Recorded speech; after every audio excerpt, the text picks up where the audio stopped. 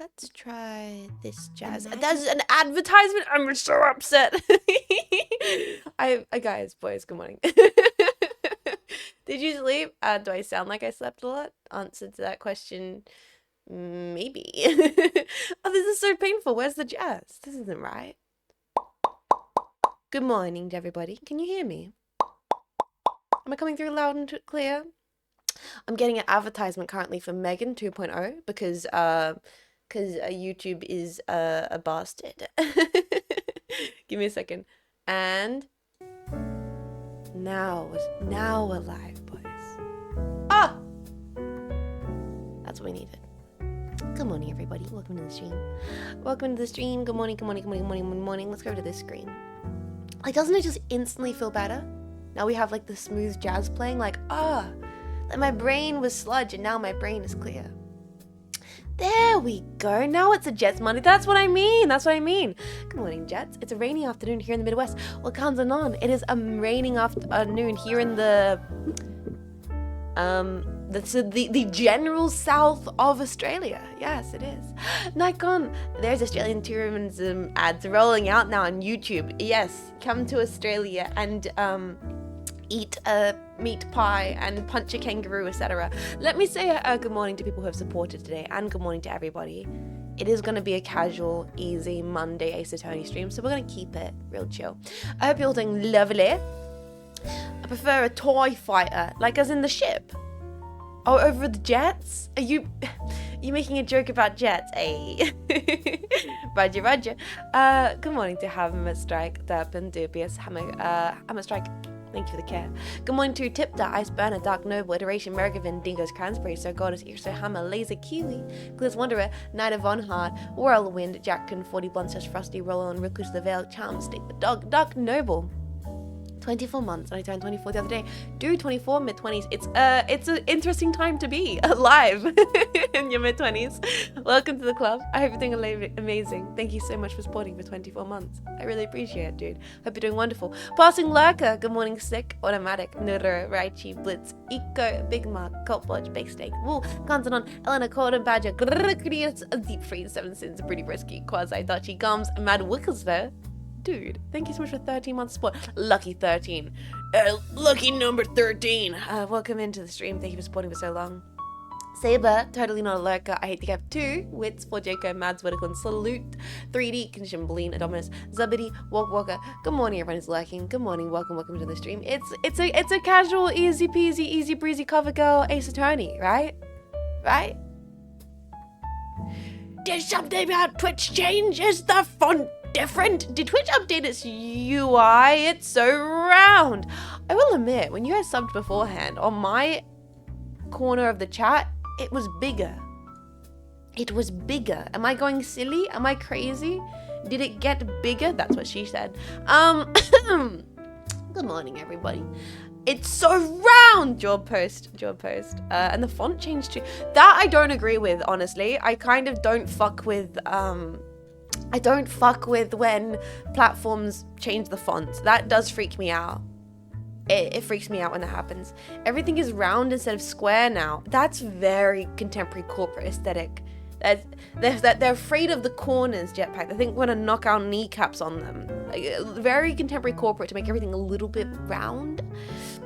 VTubers' heads round. I mean, ponder the orb. Did I mention how when I went out for lunch with my sister?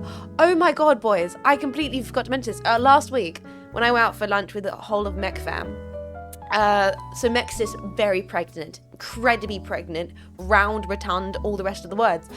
So I was like, can I feel it? Can I feel the kick? And so I put my hands on there and I started like rubbing her belly. And because I'm a terminally online imbecile, I was like, ponder the orb. And she's like, what the fuck are you saying? What are you talking about? And no joke, boys, I'm at the freaking family lunch table googling knowyourmeme.com, ponder the orb, showing her the image like, yes, it's funny. See you, so like that. So sis, you need to understand that the concept is when like you are up late pondering your orb, and she's like, that's great. Oh. yeah, I was like just pondering my orb. you know how it is. Oh man, expansion light starting with mouse. Welcome to the video dominance. Good morning, boys. Welcome into the stream. I hope you're doing lovely. I hope you're doing wonderful. I'm feeling, I'll be honest, I kind of just rolled out of bed not even an hour ago, made my coffee, and now we're sitting here live on the internet. But I'm okay with that. I'm okay with taking the start of the Ace Attorney streams really casual. Like, I know these streams in general are more casual than like the other streams. Like, they're not as crazy and as tense as like, you know, the Doom series or even System Shock. They're like, this is like the one for us, boys. We just hang out, we just take it easy and do some goofy voice acting, and I hope you're doing lovely. If only there were solutions to our problems. What problems? We ain't got no problems over here. It's all smooth sailing, baby. Just letting our real life brain rot leak into real life. Guys, my real life is brain rot. You need to understand. This is my real life. Is this the real life? Is this just fantasy? Caught in a jetpack, no escape from reality. I'm long gone, man. I really am. Like, I am. This, you needed a process that, like, I communicate to the world through. This is my immediate perspective. Does that make sense? I think that makes sense. Like, this is first and foremost, so everything gets funneled through the way I perceive this space. Ballerina cappuccino. I could go for a cappuccino. I could. Also, Mark and Nemo, are you mentioning jets in my stream? F-22? What's the F-22? Is that the Hornet or the...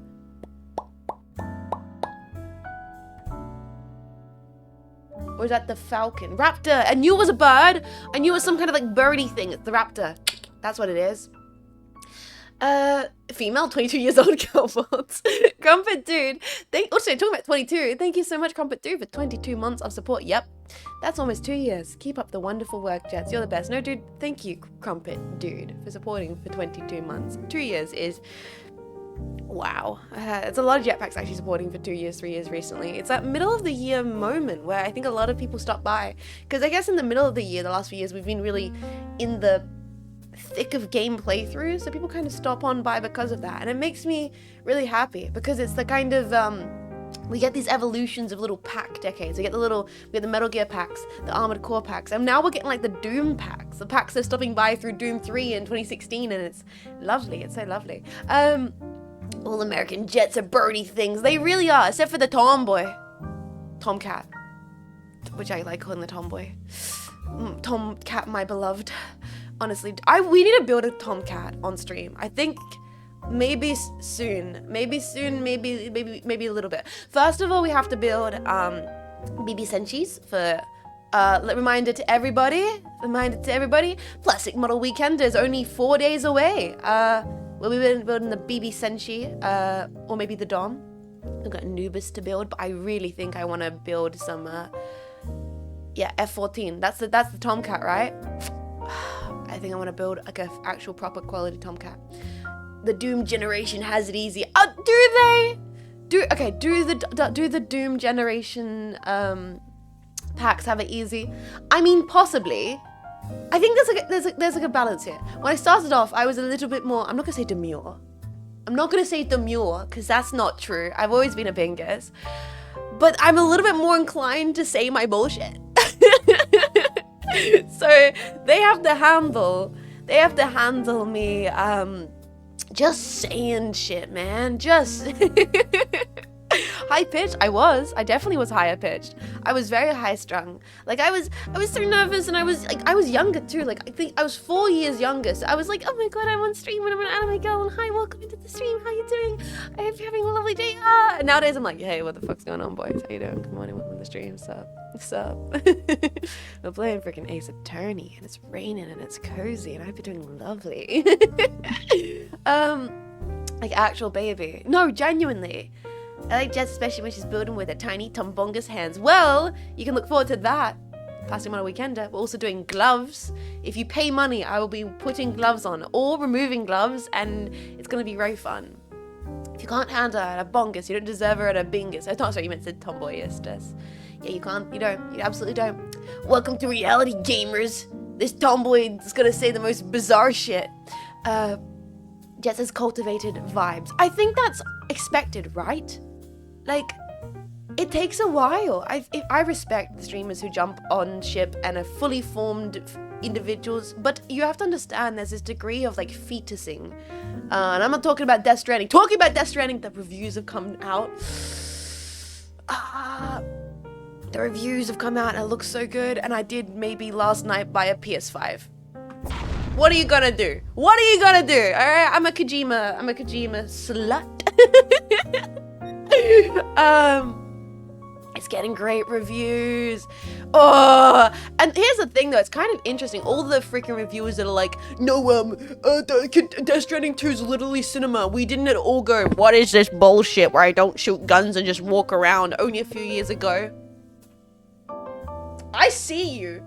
I perceive you. You don't think we don't see what you're fucking doing? They were like, no, I was totally, were you?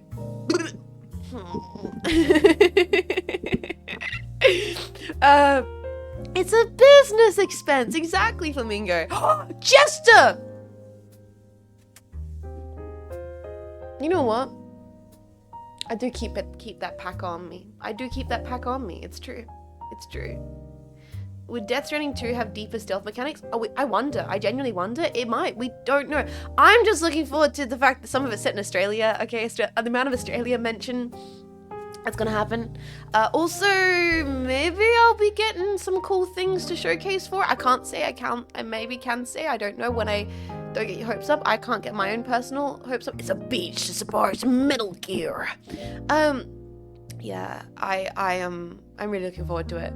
So, maybe next week. It depends if everything gets shipped to me, because I have to get the game, because it's on pre-order, and then I have to get the PS5. So, this honestly opens up a bunch of game stuff, getting the PS5. I mean, a lot of stuff gets ported to PC and console these days, but PS5 is like, I don't know, it's a cool thing for. I've like often in the past been sent physical PS5 copies of things. Like I have my physical PS5 copy of Armored Core 6 unopened, just chilling there. I wonder what that means about patch updates. Like if I put that into my PS5, will that mean it's gonna have like non-patch Batalis on that shit? Like what does that mean? My favorite voice actor always is you just saying that. This week's gonna be very crowded. This week, currently, very crowded. Yes, there's a lot happening this week. Armored Core playthrough on the PS5. I mean, if you're not online, like if I just don't turn on my online mode, put Armored Core 6 into my PS5, we could play that shit raw. We can play that shit raw. Is it the disc? Yeah, it is. Let me grab it. I double check. Where are you, Armored Core? I have it in my... There's my Armored Core. Pre-nerf Batalis rematch. See if I'm actually that good. Though it's been like 2 years. No, I can't believe it's been like 2 years. Yep, that's the disc, baby. That is the disc. Fires of Rubicon, Bandai Namco. Peggy 12.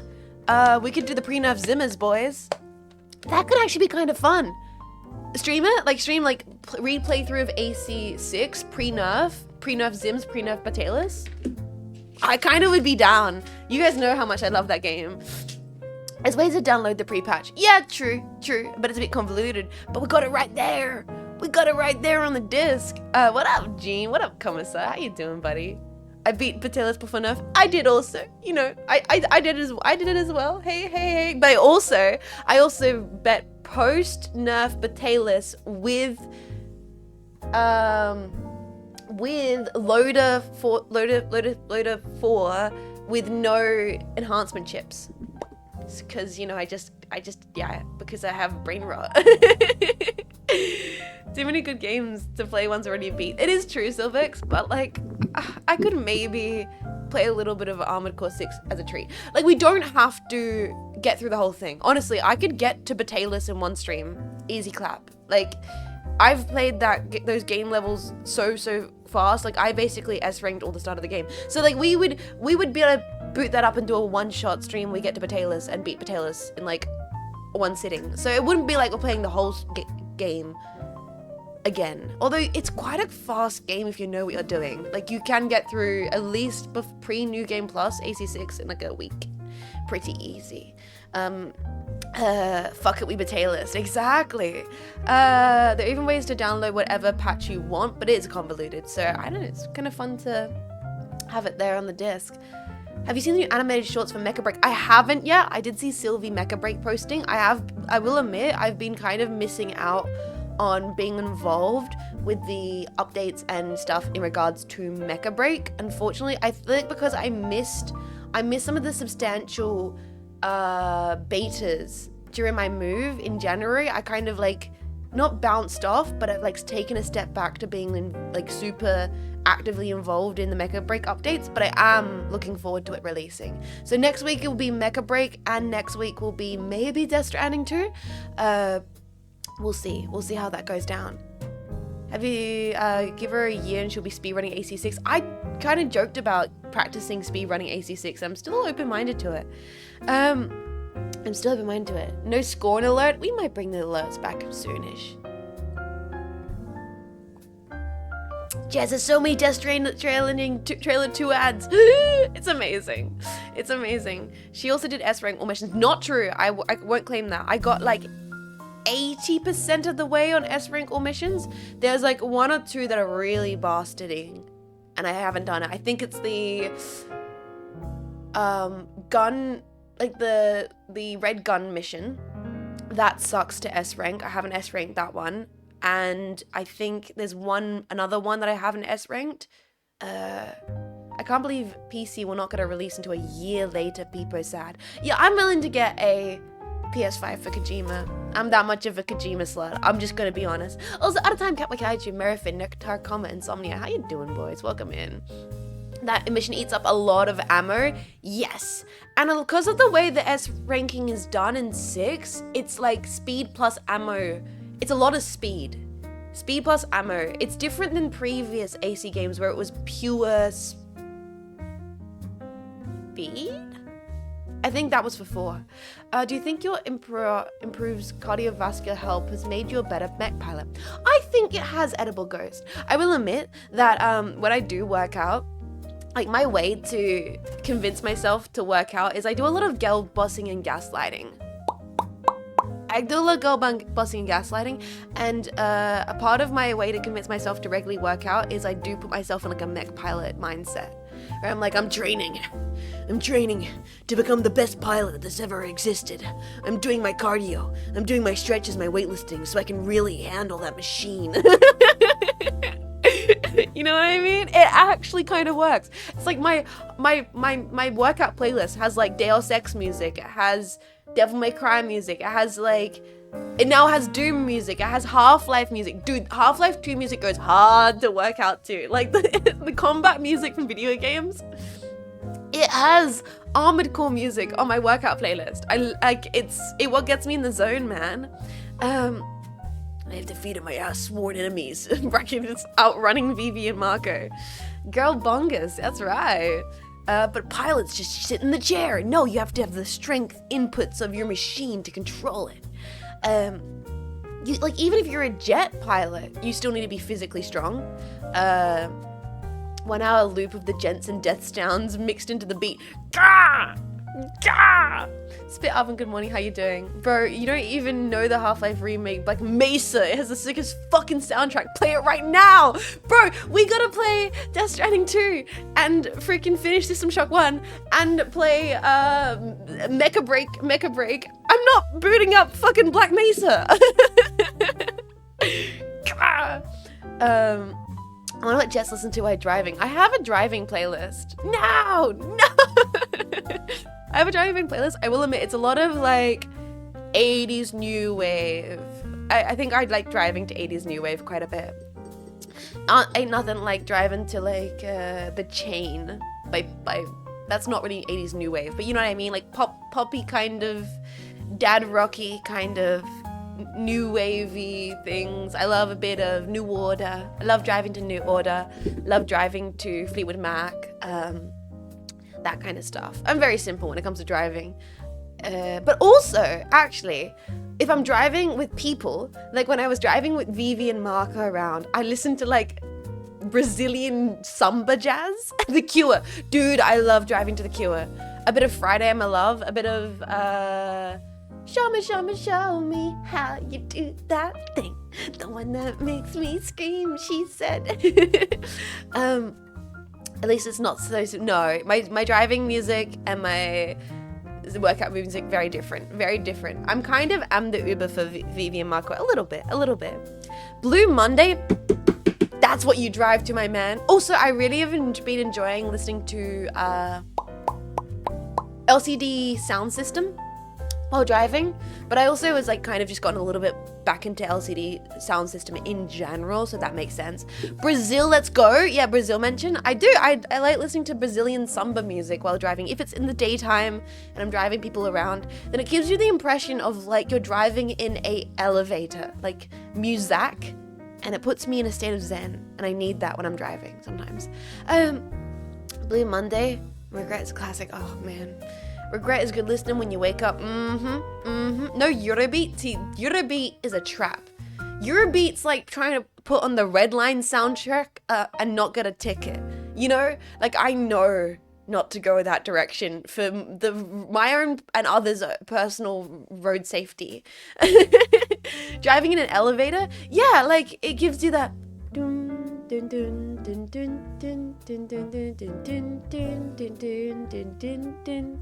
Girl from Empanada kind of like chill atmosphere that you need if you're just driving kind of at like a 40, 50, 60 around like the side roads in the city.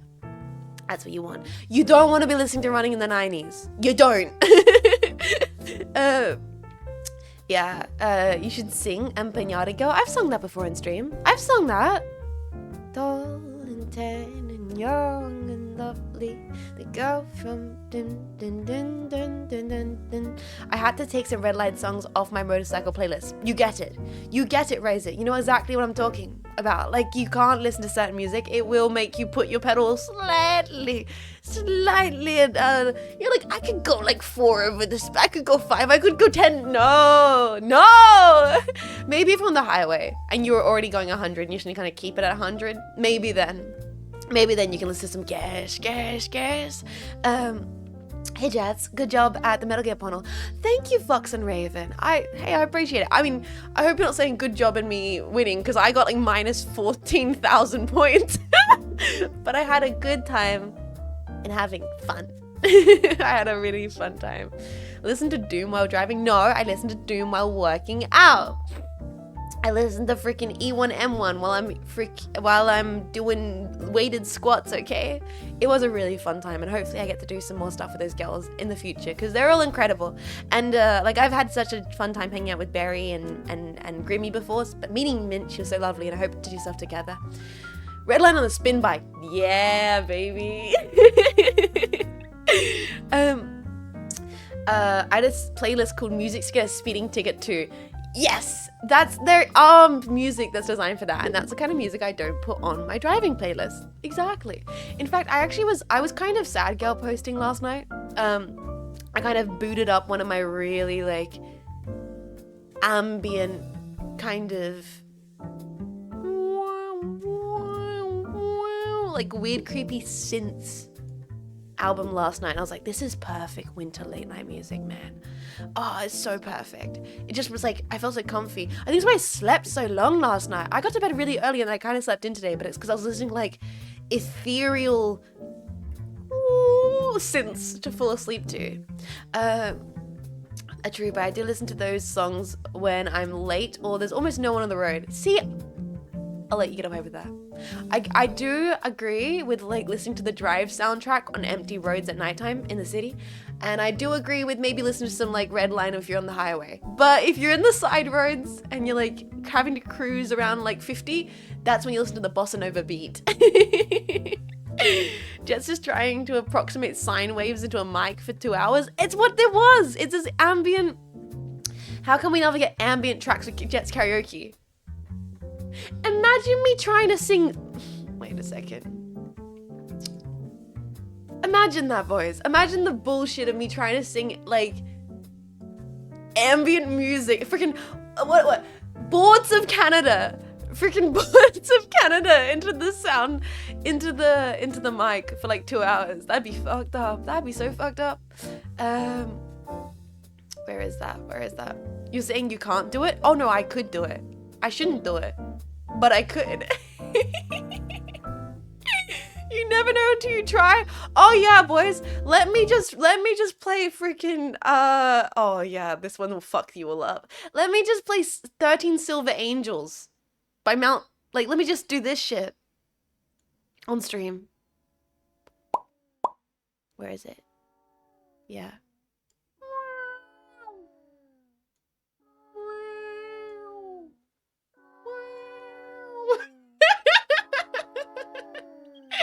Let me just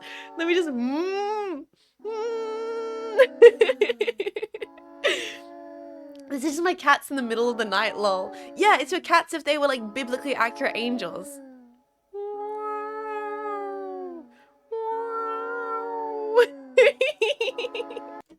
I also was listening to some Fishmans, because hell yeah I was. Hell yeah I was. Top 10 locations that don't exist, YouTube Shorts music. Yeah, man. But sometimes it goes hard. Boards of Canada is great driving music.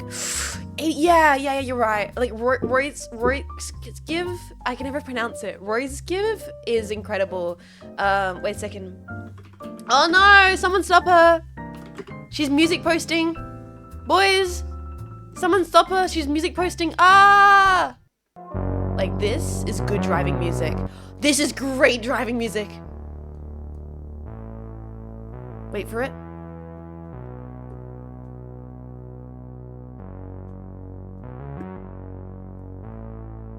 Yeah, like in the city, late at night.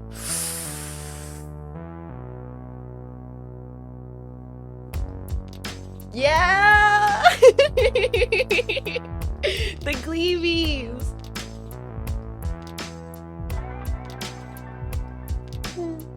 It's so good. Like, okay, wait, I'm adding this to my driving playlist right this second. I hadn't thought of this song in a hot moment.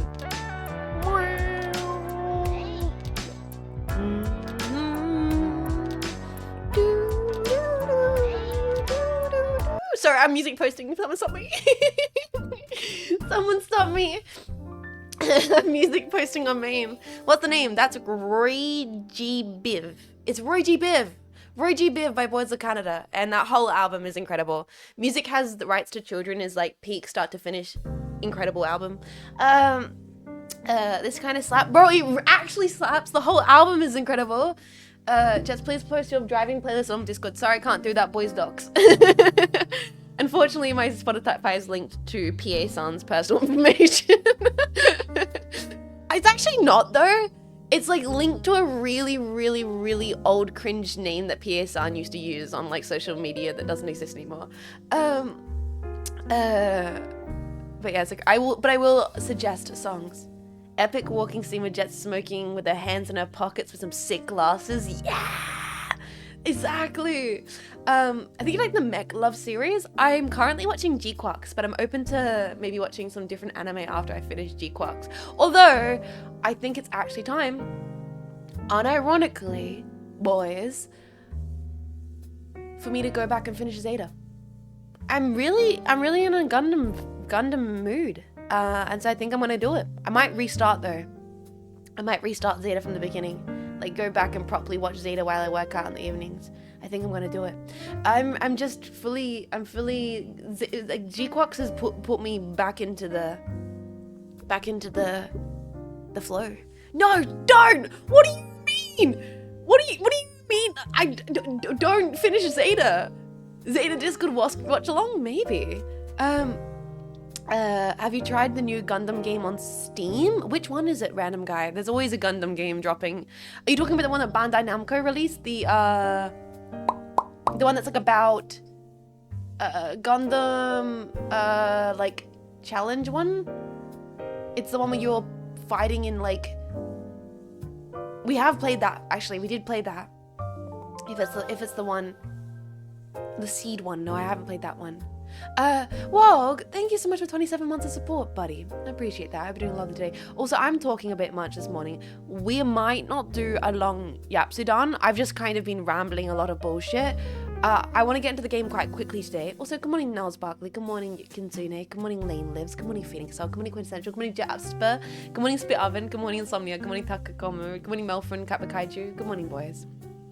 Because I actually, Mech Mum invited me out for dinner tonight, so good morning. Good morning, Under Bladders. Good morning, Thomas Twenton. Good morning, Tumbleweed. Good morning, Ruin Web. So, I don't know how long today's stream's gonna be. I might have to cut it a little bit short because I'm going out for dinner with Mech Mum. So, just giving you guys the heads up. Probably better we jump into the game earlier today. Keep it cozy. And then I got dinner. I'm still like, if we get into the game ASAP, then we get maximum amount of gaming, and I don't have to run off too quickly. I will, of course I'll say hi to you. I mean, there's a chance she'll get here early and I'll drag her onto stream. Also, Thomas, I'm glad you enjoyed the panel. I had a lot of fun with it. I had a lot of fun. Even if I was having Aussie internet troubles, I had a wonderful time. The yapping's going to end? Maybe, we'll see. I'll talk a little bit longer, but we should get into the game quickly today. Gotta save the voice for the game. That's true. Good morning, Bjork. Were you off around the weekend time, or did I just miss out the streams? Insomnia, yeah, I took a few extra days off last week by accident. I didn't mean to. I kind of ended up taking a few days off, and then I was at the Off-Guy panel, so I wasn't alive on the internet, even though I was doing a lot of stuff. Like, I was hanging out with Vivi and Marco, I was at Off-Kai panel, I was doing tech testing for Plastic Model Weekender. I was doing a lot of business. I just wasn't live on the internet for some reason. Goddamn. Hi Jets, all good. I sent you an email on business inquiries, just letting you know. Sorry for bothering, great stream. Apologies. No, thank you for the heads up. If it's for business inquiries, unfortunately, one of the reasons I might have not gotten back to it is either went into my spam. You're not the one trying to sell me oil and bearings, is that correct? No? You're not trying to sell me in my spam oil seal manufacturing? No? That's not you? 20 years producing bearings and oil seals? That's not you? No? You're not the one trying to get me to... What the heck is this? Oh, more likes and subscriptions on YouTube. Yes, that's right. Damn mechanic salesman's in my thing. Unfortunately, I might just give you a heads up. I don't currently have any. I don't really currently have any. If it's commissions for art, I don't currently have the time to work on projects. I would love to get back into making VTuber models some point in the future. That's just currently not realistically feasible for me, unfortunately. Like, I love making VTuber models. I just don't have the time to do my best with them. VTuber, I hardly know her. That's my jetpack. I'm currently working on my own projects for Vishayan, projects for other things I can't talk about, and of course working on getting unpacking pods sorted, tech things, streaming, life, family, packs coming up, a bunch of things. So like, I want to get back into doing art commissions. It's just I have so many other things that I barely am getting done at the moment. I want to do some more edits for the main YouTube channel. So I just have to politely decline commissions, even if they seem cool. There's been some commissions that have come into my DMs and stuff. I'm like, fuck, that model is so sick, or that idea is so cool. And I've had to just politely be like, I'm not available. I don't, and then, like a rigged model, you rigged once? No, I've done art for models. So say, but the artwork you see for my model is done by me. Artwork you see for Mako Fukusame. I helped assist with concept stuff for Clear's model. I've been working for a long time on doing stuff with Shimada. Like, I've done live 2D art. I have VTuber kids. But But that was a while ago, back when I had more time on my hands. And I wasn't doing a lot of stuff with Vishayan and other kind of collaborative projects. I don't know if it means PAX is coming up or PAX coming up in an elevator. PAX, P-A-X, convention stuff. So that's coming up at the end of the year, which is having to plan for that. Don't feel bad for forgetting. It's fine. A lot of people don't realize that I made the actual art for this model. People don't realize that because in some way it's like difficult to explain, because when you say that you do the art for live 2D, it's a 1-for-1 direct. Someone else just rigs it. When it's 3D, Never did like the entire model forming, but all of the actual design and the shaders, that is technically me. Why, she's so talented. I think they call it neurodivergency.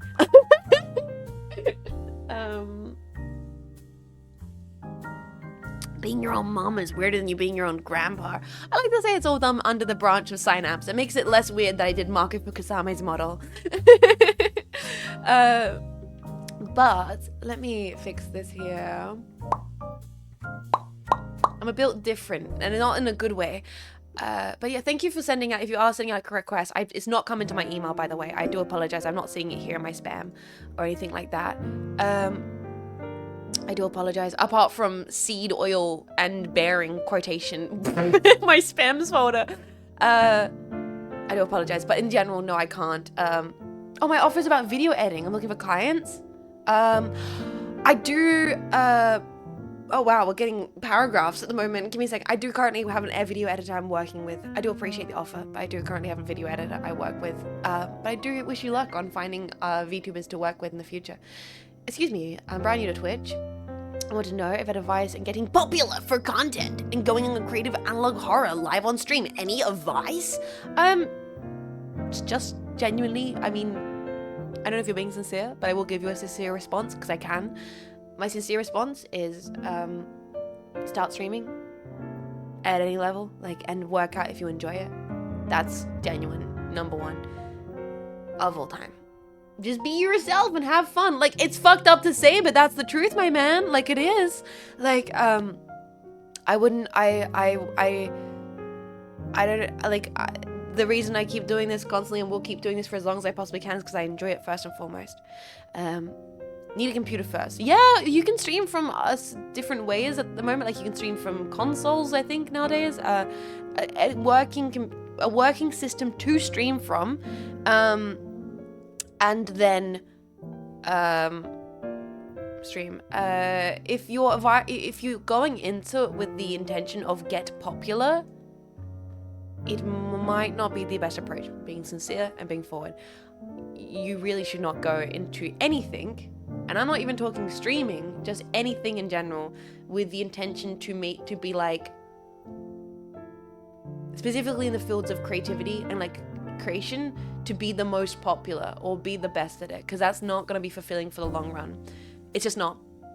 It's not going to be fulfilling. You will not be perpetually fulfilled by numeric success. Like, the only thing that can fulfill you is your desire to continue to do so, because it brings you joy in the process of making, if that makes sense. Like, you have to fundamentally enjoy the process before you enjoy any kind of accumulation of success through it, if that makes sense. Give up, loser. You'll never be the best. I'm real. Like, you need to accept that.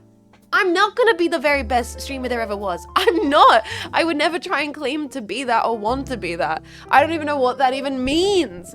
I'm not even gonna be the best person on this planet before I kick the bucket.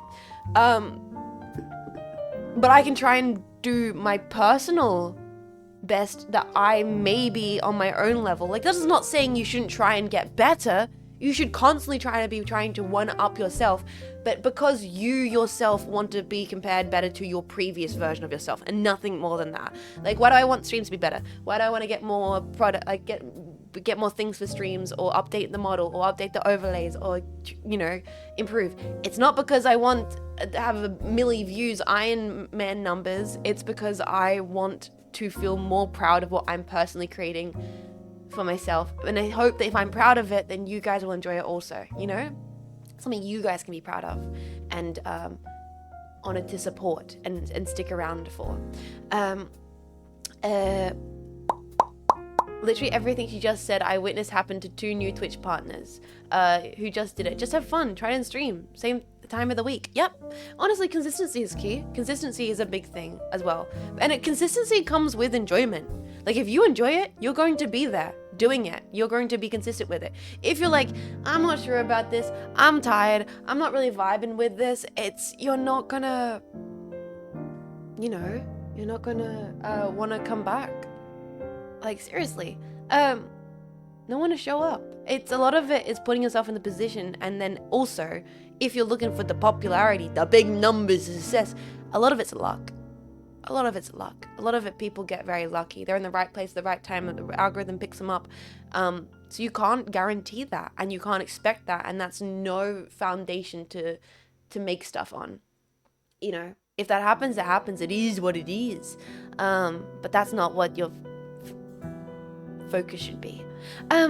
And it's not a competition, not at all. The only competition is yourself, 100%. Jess isn't even the best streamer in her room. Shout out to Duncan. Exactly, my man. Exactly.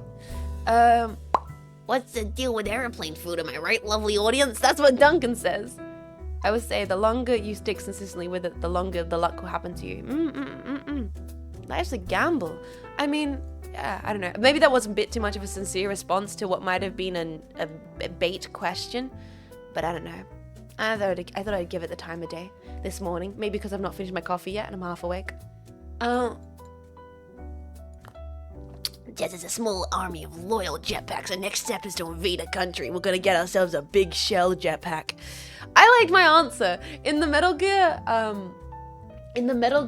trivia thing, they asked, what's your favorite character? And I unironically, and I mean this sincerely, I was like, Big Shell.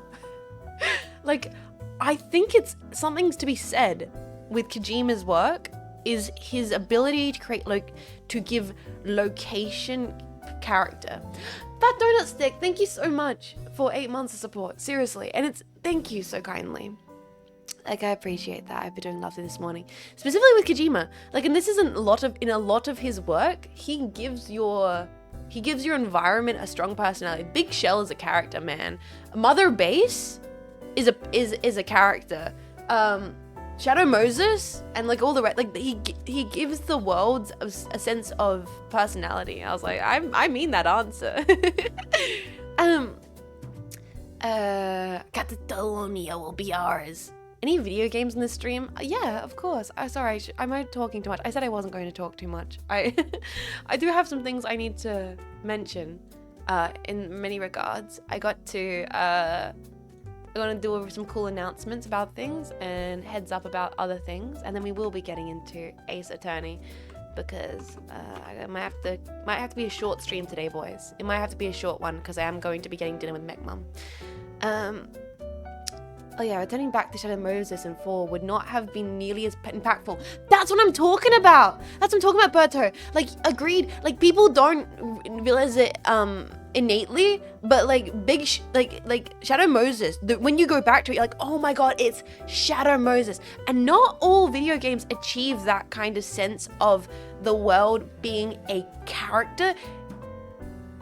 Like, I wouldn't say Deus Ex, the world is as much of a character. Like, I don't think that that's the case necessarily. Like, you've got places you go to, but it's not like part of, like, it doesn't have like a sense of personality in the same way. The fucker UNATCO, I was about to say apart from maybe in UNATCO headquarters. I thought that, but I didn't get to finish the sentence. I said apart from maybe UNATCO headquarters, but not in the same degree as something like Kojima successfully crafts Big Shell to be. Like, Big Shell is such a character. You basically know the in and outs of Big Shell by the end of that game. Like, you become familiar with it, like you would like a sibling. I don't know, like a family member. Let me grab this here. Redemption arc Donzito. Sorry, what are you talking about? Agreed, that's why my favorite character from Resident Evil is the Spencer Mansion. Beep, true. It's true. Silent Hill, be a character in Silent Hill, etc. Here we are. Okay. Oh, whoa, big quality image. I didn't realize I was going to get you guys jump scared there. I want to very excitedly talk about that the production has finally started for the Vishayon Summer Sandies. We know it has been a while coming for the production to go to start with the standees. Unfortunately, well, if those that weren't aware of what was going on behind the scenes, we did all the pre-orders and everything for the summer merch, and then certain individuals messed with these crazy, weird, wacky things that I know very little about, called tariffs. Something tariffs, and we kind of were like, oh, we got no idea how to handle this, so we kind of had to put the production on pause and just patiently wait. About what went down with all that. So it got pushed back for quite a while. So we wanted to thank you all so sincerely for being patient with it, but they are going into production and you should be receiving notifications and contacts very soon about your standees being shipped out to you all. Thank you for supporting the project and standees. I'm so honored that we got to make these all happen and make the whole summer merch happen as Vishayon, our first ever big project like this. And specifically to get it all done and organized before, Cleo joined phase and everything. I was wondering, but I didn't want to ask and create a sense of pressure. Looking forward to them. Yes, so yeah, unfortunately it got pushed back, but it's now happening. It's happening. They're being made. They're being sent out to fulfillment, and you guys will be receiving them 100%. Don't worry. We didn't just take the money and run for the hills. It just has been pushed back due to global things and business and stuff like that. But seriously, thank you guys for your patience with the whole project. And I'm really excited. I can't wait to see images of people receiving the standees, because I have them on my shelf and they are brilliant. The artwork Tana did is beautiful and the standees are incredibly good quality. So I can't wait for people to start seeing them and getting them. Sorry, let me scroll back. I've been missing stuff in the chat. Is this shipping out of Australia? Every time I get something from there, it's Spectrum. No. So what's happening is Marco has talked about this. Marco's talked about this more explicitly on her stream because she knows a lot more about the ins and outs of this, because she has been whereas I was assisting more with the aesthetic side of things and getting all the art sorted and getting all that organized. Marco kind of took the reins on a lot of the production stuff. But essentially, we did this ourselves, and it's really exciting because, okay, boys, please business pack. If this is boring and you guys aren't interested in this, you can tell me to shut the fuck up. We should get to the video game. But I'll mention this just kind of briefly here. I do apologize if this is boring to a lot of jetpacks. Just for those that are curious. For those that don't know, Vishayon is a collective group, team. All the exclamation point Vishayon. If you've never heard of Vishayon, it's a team collective, a bunch of Australians. And we organized for the first time ever a merch drop as an independent team, which was really exciting to do. And as part of that, we decided to take responsibility for the first time ever to personally organize production of standees, which meant we did it all ourselves through Fourth Wall. So what we did, we got all the production made of the standees, and then we have sent them to Fourth Wall for fulfillment. So we sent to one of their centers where they were going to fulfill the orders. So they will be shipping out of America, I believe. So hopefully because of that, you'll only be getting the shipment and those kinds of costs via Fourth Wall and not out of Australia. Yeah. So that's kind of what it is. That's what it is. It's really, I'm really proud of Marco's business mind to be able to work that all out. And because we've done this, and it has been kind of hell, They're not being made in America. They're not being made in America. They're being made like every single fucking piece of merchandising ever in China. Like they're being made in China, produced like that. Then we've got them all produced. We had to send through all of the information to the production center about how to make it, how to package it, how to organize it. And then we're getting sent that to Fourth Wall to be fulfilled and sent out to all the jetpacks. It's a whole process. But one of the things is, now that we know this process, it actually opens up a lot of avenues for us to make more really interesting stuff in the future. And that's what I'm most excited about. Because we're doing this all independently, which a lot of VTubers don't. They either have like a corporation or a team or a merch like manager that does all the stuff for us. Because we're just a small little team, we're trying to see if we can do this ourselves to allow us to have an understanding of how everything works. Because we're in Australia, it's different for us. Like, because we live in Australia, it's very different for us to get stuff made and source things and organize things. But we've learned a lot from this process, which means hopefully in the future, we can do more little merch drops and cool little items and production of things that are super unique and interesting for everybody. That's just like a thing we're looking into, but it's very exciting. And standees are being produced and sent out, which is really, really, really, really, really great. Proud of you guys. I am, if I can say that. I don't know.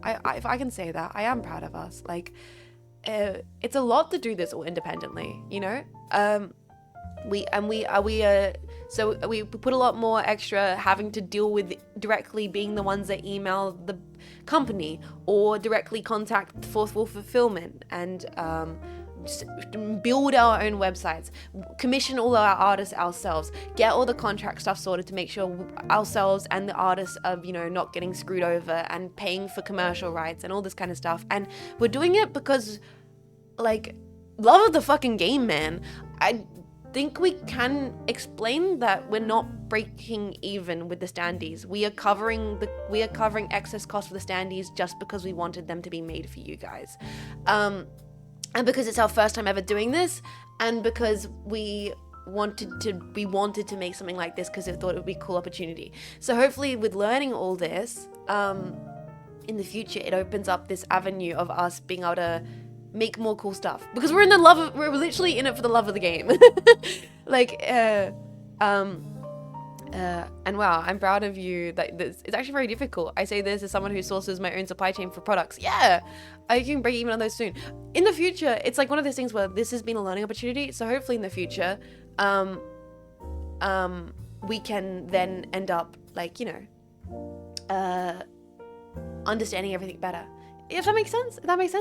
Hope too bad. Oh, the other merch was completely fine. It's just specifically in regards to the standees. We knew going into it we were going to have to cover a part of it to get them made, but we just wanted you guys to be able to get standees so badly. You know, we're like, that's like, this is so cool. Like, as a small indie like team of people, well, one of us isn't anymore, but like, you know, we want just like to be able to say that we did that and we got them made is a really cool thing and opens up a lot of opportunities for future stuff, if that makes sense. I want to make more cool things. That's like what motivates me. This kind of goes back to the question beforehand of like, you can't be in it for popularity, big money. Like, you know, you gotta be in it for the love of the fucking game, man. That's where I sit. So, yeah, that's thank you guys for being patient and understanding, because we are a small team, and hopefully this means that we've learned, we have learned a lot about this process, and there's a lot of cool things happening in the background, which hopefully is like taking steps to do more cool things with like Vishayon and with merch and with cool limited edition drops and future ideas and future projects and things like that. So thank you for supporting and allowing us as like, you know, independents to do that kind of stuff. It's okay. The game loves you back. Yeah, the standees, I say, should never be super profitable, but pay for them yourselves in the future would be great. Yeah. It's really exciting. I don't know. I'm really proud that we got to do the summer merch stuff, and I'm really looking forward to future stuff as well.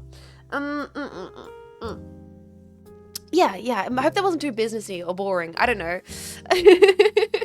It might have been. I did a Marco's way better at talking about this kind of stuff than I am, because I'm not smart. I'm truly like, I'm like a management person and I'm like an arts person. So everything with Vishayon, I'm really good at like getting people together on calls. I'm really good at talking to people. I'm really good at getting the art organized, and I'm good at project planning. But when it comes to all the numbers stuff, that's Marco's MO. She knows way more about the actual like ins and outs and percentages and tariffs, and I'm like, what? Thank you, Marco, for like the board of directors approve. The number, line, yes. I'm really happy with my t-shirt. I love my jetpack t-shirt. I wear it when I go to sleep. It's my big sleeping t-shirt. It's so cool. You think Cleo would be good at numbers? Oh no, Cleo's like me. We're both incompetent at numbers. I'm so excited because like Face Connect stand-ups things barely pay for themselves. Yeah. Jess, you're good at maths. No, I'm not. No, I'm not. I need you to understand how, like, actually, legitimately, I am not good at mathematics. It's not a joke. I wish it was. I wish I was better. It's a genuine character flaw. Yes, line goes up. Yes. Okay, Jess, where can I pre-order the merch? Unfortunately, the summer merch was limited edition, so it is not available for pre-order at this time. But look forward to future things. Who knows when, what, how we're doing the cool things with the Vishayon. So just, I don't know. Thank you for supporting the summer merch stuff, because it's put us in a space now where we can think about cool future projects, you know? You know what I mean? It was the Aussie summer. Yeah. Gaslight the stream into believing she's good at maths. I'm sorry, it's not gonna happen. Yeah. Jet's relation with numbers is tense at best and usually some degree of hostile. Like numbers, I've explained this before on stream, but sometimes seeing a lot of numbers legitimately activates my fight or flight response. Like I feel panicked, I feel anxious, my chest feels tight, I feel upset and frustrated.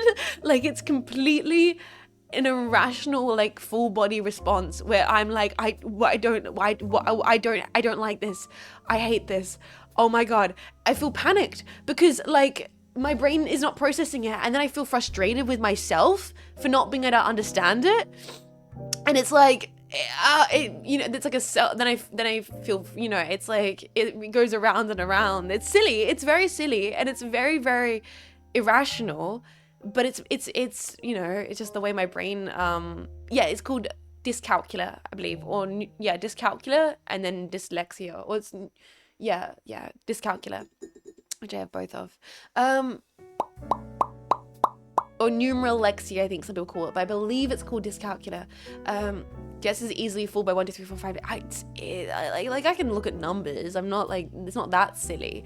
It's more just when my brain has to try and process numbers abstractly, like calculations and that kind of stuff. It's really weird. It sucks. It fucking sucks, man. I hate it. I wish I didn't have it. It's bullshit. It makes me endlessly pissed off with myself. Dyscalculia. Which number do you find the scariest? 7? Genuinely? Kasavra.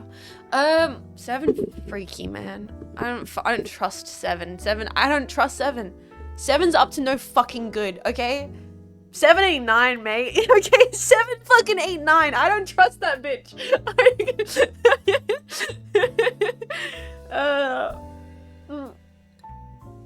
But we should get into the game. We should get into the game. Can your model do snake hand pose? Snake hand pose? I don't know what you're talking about, Insomnia. I've got no idea. What do you have against cannibalism? I'm not one of those VOR-tubers, okay? Alright. This Glexier, I hardly know her. I'm gonna throw up.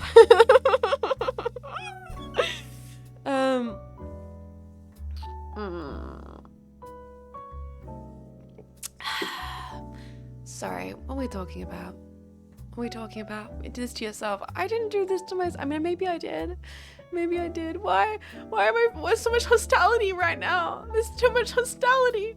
No VOD. I'm not a VODtuber. I'm sorry. I'm normie, boring Faymas. I just want to play Ace Attorney and do some silly voice lines. But another cool thing I want to talk about is right here. Did you see this in the news? Holy shit. Shindig's pack real. Yo! Shindig's pack real. He posted this on Twitter talking about how cool Off-K is. I was like, hold up a fucking second. Wait a moment. Look at him. Look at that boy. What the fuck? It's pretty sick. Seeing all the jetpacks everywhere Off-K is incredible. It was incredible. Nothing else to say about it. Just genuinely incredible. Brilliant. Bro, never say sorry you're not a VODtuber. I feel like people are like, oh, she's so boring. She's not into that freak shit, man. I don't know. I'm out here vibing. I'm just out here vibing, playing Ace Attorney, doing silly little voice acting. Don't ask what he'll do to the jetpack at the next Off-K. I saw clips from the Shindig's panel. I know people said that the Metal Gear panel was one of their favorite, and I am honored. I'm honored to be part of a thing that people consider to be their favorite. But the Shindig's panel looked fucking incredible. Like, the Shindig's panel looked so sick. I can't believe it. They were physically spinning Joel in the audience. They were like doing Joel spin. They were doing Joel spin. It's just beautiful things. Can we get some Joels in the chat? They had printed out Joels that they were spinning. It was beautiful.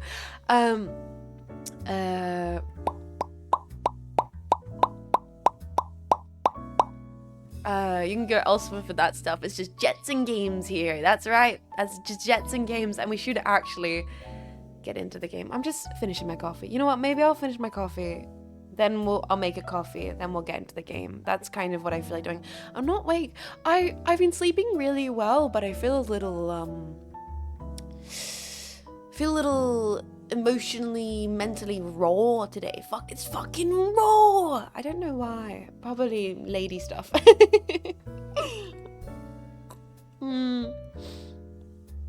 Sleep more. I'm sleeping a decent amount. Good morning, cul-de-sac dude. How you doing? I cannot believe that Jet doesn't have Joel List. We did have Joel List. I'm gonna be honest. We had Joel List, and I removed Joel List because a little bit was like a photosensitivity thing. It was a bit too much flashing lights in the stream, and I felt like worried when it was BRB and people would spam it that it could possibly have been a like flashed lights problem. So I did make the executive decision to remove it. Yeah, it's just like a little bit too intense. Lady stuff like spontaneous combustion. Yes, it's probably the Raza. You're right, Clueless. It has been cold and rainy, and I feel a little bit lethargic. This morning, I'm gonna be honest. Is there any memes or stuff to check out? Let's have a look-see here. Any memes? Oh, no, we got the badge added, and then we've got some jetpacks working on some sketches and updates. So I'll leave those to showcase at a future time. Got some spoilers and things posted. We can just keep chatting. Is there anything else I wanted to talk about in regards to... Oh yeah, I wanted to show you guys this one. It was like everything's anniversary recently. Quake 29th anniversary. The most important PC game ever. That's fucking sick.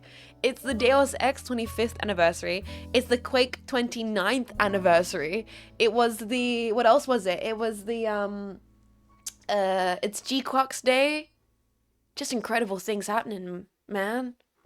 Look how sick this poster is. My goodness. Happy birthday, Quake. Happy goddamn birthday. Sonic's 24th anniversary, if you care. I'm not really a Sonic gal, but I do appreciate the fact there's anniversaries for everything. I'm just scrolling through my bookmarks and realizing, oh boys, I'm just scrolling through my bookmarks and boys, it's time. Sorry, we're doing a little bookmark showcase. It has been a hot second. Let's grab this stuff right here. Oh, no, wrong thing. I have some good stuff in my bookmarks. Let's do a little cheeky bookmark check.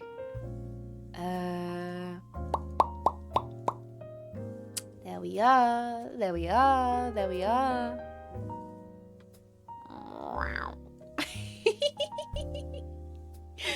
Sorry, sometimes you just have to save peek to your bookmarks. I'm sorry.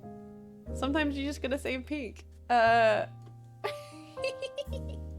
But, okay, I have to preface this next one, because the next one is like, it says like day 3 of letting my son pick an album. And it was like, I've been enjoying this account on TikTok about a kid who loves vinyl, and it's very cute and very wholesome. And I'm like, oh, what is this?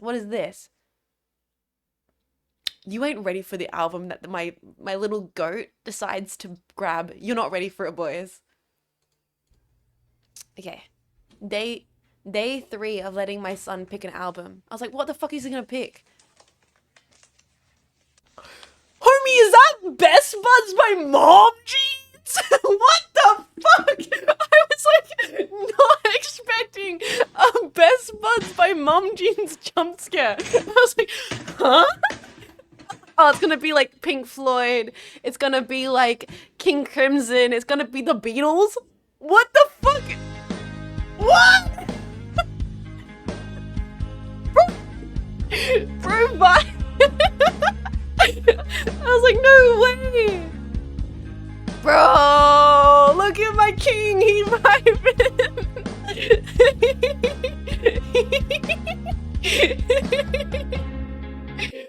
That's incredible. That's amazing. I was just not expecting to be jump scared by Mom Jeans. I think like the first thing I saw on my Twitter when I opened it up, it was that as well. I was, huh? No way. Like the little beanie having the time of his life. It kind of made me pretty happy. He spat and it was great. Jazz is listening to old music. You first time here? Hi, dang it. How you doing? Welcome to the stream. Oh, that just made me, what a sick setup. I don't know, it made me so happy. I was not expecting it. I was kind of expecting it to be staged and it to be like very predictable, kind of like, oh, it's my kid loves the Beatles. My kid loves the Velvet Underground. Best Buds by Mom Jeans. Ain't no fucking way. Then Snoopy and Miffy in the Criterion Closet. Sorry. Then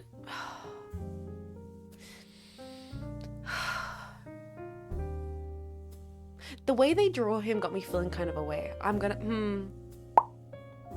do I want to be open and honest about the noise that came out of my mouth when he flicked the hair? I don't know if I want to be. I don't know if I want to be forward about the that like came out of my body when I'm not into pretty anime boys. I'm fundamentally in so many ways not into like ikemen.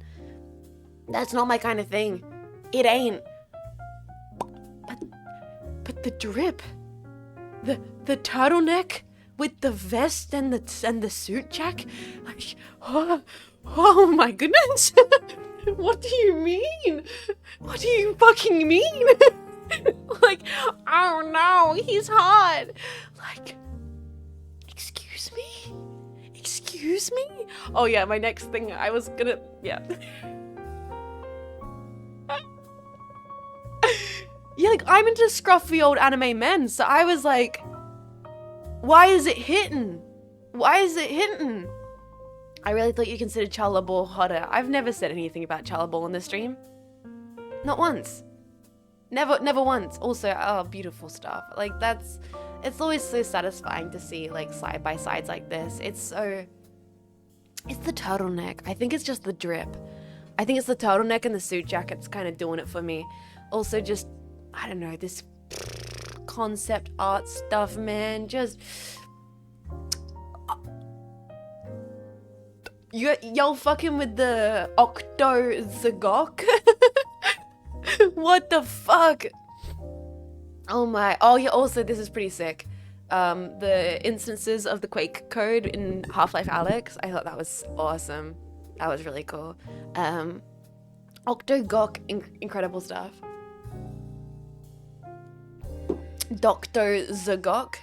Then it's just me like aesthetic house posting. Don't worry about that. Don't worry about that. But then,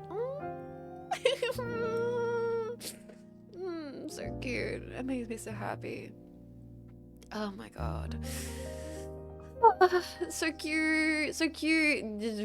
Robo waifu. You know how it is. Oh, the weathering on these. The weathering on these, just incredible. Just incredible weathering. Just wonderful, wonderful stuff. Mommy, sorry. Let me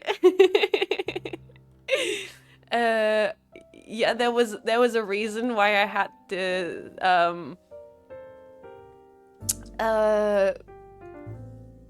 man, I have kind of a headache right now. I wonder why. There's something underneath this post that I can't show you, but I think I can show it on Twitch. It's no different than Nikkei Gaming. I was just very impressed by the 3D physics. I was like, I need to send this to Marco. Also aesthetic room posting. Once again, this is like my classic. This is the best example of my bookmarks. A meme about Tamiya extra thin and just some really aesthetic photography. It's been an hour of yapping. You guys are saying that like it's a problem. I can shut the fuck up. I can if you insist.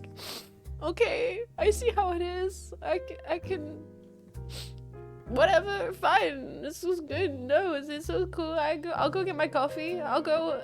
It's fine. Whatever, man. Fucking hell. Is that 2 hours of yap? No, I should actually. I should go get my coffee. I should get my coffee and then we'll get to the game. Oh. It's just I'm still working through this coffee. The yap is fun. Mick Fish, I'm glad you're enjoying the yap and thank you so much for 6 months of support. No, I love the yapping! So will Jets fall for the blue tubercus? What's the blue tubercus? You're gonna have to be more specific, Generic. What are you talking about? What are you talking about? Blue tubercus. You know what? You're right, guys. You're right. Your new scenes do look really great. You guys like the new scenes? You guys like the new scenes? I'm glad you like them. It felt nice to, you know what? Even though I almost had a breakdown with my OBS exploding. I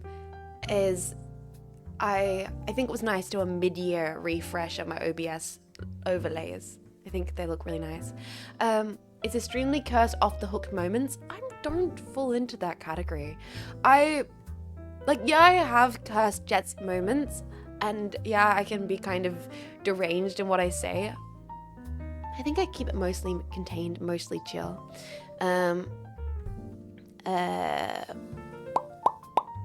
I hardly know a VOD is Jet's best work. It's not even my work. It's a Laser Kiwi's work. Shout out to a member of the community's creative edits.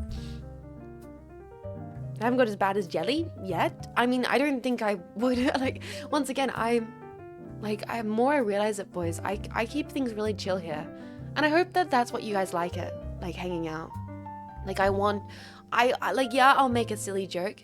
Yeah, I'll be a little deranged. Yeah, I'll have a moment where I geek out about Charla Ball, Kabi Domining Machu, or I will have an old man, old man Red Letter Media Doki Doki moment. I wanted you guys to be able to feel like you could put this stream on in the background while you're at work, or I know there's jetpacks that are like got family and I've chapped streams on in the background during the day. Like I want it to be able to be chill enough where you guys can do that around like I swear like a sailor, but to that extent, you know. I love that I paused 30 minutes ago. We said we're gonna start playing now. Short intro. Damn! Oh fuck, boys. I've been called out by everybody. I have a problem. How you doing, Dave? Also, if Jetpack don't know, everyone say hi to Dave. We're playing games with Dave and Hackling and Jolly Winker. Maybe, possibly on Friday. If everyone's schedule is actually, if people weren't lying about being available for their schedule, that will be happening on Friday. I don't know if I'm gonna be streaming Peak, but I'll be playing Peak. So that's gonna be happening. Dave, Hackerling, VTuber, and Jolly Winkor. Only call out my favorite people. I appreciate it, my man. It's gonna be Peak. I've been told it's going to be Peak. Where are the video games at? Where are the video games at? Okay. Thank you, FishTM, for 6 months of support, saying the yap is fun, but it's time to go BRB, make a coffee, and get into the game. Remality! Cat Vatube, I'm the one who cosplayed your off-kai, and my body is completely crashing today. Thank you so much for the Jets cosplay. Oh my god, I loved it so much. You've given me the Cats Vatube. I want to say, you're giving me the confidence to cosplay myself. I actually legitimately, I started going for my wardrobe and grabbing pieces to start maybe putting together a Jets cosplay and to maybe do like a cooking stream in the future. Because you've given me the confidence to actually do that. Like I legitimately am thinking I might move my entire PC setup to my kitchen and we might actually do a proper cooking stream with full like Jets cosplay. It might happen. And you might be the reason that I have the confidence to do that. Because it was absolutely incredible. So thank you so much for being inspired by my grungy design. It was wonderful. I'm finished my coffee. Remality, I didn't mean to get sidetracked. Thank you so much for 44 months of support. You know you've been here for a long time. You know that I appreciate you supporting it. So thank you so much. Have I ever played Valhalla? Yes, actually. Valhalla was one of the first visual novel kind of things I ever played on stream. The VODs are all up on the VOD channel. They're in a playlist, Valhalla playlist. You can hear me do all the character voices. Iconically, my, what's her name, boys? What's the specific character that everyone freaked out about that I did? Was it Lucy? Jill? No. The android girl. Is it Lucy? What's the android girl's name in Valhalla? Dorothy! Dorothy's voice. If you're gonna need any reason to watch my playthrough of that game, Dorothy's voice. The voice I ended up doing for Dorothy. Love it or hate it, it is definitely a voice.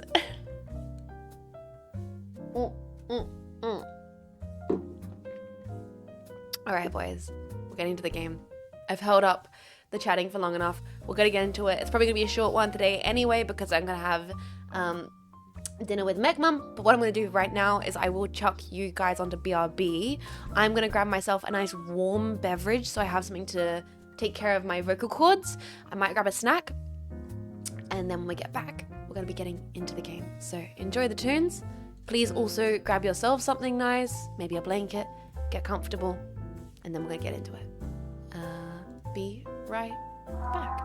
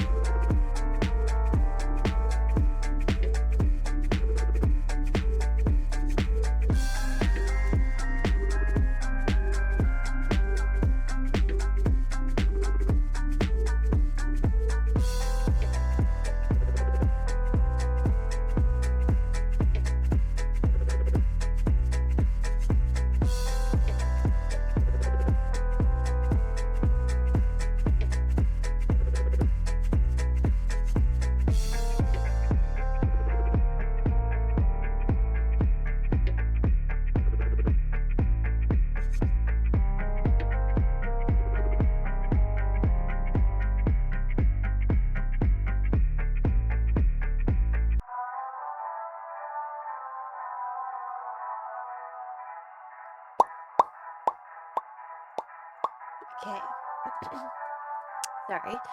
I just got myself my coffee. Let's start setting up this scene here.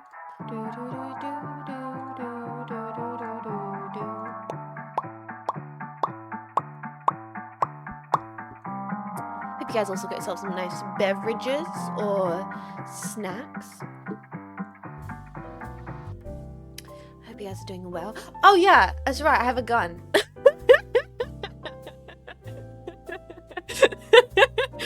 Oops.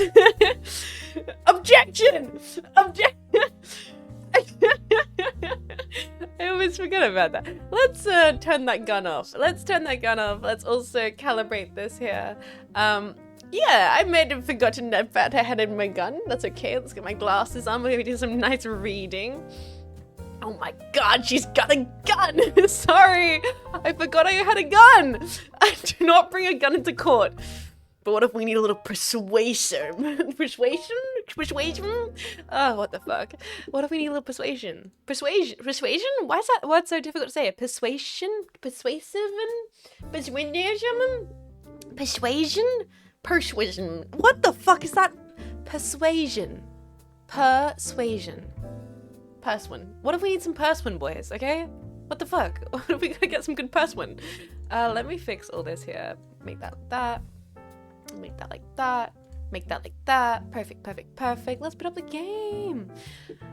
You may have a gun, but I have a badge. Oh, I should get like a badge 3D asset. That'd be incredible. All right, Phoenix. Let's get in the category. I needed that extra coffee, I will admit. I was feeling a little sluggy. I like a little slug. And this coffee, it's what I need. It's what I need right now. Lovely. Now, you guys feeling persuasion, persuasy. Patrick Swayze! Badge! Alright, let's speed this game up. I'm actually looking forward to getting back into it today. It's been a little second since we got into the cases. Do I remember the voices I did for these characters, Jetpack? Let's all find out right now. I'm booting it up, booting up the game, booting up the game, booting up the game. Booting up the game.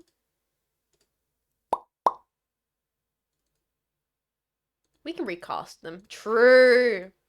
True. Press enter. Ooh, why is that so tiny? Why is that so tiny? There we are. Lovely.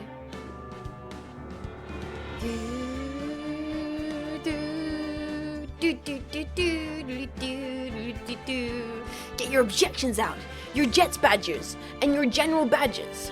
It is time for more Jean Faymas does Phoenix Wright, Ace Attorney. God, the music in this game's so good!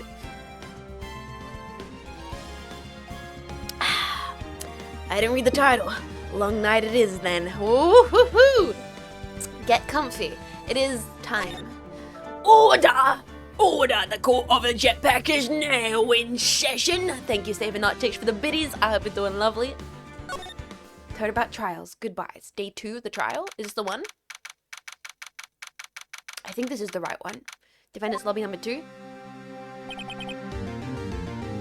Karma. Nope, that must be the wrong one. Options, options, load. We need turnabout trials day 3. Wait a second, that's not the wait. It is day 3, right? Which is the most recent one? Is it this one here? Number 2, turnabout trials day 3 trial. The 6th. That's the 6th. Day 3 trial. The 6th? No. The 6 at 12:06. The 6 at... I think it's this one. I think it's number 4. Why did I slave it in slot 4? What was I thinking? No, that can't be that one. Wait. I'm so bad at numbers. 13:04. Turnabout goodbyes day 3 investigation. Turnabout goodbyes day 3 for trial. What is the most recent one?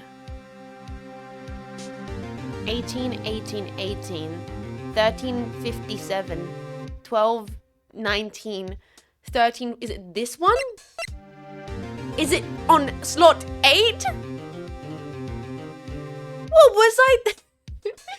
Clueless, thank you so much for 30 months of support, Clueless. God damn it, buddy. 30. Fucked up, man. Thank you for supporting for so long. Let's do it. I think this has got to be the one. Some expert save management. Yep. December 27th, 2:11 p.m. Wright and Co. law offices.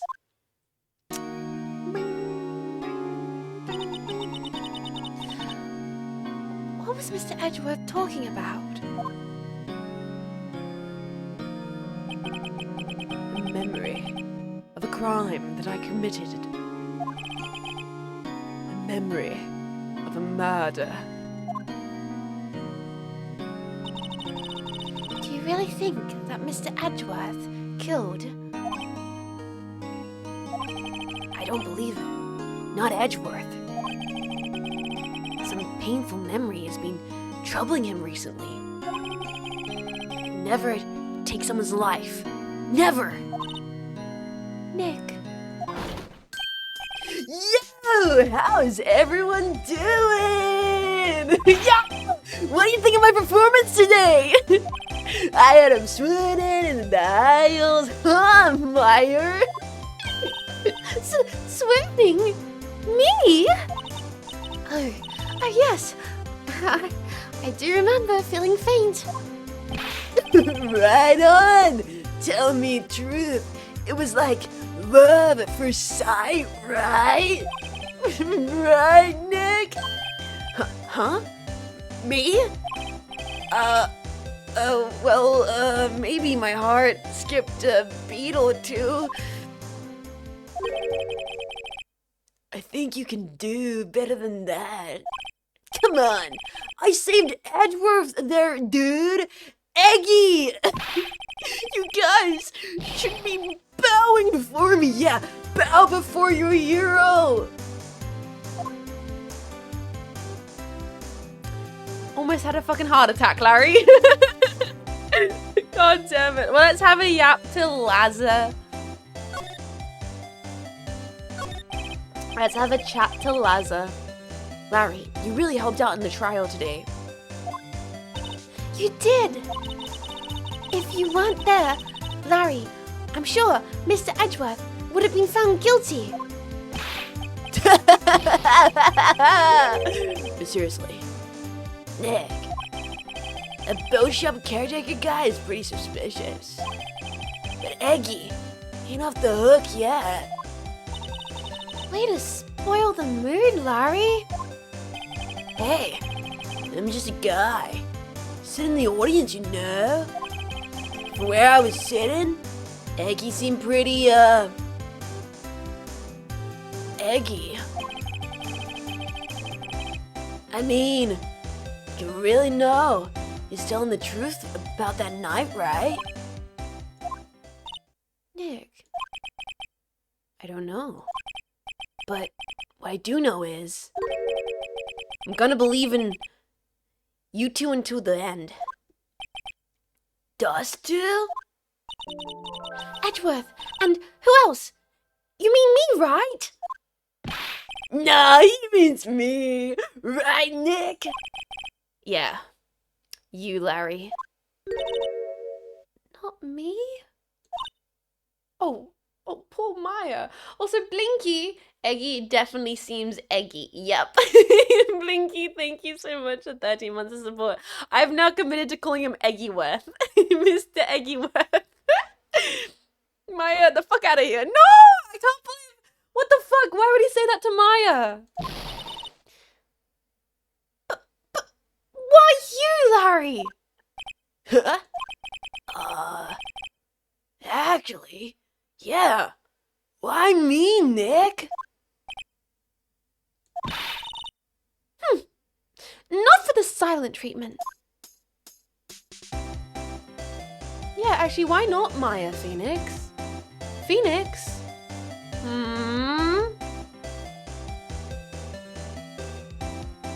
Now you're not saying something. Boys, it's suspicious. That's weird. Nick! Why do you trust Mr. Edgeworth so much? I mean, he changed recently, true. But when we first met him, he was kind of a jerk, don't you think? You didn't know him back then. Back when he wanted to become a defense attorney. Wait, was that when you two were classmates? Yeah, in grade school. They saved me. Miles. What? And Larry. They saved me. And I'll never forget it. That's why I became a defense attorney, you know? The plot thickens. What? Hey, Larry, what is he talking about? Huh? Sorry, I kinda forgot. Okay, Nick, out with it. I'm gonna hear this story, and that's final. Okay. It's kind of a long story, so hang in there.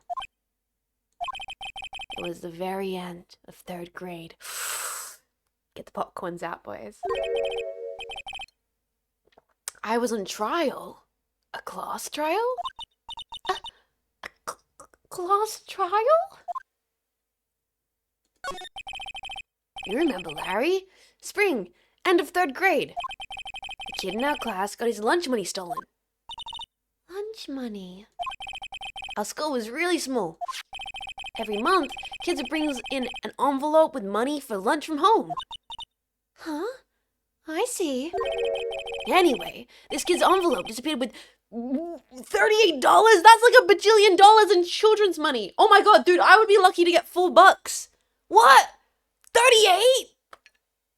That's like daylight robbery. That's crazy. That kid's rich. Oh yeah. Now you mention it, I do remember that. I can see why you forget though. You were out of school that day. Anyway, that envelope had been stolen during PE class. I was coming down with a cold, so I skipped PE that day. No! I was the only one not in class. So, they thought you did it. When something spells, that's right, and usually the butts. Yeah, the kids in class said I should be put in trial. Trial? So next day, we held a classroom trial with me as the defendant. Oh my goodness. I didn't do it. Guilty, you did it. Guilty, it was you. Thief, give the money back. You're such a meanie. No one played with him. Admit you did it. You couldn't hide the truth. Tell us the truth. We're not gonna play with you anymore. Yeah, no borrowing my razor. You should be allowed in the real race. On the library committee. Do you remember 50 cents I loaned you? Hey, didn't I about that bank the other day? Now, Phoenix, you know you shouldn't steal people's money. It's not right. In the end, even the teacher thought I'd done it. Go over and apologize, Phoenix. I didn't know what was happening. I was so sad, I couldn't stop crying. Everyone was staring at me like I'd done it. I tried to apologize. I went to where the boy whose money had been stolen was sitting. That's when it happened.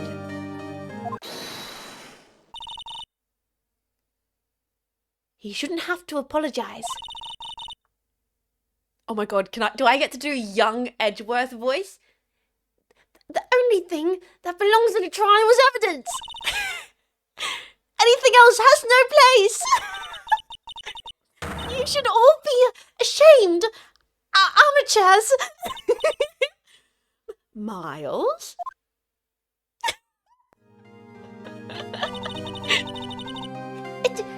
It wasn't you who stole my money, was it?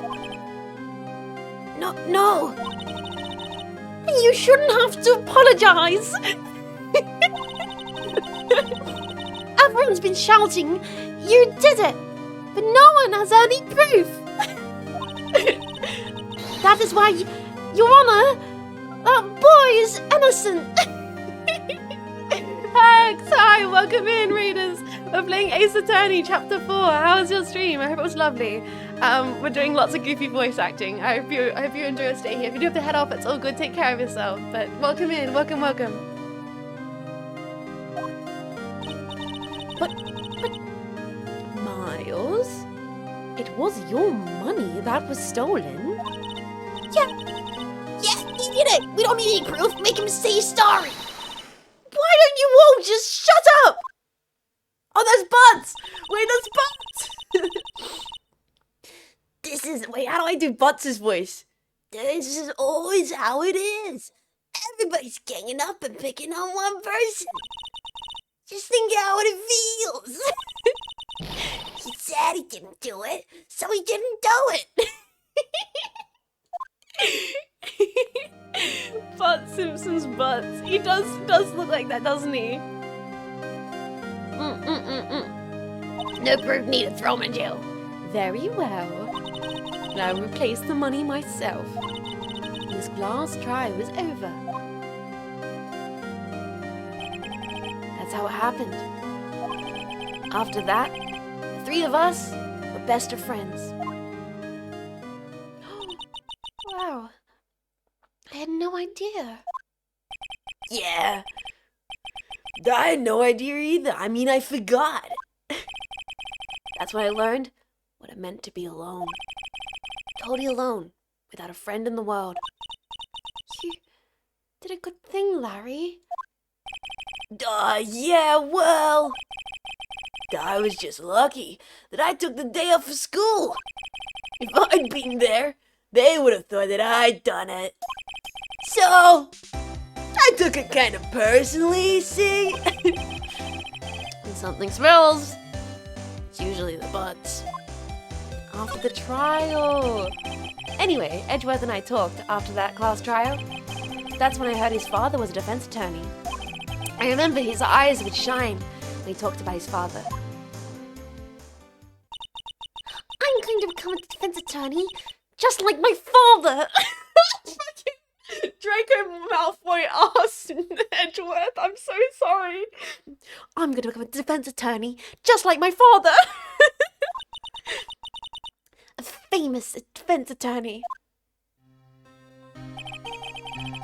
Then a few months later, he suddenly transferred to another school. Potter. The DL6 incident. Father, execute him. Father, twist his balls. Hi, Kiana, welcome. How you doing? Right, I'm not sure, but the transfer probably had to do with his father's deaths. The DL6 incident? What a shame. What a rotten way to die. That's so sad. It was several years later that I heard Edgeworth's name again. There was an article about him in the newspaper. The headline was something like, "Dark Suspicions of a Demon Attorney." Fabricating evidence, manipulating testimonies, covering up the facts. The article said he'd do anything to get a guilty verdict. Anything. But why? What happened? I mean, that's not Eggy. That's not the Eggy I used to know at all. That's what I thought too. I tried to get in touch with him. I didn't know how many times. He never replied. I guess he didn't want to see his old friend. I couldn't just drop it though. I wanted to meet him, to learn why he become who he became. That's when I decided. Wait, you don't mean that's why? That's why you became a defense attorney? To meet Edgeworth?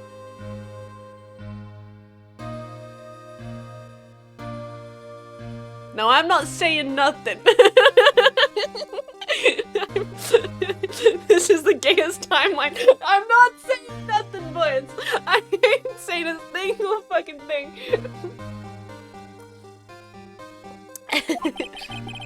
If I was a defense attorney, and you'd have to meet me whether you wanted to or not. That's also a little bit problematically creepy. I don't know, it kind of is, just a smidge.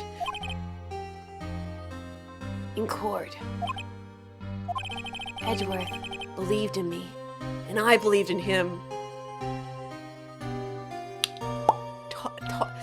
Freaking toxic, doomed toxic bullshit, boys, I swear. He's in pain. And no one's on his side. I'm the only one who knows the real Edgeworth. I'm the only one who can help him. Whoa! Nick! So that's why you helped me out for free! Yes. I helped you because I believed in you. Except I don't remember saying I'd do it for free. Oh, Nick! Nick! We have to save Mr. Edgeworth. If it's the last thing we do, okay? Right. Very well, maybe. First, there's the rental boat shop caretaker. We need to find out who or what he is. I'll settle for who. I guess I can clean out some of the evidence I no longer need. Like, imagine if we still had the dog. Boys, imagine if we still had the dog in our pocket. Okay, let's go.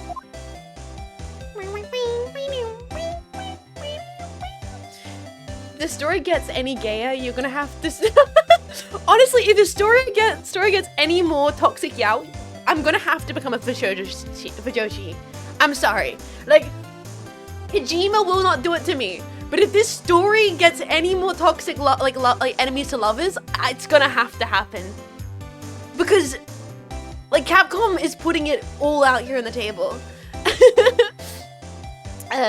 Also, Anda, thank you for the kind words. I'm glad you're enjoying the goofy voice acting. Like, this is the best voice. You didn't have to say that. But I do appreciate it. I'm no voice actor at all. I'm just having a fun time. I'm less of a voice actor, more of a... I'm a doomed theater kid. Alright, let's go to Gourd Lake, boys.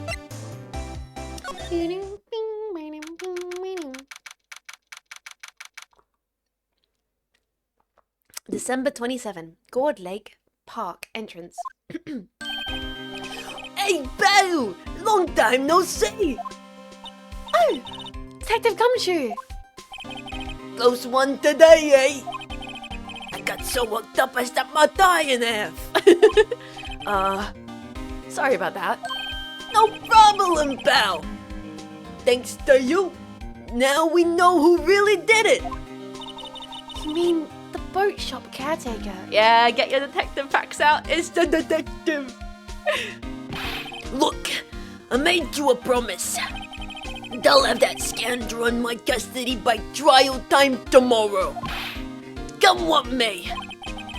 It's my duty to you as a police officer. Now, I'm off to catch Mr. Criminals.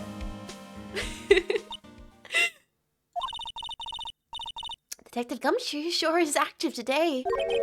Oh, one other thing! No one can go into the woods today. The woods? Where Lotta was camping? The woods are off limits to camping, and apparently the park ranger found out. He got pretty mad, so no one can go in there for a while. I guess Lotta's in a lot of trouble. Anyway, I'll be seeing you tomorrow. God bless that detective. So, that's a very convenient way to close off a location we won't be needing to use. Let's go to the public bench. How's the samurai dogs getting on? Good night, Connor Badger. Take care of yourself. Thank you for hanging out. Rest well, dude. She's in a lot of trouble. December 27th, Gourd Lake, public bench. Huh? The still eyesore is missing. Eyesore? Looks like the hot dog stand is closed too. Guess Larry's too busy worrying about Mr. Edgeworth to show up for work. I guess we can probably just go straight to the boat rental store. Like, the guy that definitely did it wouldn't be so... so silly as to go back to the boat rental store. Would he? Surely not. That old caretaker got away. Yep. I never imagined he might be the real murderer.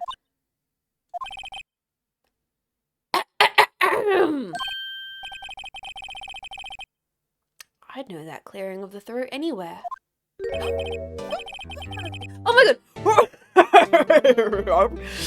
What you been doing here?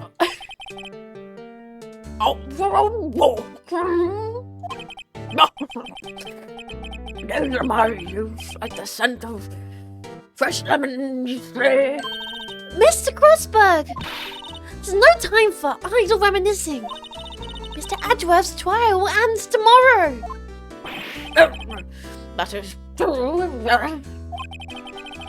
Oh, I saw. Well, Edgeworth will be fine, right? I see you also speak mustache. Yes. I'm gonna be honest, I think Grossberg's voice is the one that I'm the most confident about being exactly what Grossberg sounds like. Well, I'm not so sure about that. Oh, what do you mean by this? Well, I'm not sure. If you find anything out, come by my office at once. Maybe able to offer some assistance. Good old Grossberg. Thanks. Bye. What do you think Grossberg was doing here anyway? Who knows? Hi, Medic Sex. Welcome. How you doing? Point of mustache. You have a very good mustache accent. It's. You just need to visualize yourself as having mustache, and then you can also do mustache voice.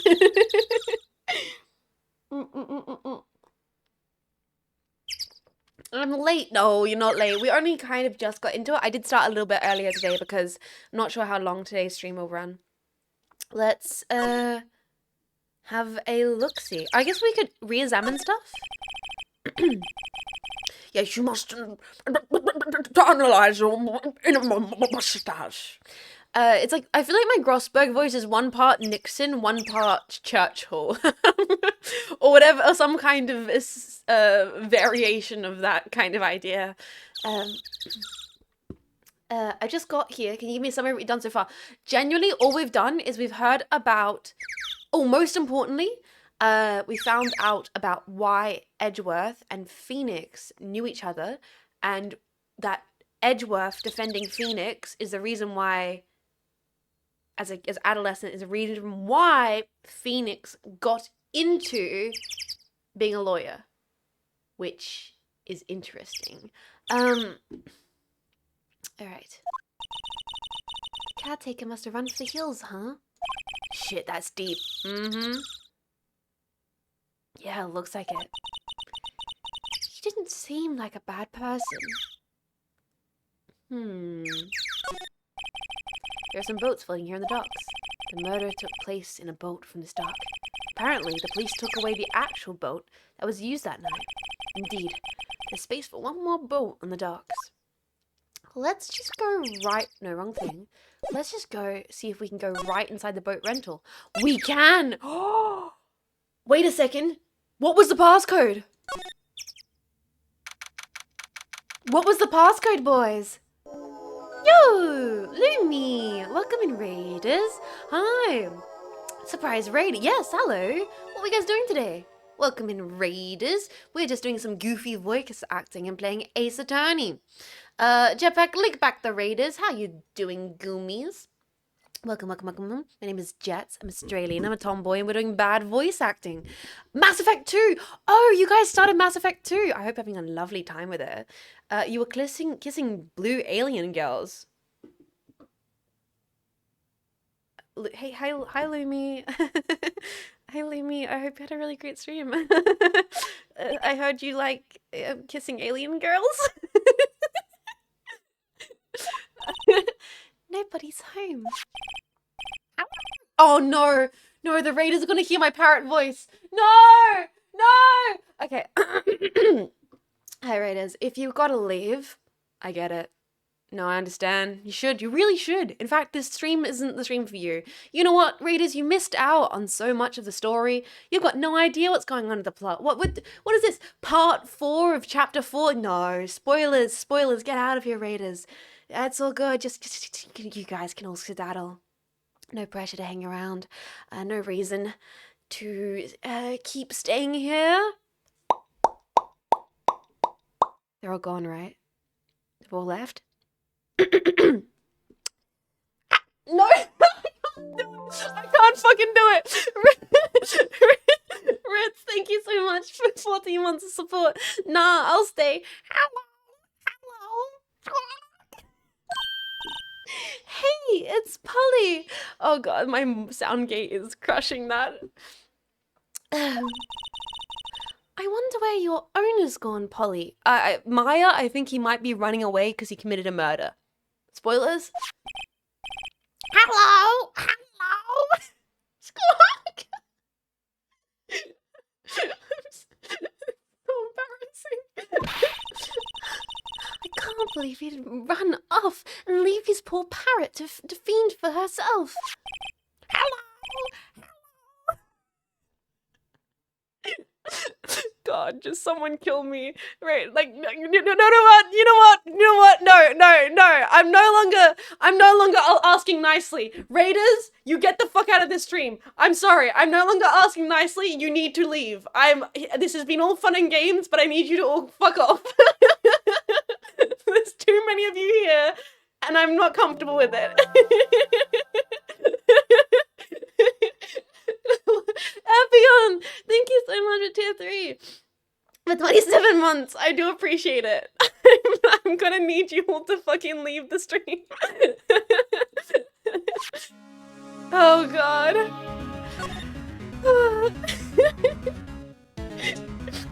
Sure, it's on you, the safety's on. Fuck! Alright, let's look at this environment. Everything's cold. Looks like he didn't turn his heater on. I guess he hasn't been back since the trial. Let's look at Polly. Maybe I should take care of Polly, Nick. You probably shouldn't just kidnap her. Classic Maya and her kleptomaniac nature. Yo! Moonbad Pig, thank you for priming. I appreciate that so much, my dude. Please enjoy your emotes, ad-free, all the rest of the bullshit. I'm glad you're enjoying your stay. I'm sure they'll do something. Well, okay. Sorry, Polly. He says I can't take you. Great, now the bird's gonna hate me. Okay, but what about this safe? That reminds me, Nick. She's like, that reminds me, I can be a kleptomaniac. Show Polly the badge. That's right, boys. Polly here knows the number to that safe, right? Yeah, that's right. Polly, what's the number of the safe? 1, 2, 3, 8. Let's open it, Nick. Wait, what do we do? Badge! Chat! Can we actually show Polly the badge?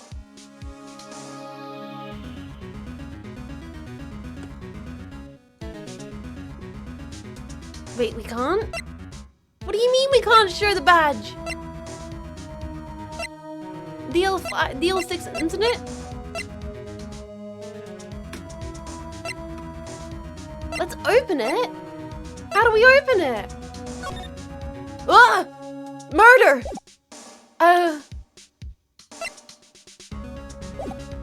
Let's open it? I'm sure there isn't any money in there. Aww, Maya! Maya, do not be... Why is she like this?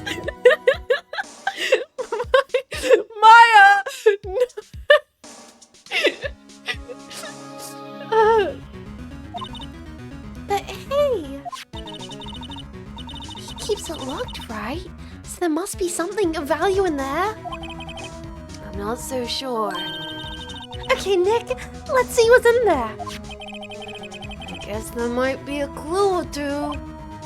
The only thing in here is a letter? A letter? Aw, boring. There's no name or signature on this thing. It's handwritten in very precise, clear letters. A letter, gentlemen. Detective Pax. What could this be? Get your revenge on Miles Edgeworth. Edgeworth? Why would Mr. Edgeworth's name be on here? How should I know? I'm gonna read the whole thing. Okay. Get your revenge on Edgeworth. It also says, this is your last chance. Now is the time to get revenge on the two men who ruined your life. The rest of the letter goes on to describe the murder plot in detail. How to kill Robert Hammond and framed Edgeworth. Wait a second. Did we just get a written document that describes in detail the intent to murder? We got their cheeks. We got their cheeks on lock, boys. We are standing on business. Pulling Edgeworth out to the lake, getting on the boat, firing twice. This is exactly what I figured out today in court. It's all here, in perfect detail.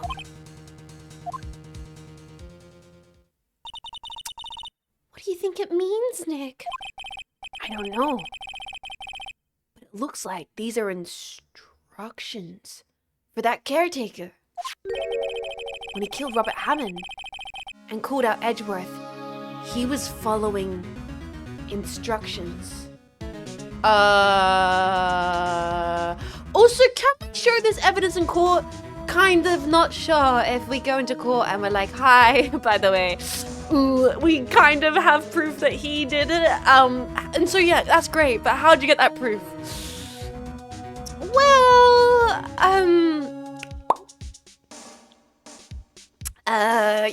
just stumbled upon it, didn't we? Who could have written that letter? And what does it mean to get revenge on Miles Edgeworth? Look, I don't know, okay? But one thing's for certain. This letter is an amazing clue. Letter from the safe, added to the court records. Alright, so what do we do? I guess we go back to Grosworth's office? Let's go back. Let's go back to Grosworth's Grosberg's office. It just fell into our hands randomly. I think they will consider this evidence hearsay, but there's a lot of legal wrongdoings. Wait, legal wrongdoings in my Ace Attorney? More likely than you think. Detention center, criminal affairs. Maybe we go talk to the detective at the criminal affairs. December 27th, Police Department, Criminal Affairs. Looks like Detective Gumshoe hasn't got back yet. Gumshoe? He won't be coming back today. Oh, really? He said there was some guy at the rest by tomorrow. Boat shop caretaker.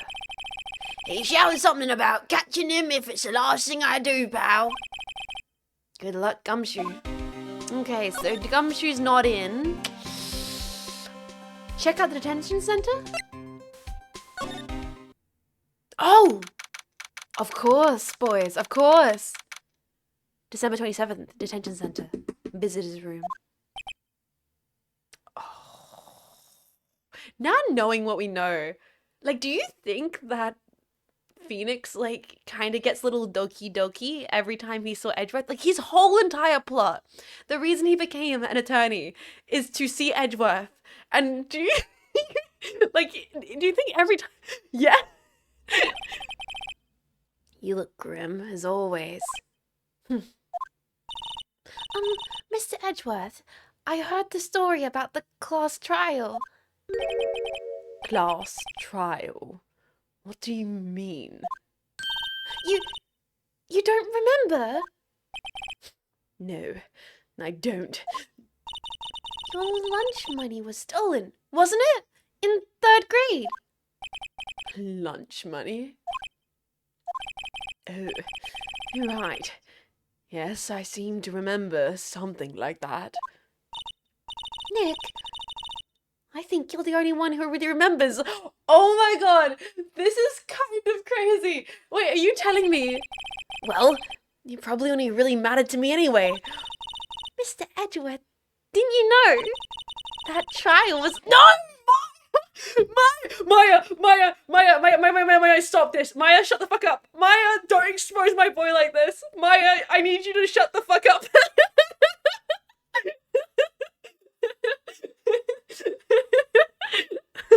What the fuck, Maya? No! That trial was the reason Nick became a defense attorney. Oh, it hurts. Oh, God, it hurts. Oh, God, it hurts. It hurts so much. Oh, God. Ridiculous. Gee, thanks. That said, it does sound like the kind of thing you do. You haven't changed a bit, have you, Wright? So simple. To a fault, even. Well, maybe. Yeah, but... I think you changed too much, Edgeworth. Perhaps. Okay, he handled that a lot better than it could have went down, okay? That could have went a lot worse. How is Maya such a bad wingwoman? Oh my god. You changed, bro. You changed. Present the letter? Yeah, but what if we present...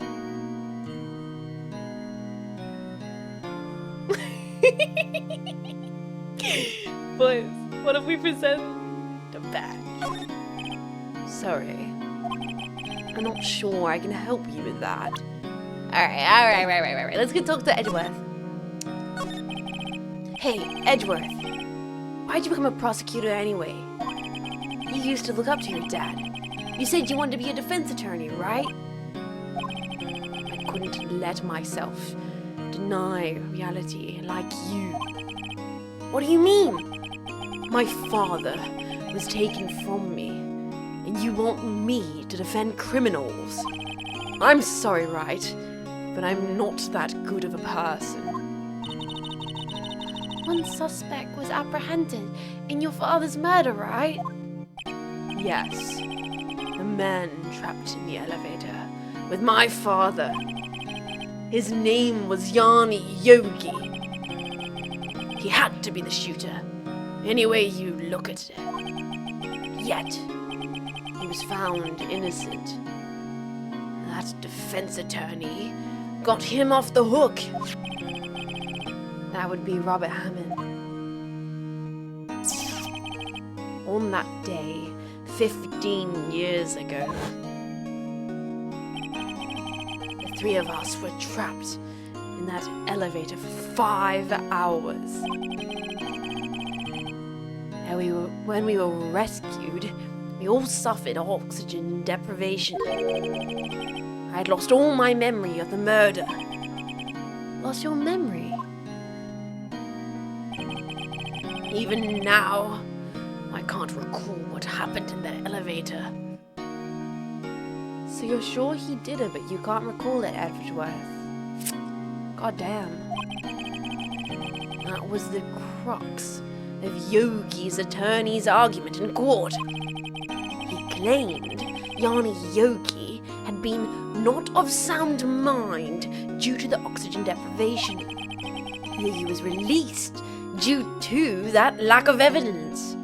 Innocent. That's when I changed my mind. I started to hate defense attorneys.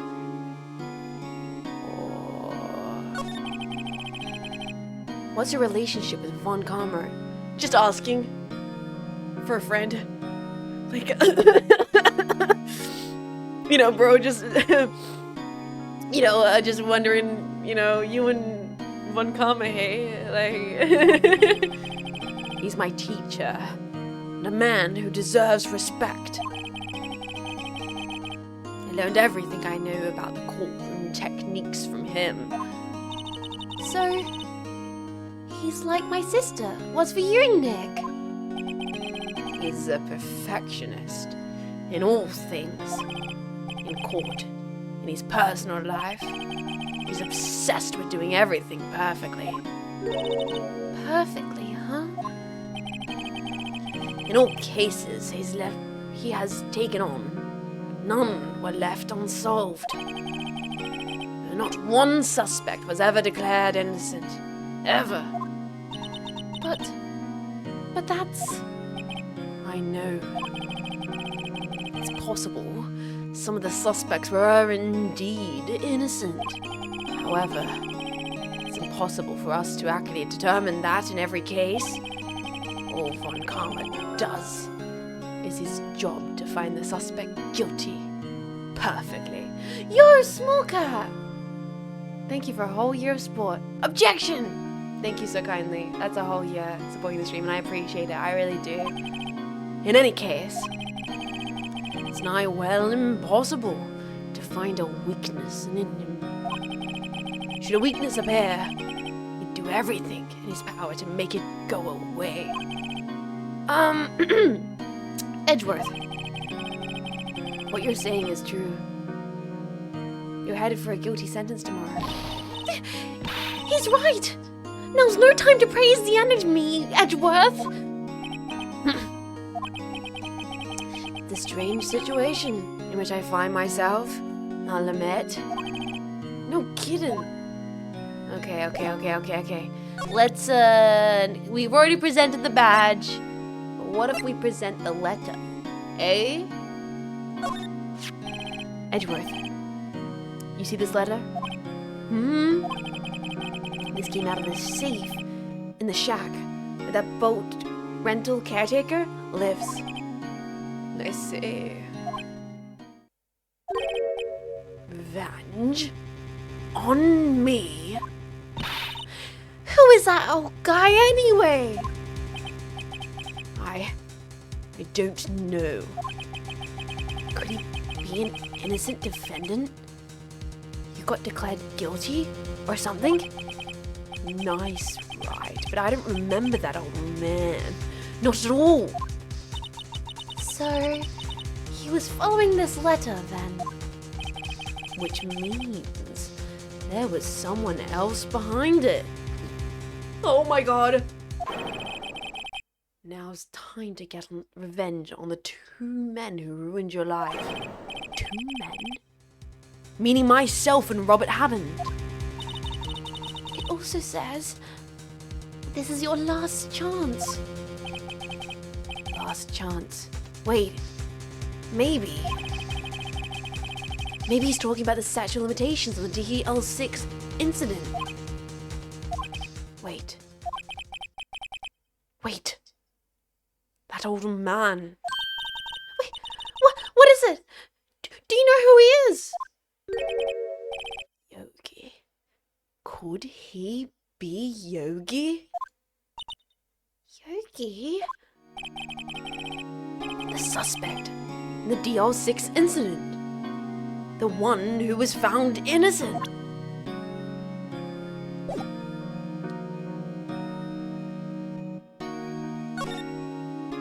Okay. It is genuinely surreal, the layers in which we are working with here, boys. A goddamn onion of a case that is unfolding. And I do apologize for the raiders who are joining and might not know what's going on, but this is being tied back to the previous chapter, and the chapter before that, and the chapter before that. So I hope you are keeping up. If you have any questions, don't hesitate to ask.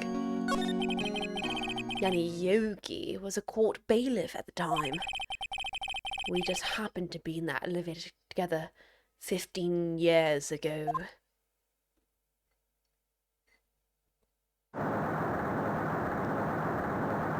The tangled webs, yes. The quake was incredibly strong. The Quake? The hit video game Quake? Before I knew it, everything was dark. We were there for so long, it felt like forever. The air thinned, and the darkness closed in on us in that little box. We became unsettled.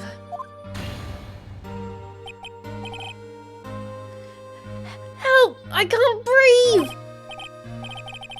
Quiet, I said quiet. Not making this any easier. I want to get help!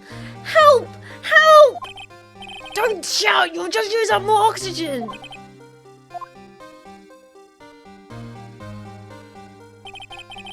That's all I remember. When I came to, I was in a hospital bed, staring up at the ceiling.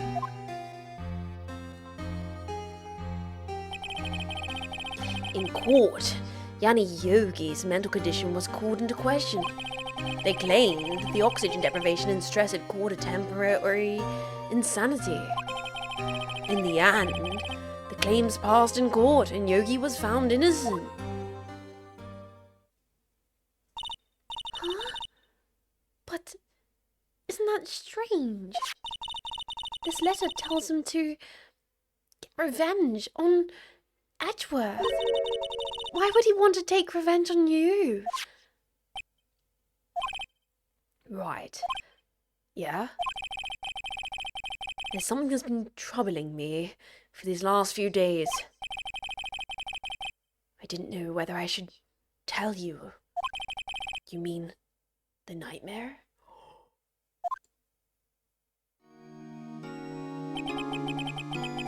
It's a nightmare I've had. A memory of a crime that I committed. A crime you committed? A memory of a murder. I think. No. Wait a sec. Hold on, boys. Wait a second. Wait a second. Wait a second. Wait a second. I think the time has come to tell all. For the last 15 years, I've had the same dream almost every night. I wake up in a fearful sweat every time.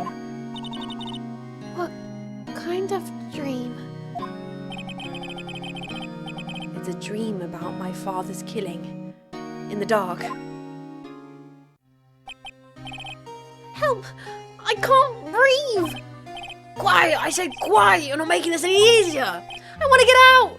Help! Get us out! Don't shout, you'll just use more oxygen. I can't breathe. You're using up my air. What? Stop breathing my air. I'll stop you. What are you? Stop breathing my air! No. Father. He's attacking Father. Then I see the pistol lying by my feet. I don't know if it was evidence from that day in court or the bailiff.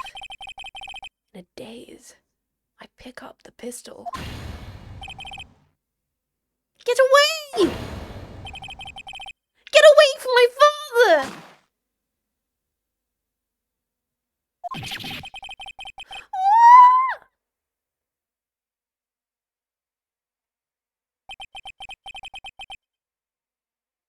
And with that scream, I wake. It's a bone-chilling scream. A scream that has rung in my ears for the past 15 years. But that's just a dream, right? right? That thought is the only thing that has kept me sane for the last 15 years. But what if I'm wrong? What if it's real? They say that sometimes people shut out memories in self-defense. Maybe it was I who killed my father. What? If you think about it that way, this letter makes sense. Get your revenge on Miles Edgeworth. Think about it. Yuki was really innocent. That's why he wanted revenge against me. Wait, Edgeworth, you mean it was me? I was the true criminal of the DL6. I shot my father. This is bad. Yet you don't say. What are we gonna do, Nick? What can we do? I don't know. I don't think there's anything we can do. Like it or not. If there's someone else who knows a lot about the DL6 incident, maybe. There is, Nick. There's someone else who knows about the DL6 incident. Mile who? What the... Grossberg? Grossberg? Grossberg! Oh my god, this chapter is so intense. This might be so far the most melodramatic of all the chapters. December 27, Grossberg Law Offices. Mr. Grossberg! Oh, what's wrong? You look troubled. No kidding! I can't believe you're not! Just come down and tell me what happened. It's Mr. Edgeworth. He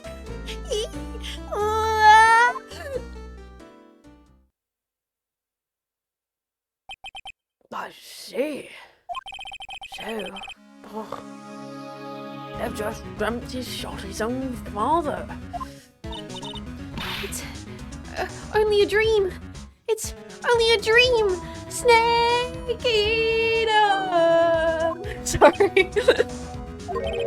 I wonder. What? If that's the case, then why do you two look so troubled?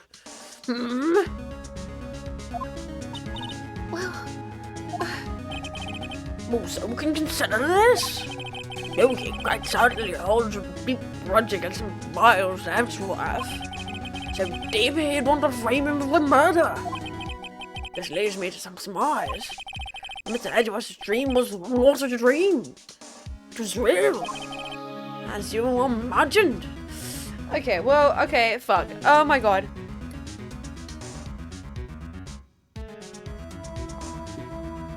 You're telling me that Edgeworth might have actually killed his own dad. Miles Edgeworth threw the pistol to save his father. The pistol fired and the deed was done. It happens. And No. I don't believe it. Though he was suspected of murder and his career as a bailiff was irreversibly wrecked. Thus, he sought revenge on Miles Edgeworth. This was his last chance, of course, with the statute of limitations so close. okay, we keep talking to him, then we're gonna show him the note. What do you know about Edgeworth's father? Well, he was a defense attorney without peer. Sounds trite, but it's true. Well, may have had one peer now that I think about it. Your mentor, Mia Fey. My sister? Gregory Edgeworth, disapproving of Mr. Von Karma's techniques. That's no surprise. Von Karma is an extreme man, false testimonies and evidence, they're nothing to him. As a result, he was a perfect winning record in court. To beat him, Gregory Edgeworth required to call attention to his methods. And? He lost, and died in despair, as it were. I see. The spirit medium.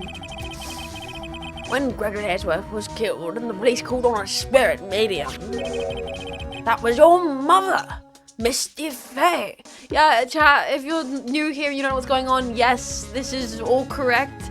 The young girl's mother was involved with the murder of the defense attorney's dad, who was friends with our boss, who has big naturals and is also dead. And this guy was involved, and he was bribed by the guy from the previous case who was involved with the person in the case prior. And don't worry, it all makes sense, and you should just be keeping up with all of this.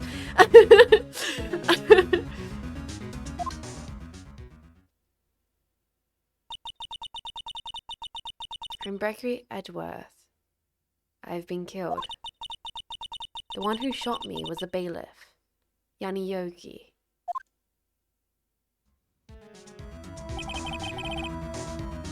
That Yogi was found innocent. That's where my mother left us. Everyone called her a fraud. That's right. Everyone thought she was, you see. Yet, now that I think about it, it seems the one who lied was Gregory Edgeworth's ghost. Gregory Edgeworth must have known who shot him. Wait, no way. Are they saying that Gregory Edgeworth lied to protect his son? I don't believe it. So you're saying he falsified his testimony?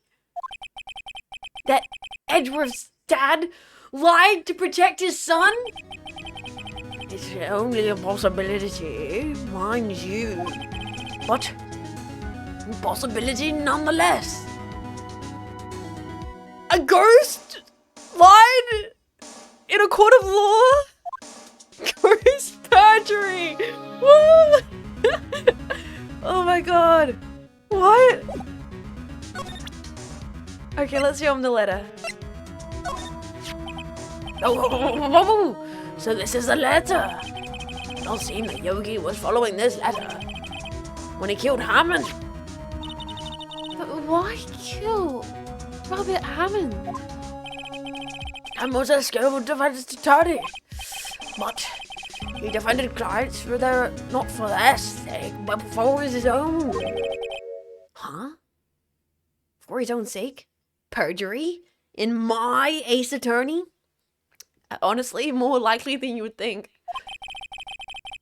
He never trusted his clients. That one. The only thing he trusted was his own nobility. But he got his clients found innocent, so why should it matter? Actually, my dear, it's quite different. He won that innocent verdict for no one but himself. Though he was a free man, but socially, he was ruined. You'll understand soon enough. Wait. What is it?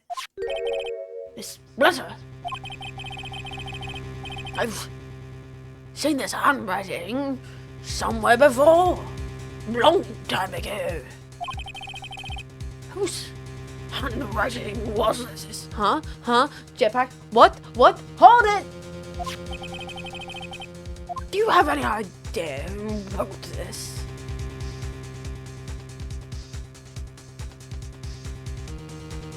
Perfect handwriting. Perfect handwriting. Could it be Manfred von Kammer? Kammer? Why would he have something to do with this? Well, I'm not sure.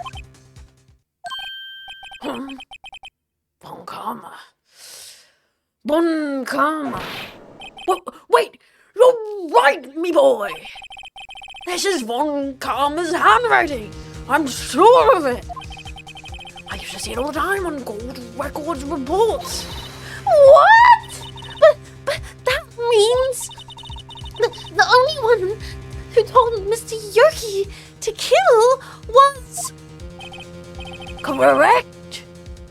Manfred von Kammer himself!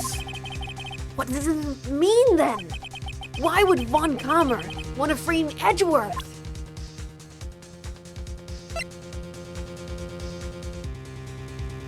The badge. Wait, von Kammer knows who's done it and he's defending them on the... What the fuck? It's a badge, boys. Wait, why would he? Why the fuck would he?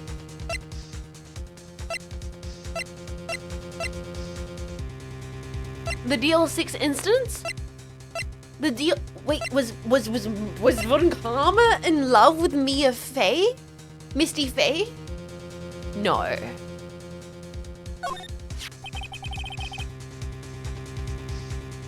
No, she was a beautiful woman.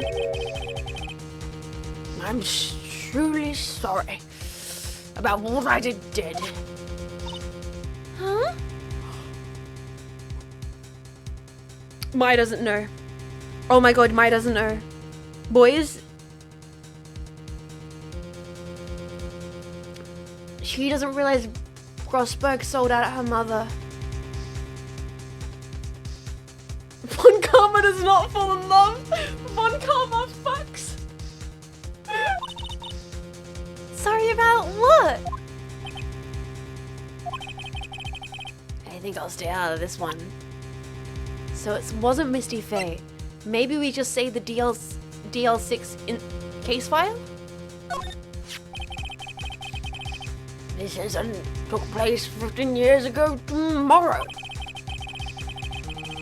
So tomorrow we'll see the completion of not one, but 2 trials. I'll thank this to the statute of limitations. However, I'm afraid that the damage the DL6 incident has done will never be erased. So it's not the DL6 incident. It's not Mia Fey. Why would he? Why would Von Kammer? Why would Von Kammer want this?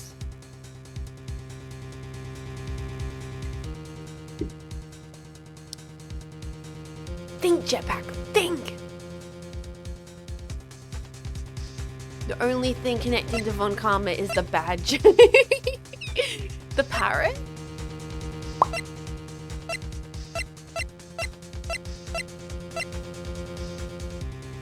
Yes, why would Von Kammer? Surely it's the badge. Wonder if we present the photo? Gradually, Edgeworth. He was a gifted man. His death was truly a loss.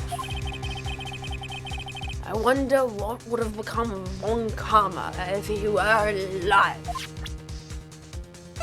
Do we just give the report? And what about it? This is Von Kammer's handwriting. Knew he was following Von Kammer's instructions when he was killed Hammond. But why kill Robert Hammond? Hammond was a skilled defense attorney, but he defended clients for his own sake. No, for their sake, but for his own. Huh? Wait, huh? His own sake? Judge his clients, only thing he trusts is his own ability. We've read this before. He won it for the guilty verdict. You'll understand soon enough. Now there's only one question left. Why did Von Kammer do this and why now? So that's not the thing? That's not the thing? Why, wait, The badge! Quite sorry. Nothing to say concerning that. Fuck!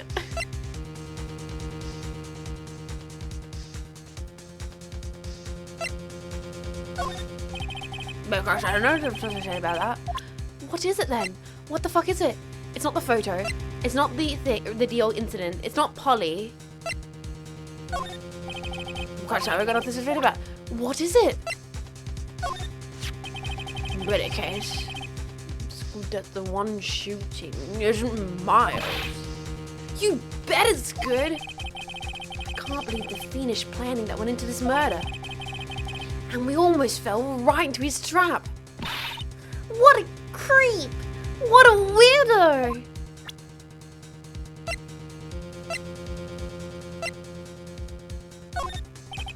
Quite sorry, nothing to say about that. What is this? Quite sorry, nothing to say about that. Well, what is it? Quite sorry, nothing to say about that. I guess that's it. Oh! We had to go back to the chatting screen. That was my bad. If it truly was Von Karma who wrote this letter, then he would know the truth. He would know what Miles Edgeworth had accidentally. He would know that Miles Edgeworth had accidentally killed his own father. He'll say as much tomorrow in court, I should think. He'll press the point until the court finds Miles Edgeworth guilty. Oh no. But how could Von Karma know about Mr. Edgeworth's past like that? Even Mr. Edgeworth thought it was just a nightmare. That I do not know. But I do know that Von Karma is both persistent and a perfectionist. He may be seeking to satisfy a grudge against Gregory Edgeworth by hurting his son. Has Eggy not suffered enough, boys? What do you mean? It was 15 years ago. Oh, it was 15 years ago. Von Karma met Gregory Edgeworth in court. And Von Karma did win. But he didn't make it through the trial unscarred. Gregory vs. Manfred? What happened in the trial between Edgeworth's dad and Von Karma? Von Karma got the guilty verdict he wanted. He won the trial. But Gregory Edgeworth accused Von Karma of faulty evidence. And though he lost the trial, Mr. Edgeworth's accusations stood. Faulty evidence. It was the only penalty Von Karma ever received in his career as a prosecutor. Gregory Edgeworth dealt a blow to his perfect record. Wow. It must have been quite a shock for Von Karma. He took a vacation for several months after that, you see. A vacation? Yes, an unusual event for the man. That was the first and the last vacation he's taken in his many years of prosecuting. Really? He doesn't take vacations. Just like VTubers. Like, go to the sea or to the mountains. Don't tell me he's never been to Europe. You have strange ideas about vacations, Maya. But in any case, that was the only time he took a vacation from work. I believe the penalty upset him quite a lot. Odd. He wanted to keep a perfect record so badly. Why would he take such a long vacation? What do we do, Nick? Von Karma's gonna bring up DL6. You can bet on it. What if Mr. Edgeworth pleads guilty The DL6. I won't let him. Yes, Mr. Wright. I hate to say this, but even accidental murder is murder. You know, whole killing a person thing. I know that. Do you, Wright? Do you really? I just believe in Edgeworth's innocent. I can't believe he'd kill someone.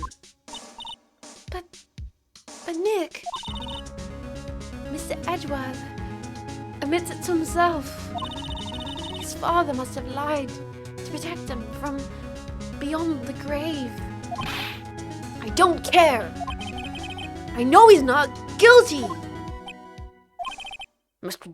Wright, if you say so, I suppose I could go check again. The police files might hold something of interest. Mr. Grossberg, thank you. Can't promise anything. In fact, I think the chances of finding something are slim. I understand. Police materials. Okay. So, back to Wright and Co. One day he left, Nick. Yeah, I know. Well, no time to waste. Let's get going. So, I guess we go... Where do we go from here?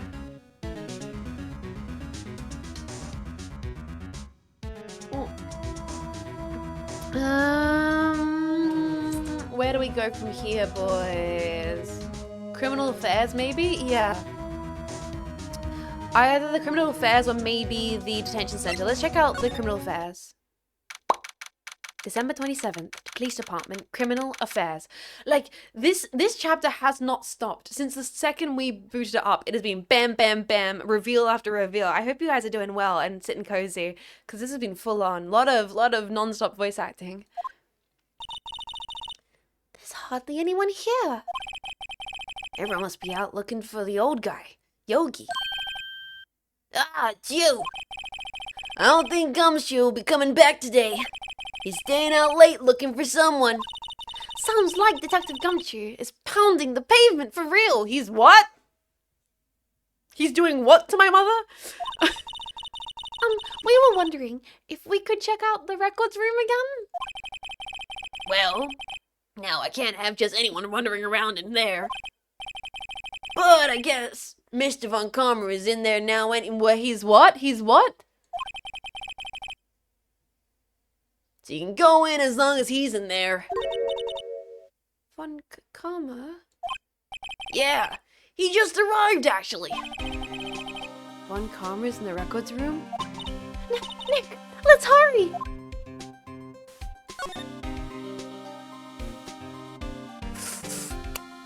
Kill!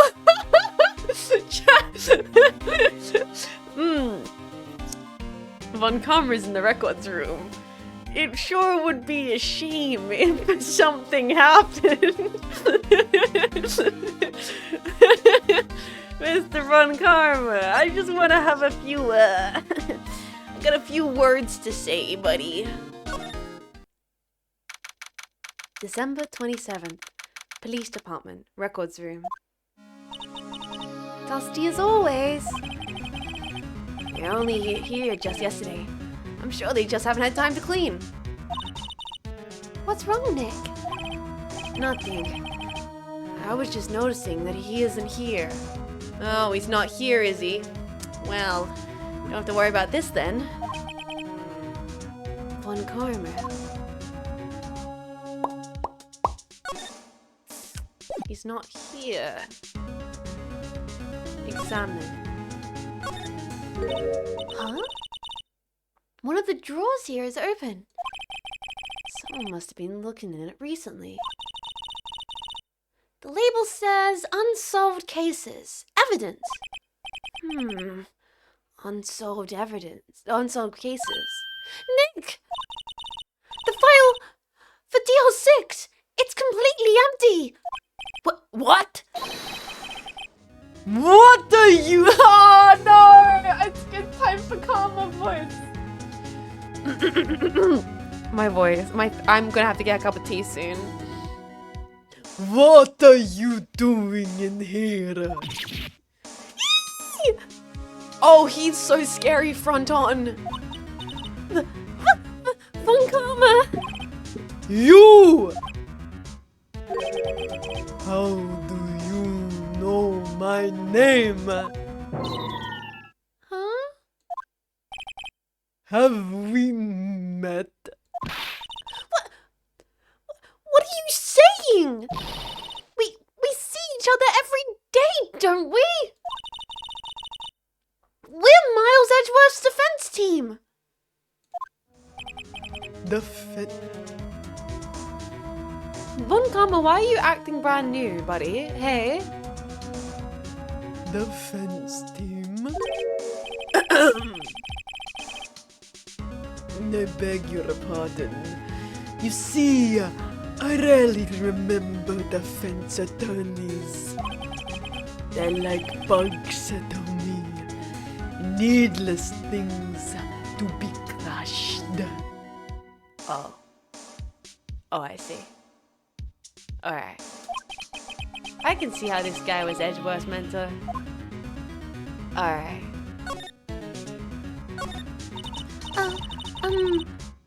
Mr. Edgeworth is your student, right? Actually, this is getting more and more fucking insane. Edgeworth trained under Von Karma for years to become a brilliant defense attorney. Wait, prosecutor. And then now he's framing him now he's defending against him and maybe has framed him for the murder because he's getting revenge? This dude's practically his adoptive father? What the fuck?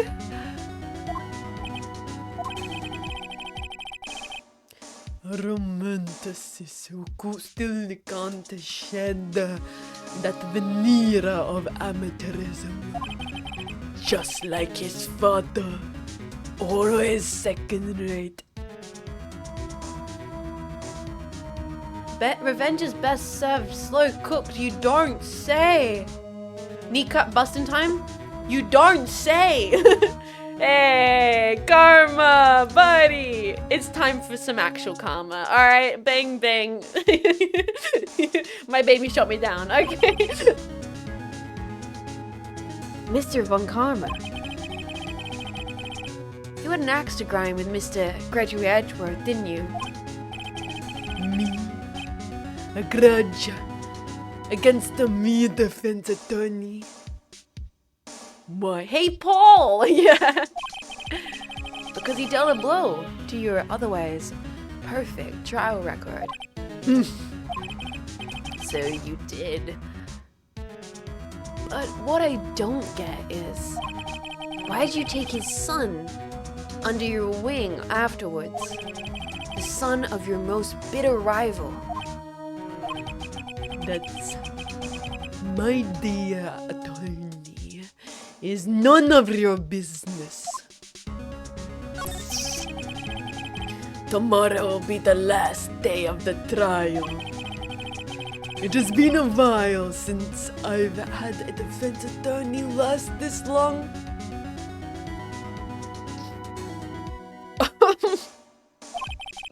Still, you will lose in the end.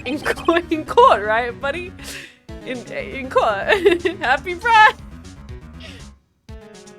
Miles Edgeworth will admit his own guilt. His guilt of 15 years ago, you mean? You're quite a researcher. If you've done your homework so well, then certainly you must understand. You know that Miles Edgeworth will tell the court tomorrow. We were right. So Von Karma is going to bring up the DL6 in court tomorrow. Fuck. I don't think we should present no, we should. Okay. I don't think we should present any evidence to this guy, but we should present the badge. We should present the badge. Fool. You think I, a prosecutor, would give you, a defense attorney, information? Bah! Creep. Alright. Let's skedaddle. We've got nothing more to say to this motherfucker. What do we do? I guess we go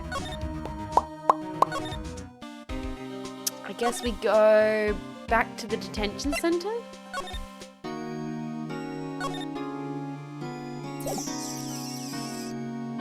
I don't know. Move back to Wright and Co.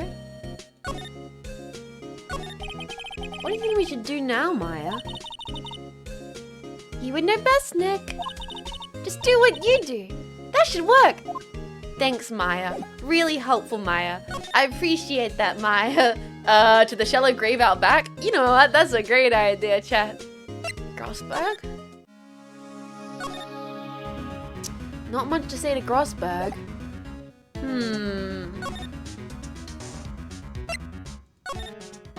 We can't really talk to... Can we maybe show something to Edgeworth? We've already done this. Revenge on me. Who's that old guy? I don't know. Could be innocent. 10 years later. Oh, we gotta go through all this again. Oh no. Then we get the whole thing. So I thought we were supposed to check the DL6 file. I thought we were as well. Let's actually, yeah, you're right. Let's move back to Criminal Affair Department. Go into the records room. Can we examine more stuff? There's shelved stuff with case files in the back of the room too. Forgotten cases, rotting. We need to get out of here. This dust is getting to me. Here are the files of collections of case reports. There's quite a large volume of reports here. Wow. It's like a graveyard of police cases. I guess my sister's case report is in here too. Quietly gathering dust. That's right, your sister was murdered. Oops. I tend to forget that, Maya, and I do feel bad about that. You do actually have to wave shiny keys in front of Von Karma's face. We do? Oh shit. Oh shit, we do, don't we? We're gonna have to present this to him. Okay, boys. Mr. Von Karma, have a look at this. This was you, wasn't it? You instructed Yanni Yogi to commit murder. Take this! Yanni Yogi. How many years has it been since I called him by that name? He's a fool. I told him to burn it after he read it. You're admitting, Karma? No, you admit it! You wrote Mr. Yogi this letter. Yes, my dear defense attorney. Thank you for taking the trouble to bring it to me. I knew it! I fucking knew it! Von Karma! You've saved me from a lot of needless hassle. What? What is that thing? A gun! Wait, no! What the fuck? A stun gun! For self-defense usually! No! I'm too complete with that fucking game, Von Karma! Indeed. 600,000 volts will course through your body like a dog touching an electric fence. 600,000... Oh, don't worry. People don't die from it. Usually. Now give me the letter. No! No! Whoa! What are you? Nick, run!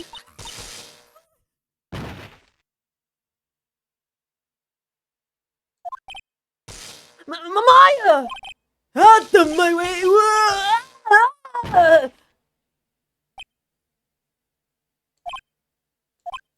This seems like a crime. I think. Wait. Did he. What? Did one come? He got us. The letters. Gone, of course. And he took the TL6 evidence. All of it. Back to having no clues. Wait. Maya jumped first. Maya? Is she okay?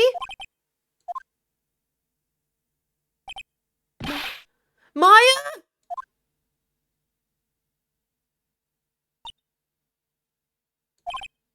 Maya! Open your eyes!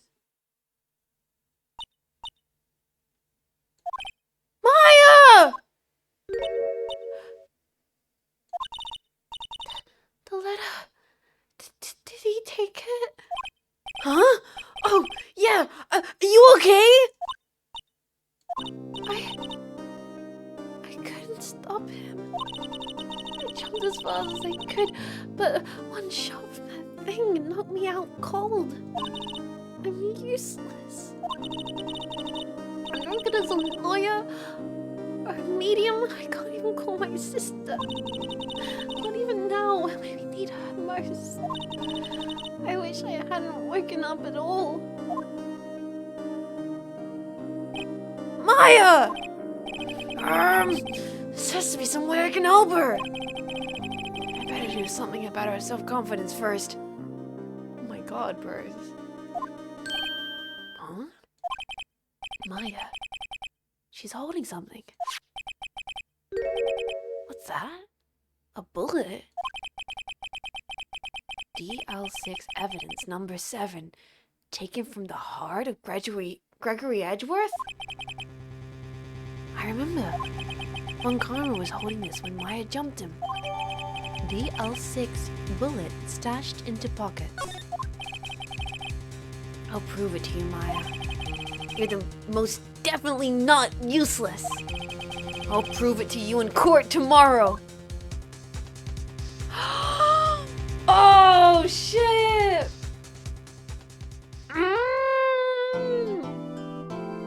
Yes, please, save progress. Okay, right at the top. Yep.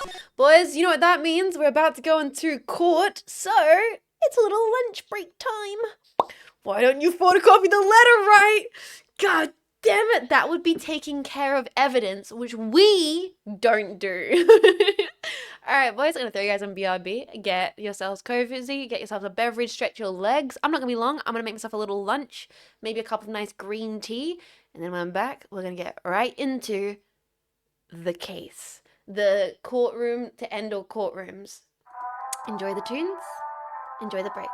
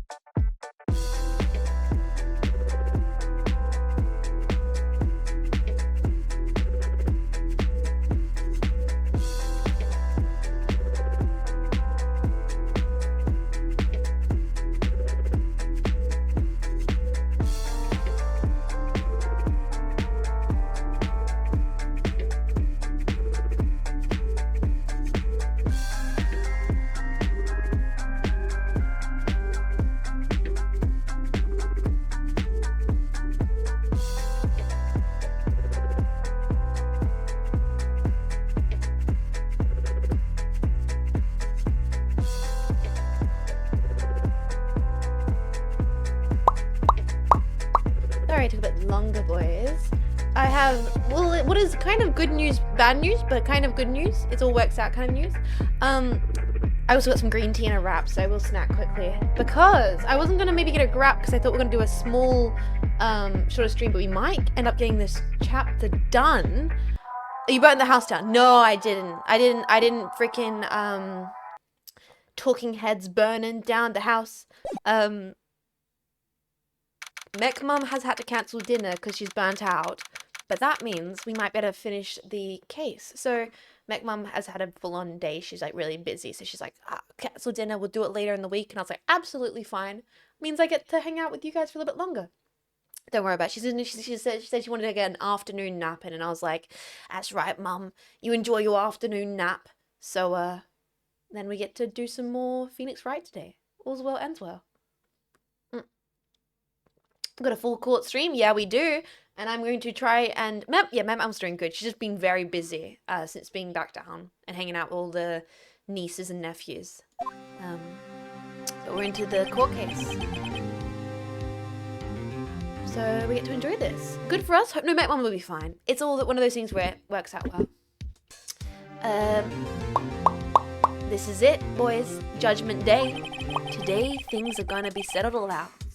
A lot of things. Yeah, she's been a very busy grandma. Also, I did get a wrap, which I'll try and politely eat while we do this. So I have some stuff in my system, and which means we can do a full stream. Dawn of the final day.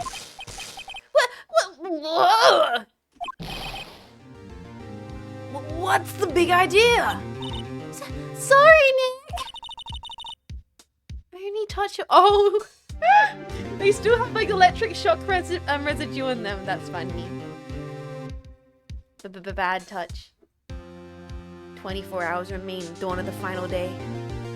Oh wow, I probably put a little bit too much spinach in this wrap. This is a big wrap. Oh no. Oh no. I put so much spinach in this wrap, it's falling apart. No. Oh no. I put too much. That's the worst feeling when you put too much filling in a wrap. Oh.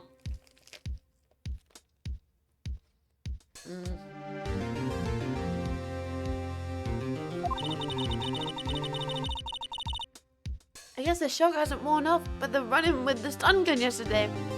Like, okay. Boys, do we have to kind of break down? Does this mean Von Karma committed an actual crime? Like, he stun-gunned Maya and Phoenix to steal evidence, not in self-defense. Like, they could sue him, right? Multiple crimes. Okay, just clarifying. Okay, yeah, Von Karma has committed several crimes. All right, good. You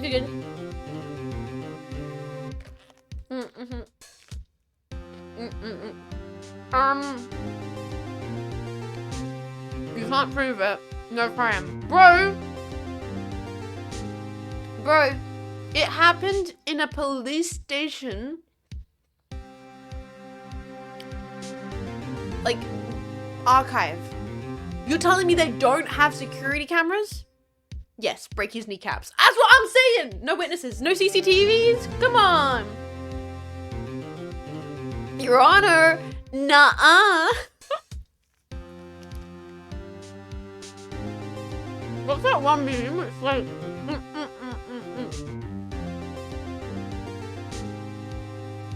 What's that one? It's like, Your Honor, oh my god, my client. Your...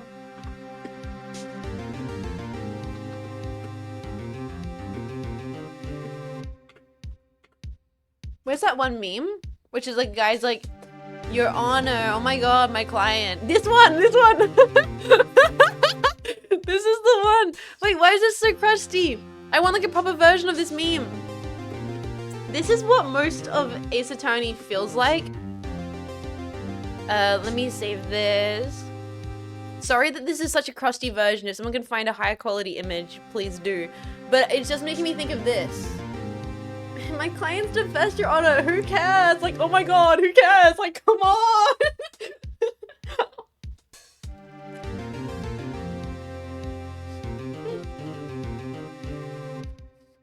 Like, oh my god!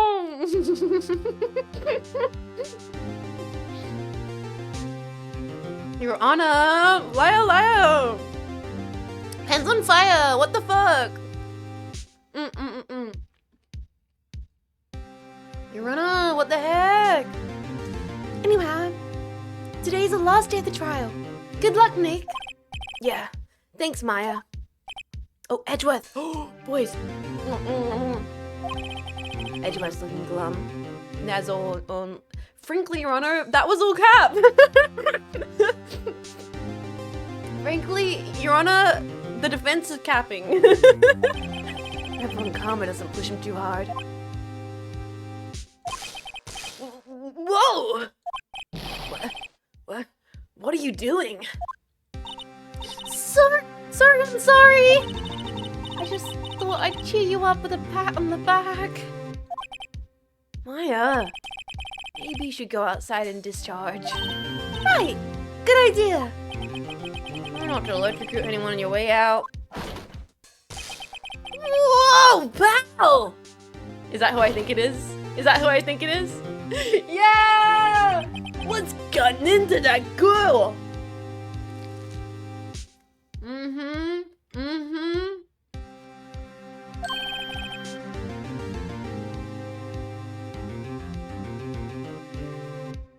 Detective Gumshoe! Morning, Mr. Edgeworth! Good morning. How'd it go, Detective? Have no fear. As promised, I've captured our runaway caretaker. Just brought him in. Took all night, pal. Oh, that's, you know what? Fuck yeah, Gumshoe. Like, look at the police doing their getting it done. Thanks, Detective Gumshoe. You must be tired. Actually, after that shock, I got in the way in. I feel pretty good. Yogi said he's forgotten his own name. But that has to be a lie. Why would he want revenge on Edgeworth if he couldn't remember his past? He does remember, and I'm gonna prove it. And I'm gonna take another bite of this wrap.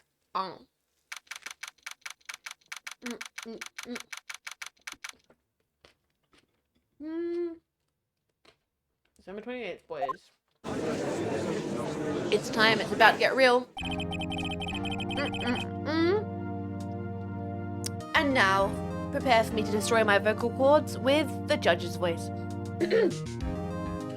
Court is now in session for the trial of Miles Edgeworth. The defense is ready, Your Honor.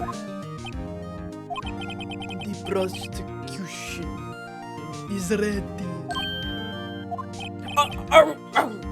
Right, very well.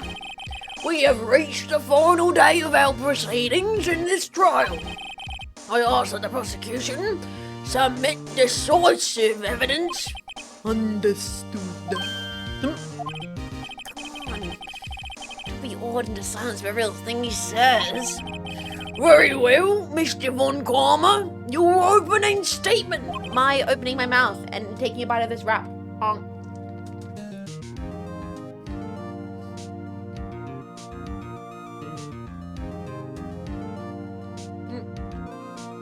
Keep up the good work, Gumshoe. Yep.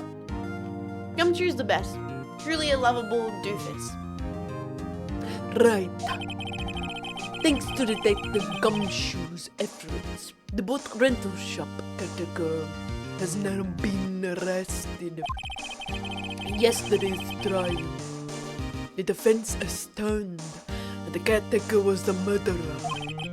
However, the caretaker has yet to confirm this. I would like to ask the defense to cross-examination him as much as necessary. Okay, I'm concerned that Karma is being so willing for us to cross-examine. Very well, please bring the witness into the courtroom. Oh god, oh god, oh god.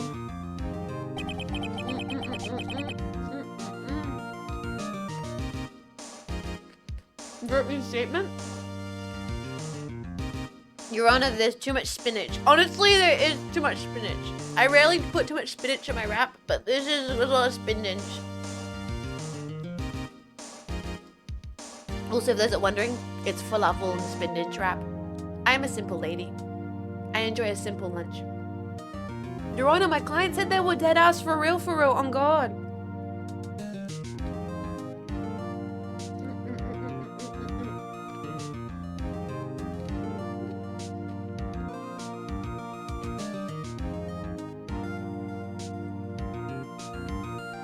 So I'm almost done. I'll quickly finish this food and then we get right into the case.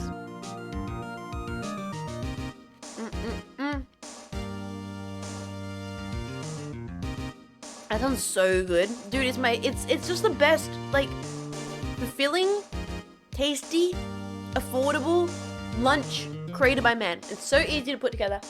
It's always good.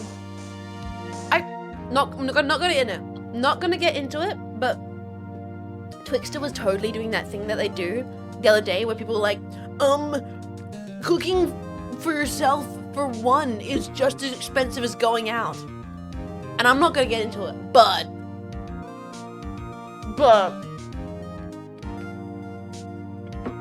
Your Honor, my client was a bit hungry.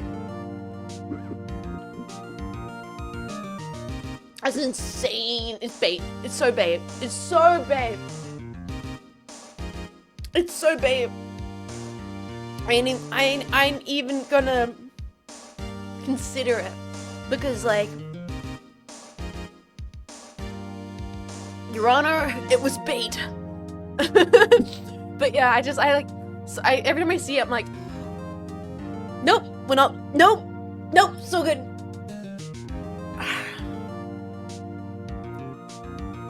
If you have to drive out, you have to consider the fuel.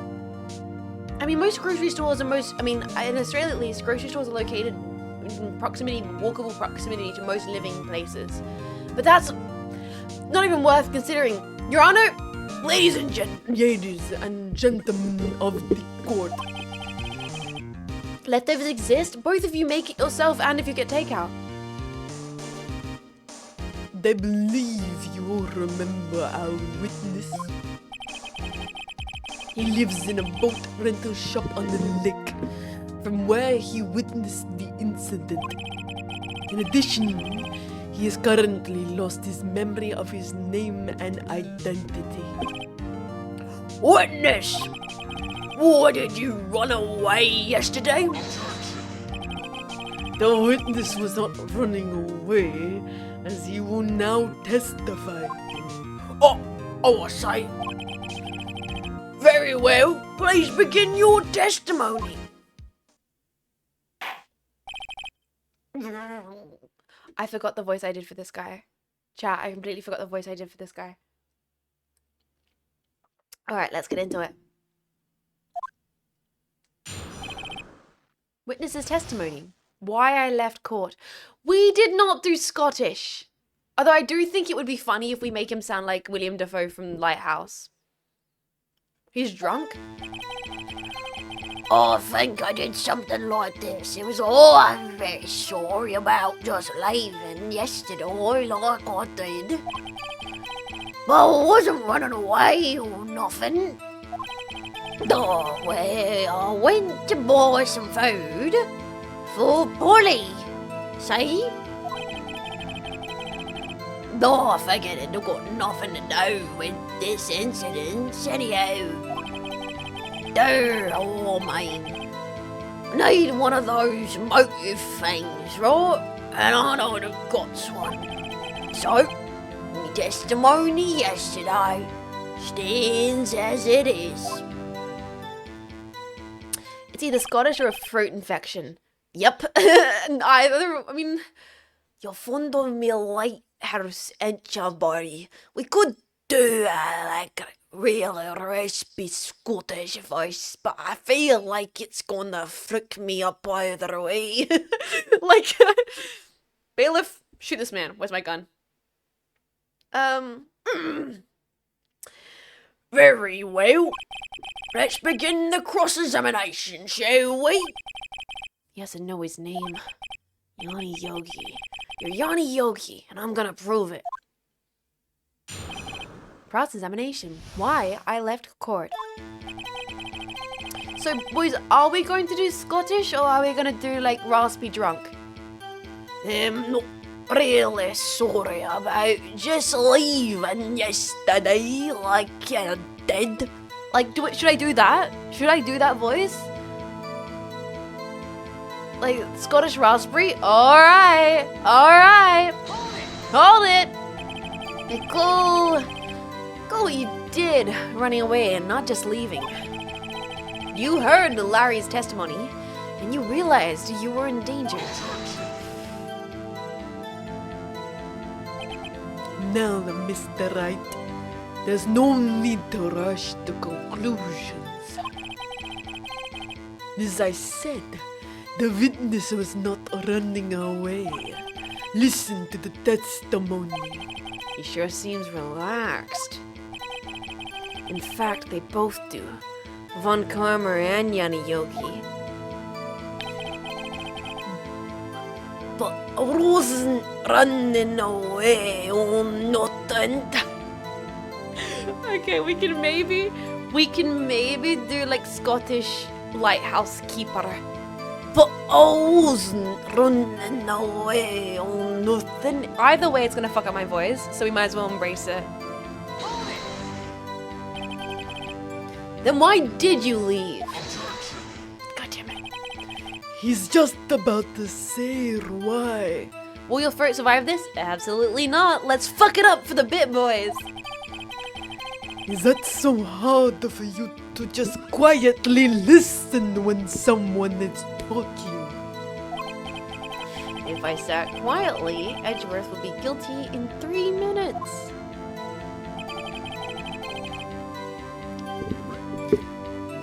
Or went to buy some food for Polly.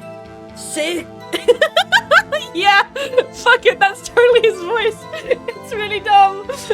I went to find some food. Hold it. Food? Polly is a bit of a gourmand, you say. Sean let its raise high quality bird pellets from France. They only have them down in the big pet shop downtown. But you weren't arrested until this morning. Why didn't you go back to the caretaker's shack? I kinda got lost, you see. This voice is so... people who watched the last chapter got an entirely different voice, but I really like this voice for this character.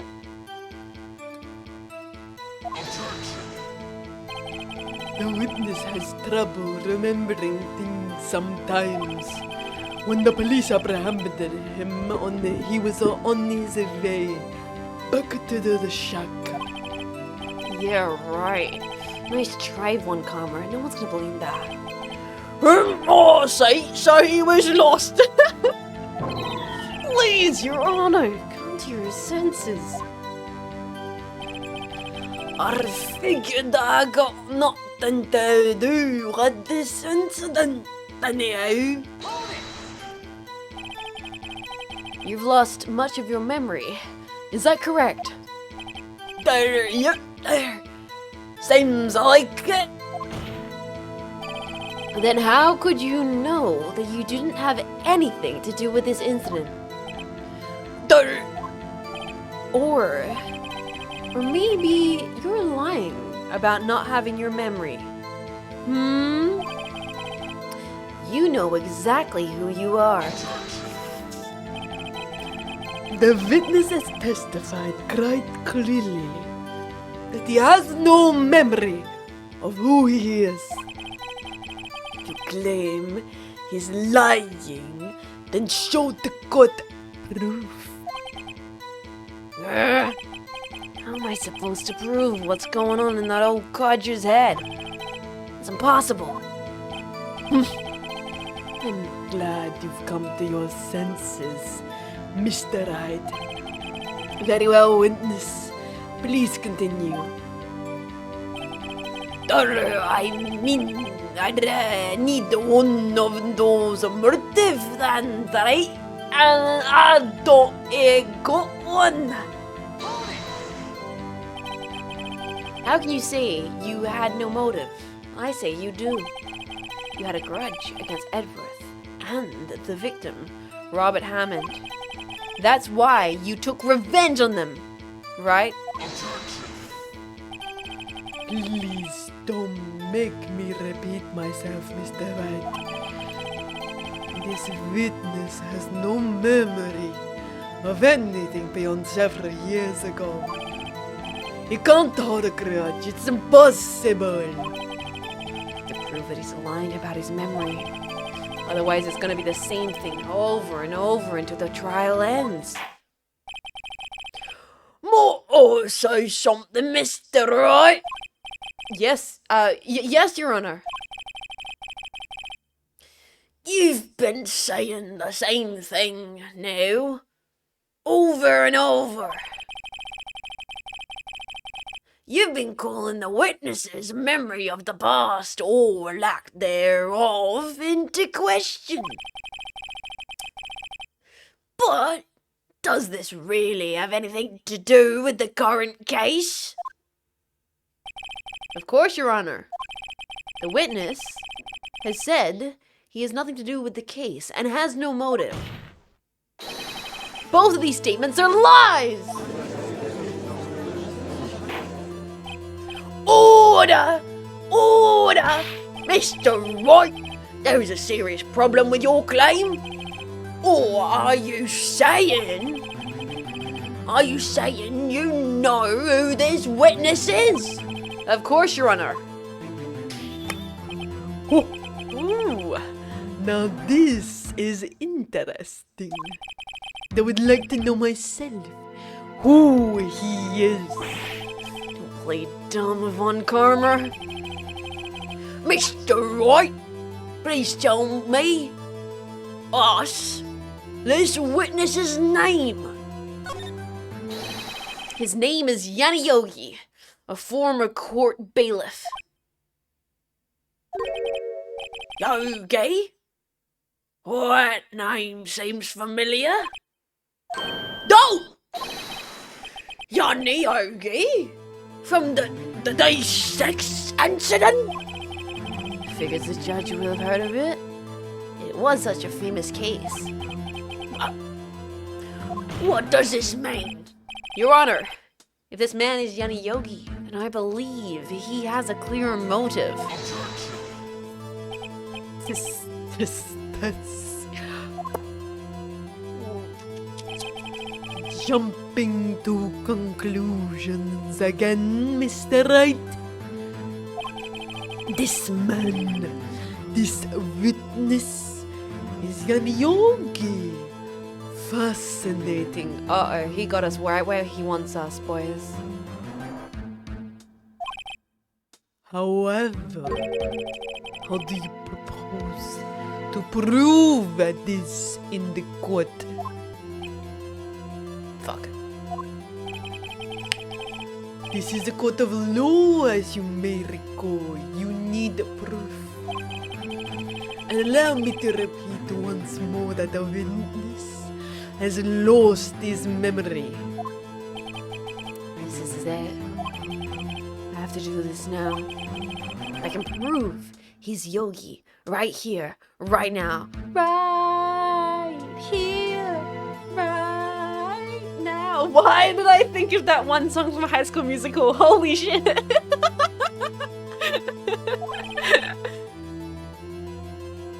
I've got nowhere else to go. Nick! How are you gonna prove it? How can you prove that he's Yanni Yogi? It's okay. It's actually quite simple. Your Honor, please take this man's fingerprints. Then we'll compare them on the file for Yanni Yogi 15 years ago. Oh! Right? You son of a bitch. Now we're cooking. Now we're in the freaking kitchen making a stir fry, gentlemen. I say, that makes sense. Huh? I'm so very, very sorry, Mr. Wright. Why? The witness has no fingerprint. What the fuck? What? What? No fingerprints?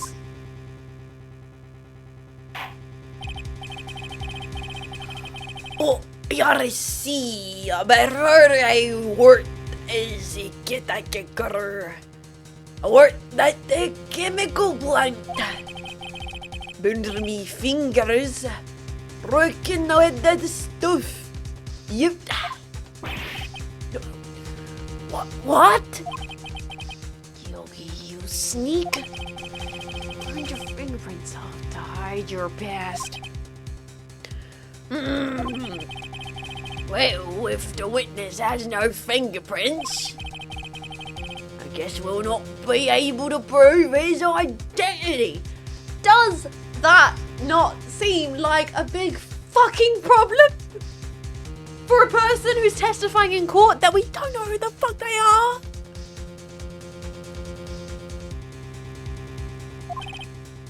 No. Well, what will you do, Mr. Wright?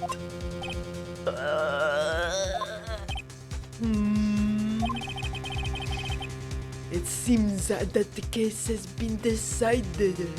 No? No. I know what happened. I know everything. I just can't prove it. No. I can't let it end like this. I can't lose. There has to be another way. There is no one who can testify as to who this witness is. No one. Nick, what are we gonna do? I didn't even consider that he might have raised his fingerprints. Yeah, well, that's fair. It's pretty crazy for him to reveal that. What I do? Well, Mr. Wright, perhaps you'd like to cross-examine his parrot for a little convincing race, huh? Yeah, very funny. You're a soul winner, Mr. Von. Wait a second. Cross-examine his but no! No! No! Wait. What is it, Nick? No, you're not going to. Your Honor, the defense would like to take Mr. Von Karma up on his proposal. Mr. Montcalmer, On my proposal? Exactly, Your Honor. I would like to cross-examine the witness's pet parrot.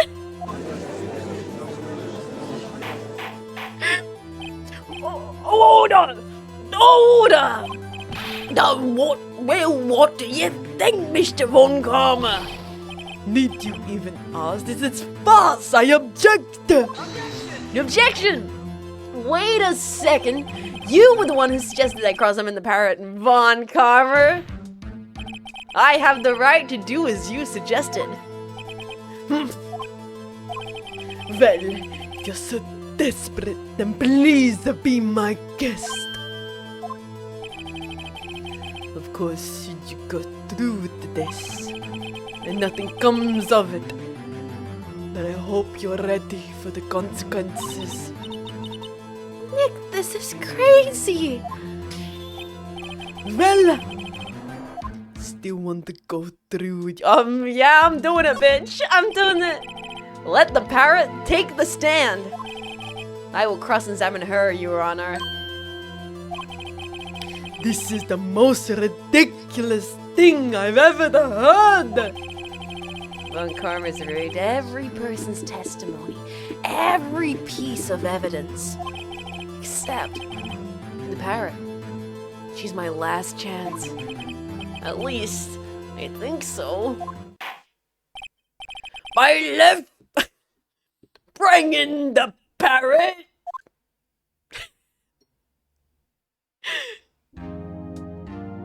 I love this game series. Oh my god. This is incredible. That's quite the bird. You can't call them that anymore. Not in 2025, Judge.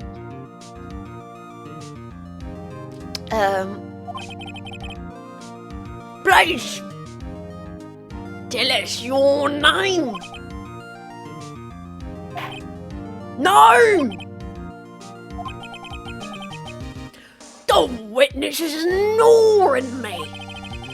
Must hurt to be ignored by a bird. Very well, witness.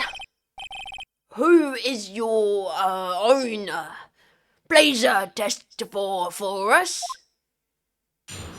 Witness testimony. Who is your owner?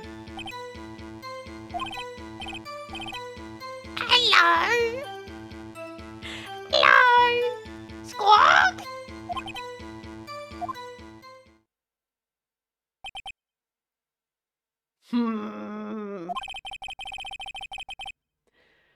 Certainly the most concise testimony we've had so far. Very well. Begin your cross-examination. Right. What are you gonna do, Nick?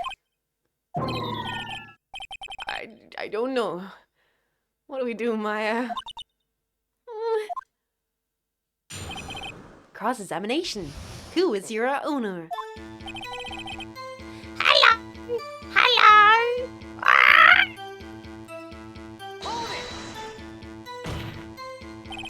Witness! You can't just say hello and expect us not to get anywhere. I want you to testify. Maya, you talked to her. Right. What do I say? Have we forgotten something? What's your name? What's the safe number? Have we forgotten something? As I recall, 2 days ago...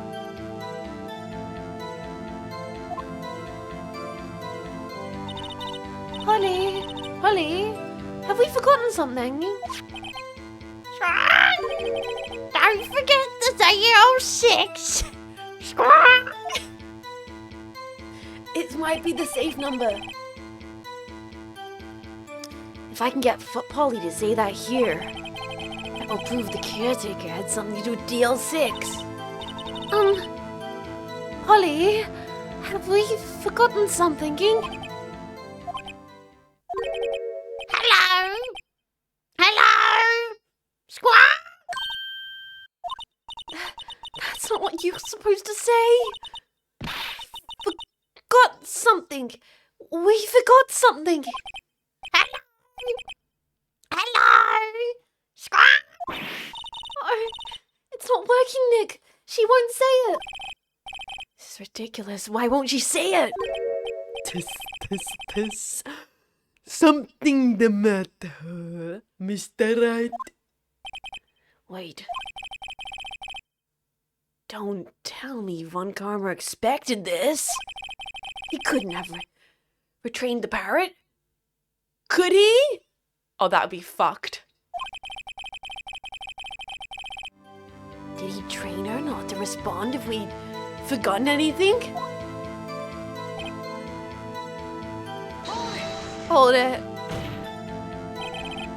Witness, you're here to speak. You must speak to me. Frankly, I can't believe that you're speaking to a parrot. Well, I guess we should try and get some information out of her. We need to show the judge that her owner is Mr. Yogi. Hello?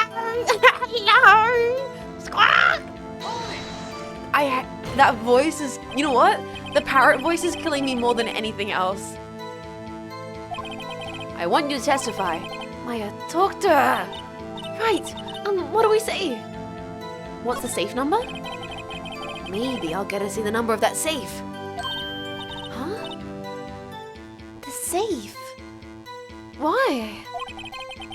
Let's just get her to say anything, okay? Holly, what was the number of the safe in the shack? 1, 2, 2, 8. 1, 2, 2, 8. Ma, what a reckless spirit! Well, Mr. Wright, you're claiming this number has something to do with the caretaker? Actually, it does. That's why I had her say it. Ridiculous! How can the number to a safe tell us who the caretaker is? Show us your proof! What could possibly link this number to the caretaker's true identity? Let me sip my tea and cook on this. The badge! The badge! The badge! The badge! Safe shack, alright, kind of overrated. The safe shack is a little place where we hide evidence. Yeah, safe shack, baby. Yeah. Jets, you are an attorney. I'm turning this case around to my favor right now, Hackling. Chat, what do we do? What the fuck do we do? What do we do? Also, how you doing? I've been doing lovely Hackling. DL6? DL6. DL6! I don't know, freaking Deus Ex 6. The DL6 case file? What is this obsession you have with the case? Mr. Wright, where in this file is something pertaining to that safe number? Victim data, suspect data, case summary.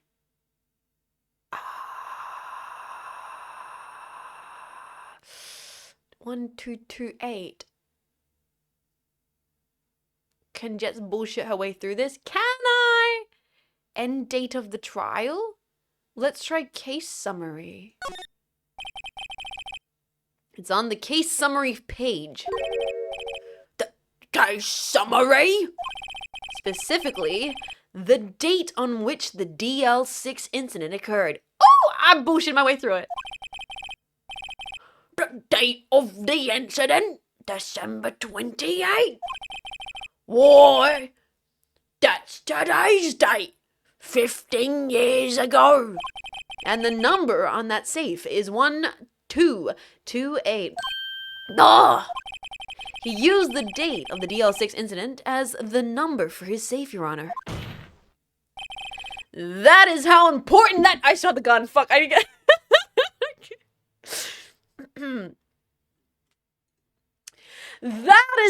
That is how important I see.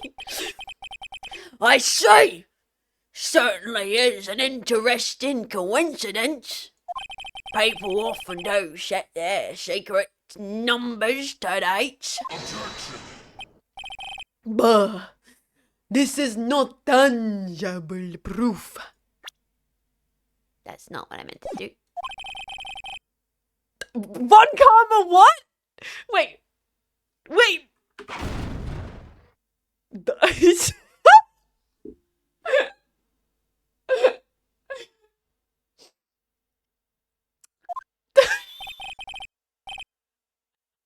Sorry. I'm just saying.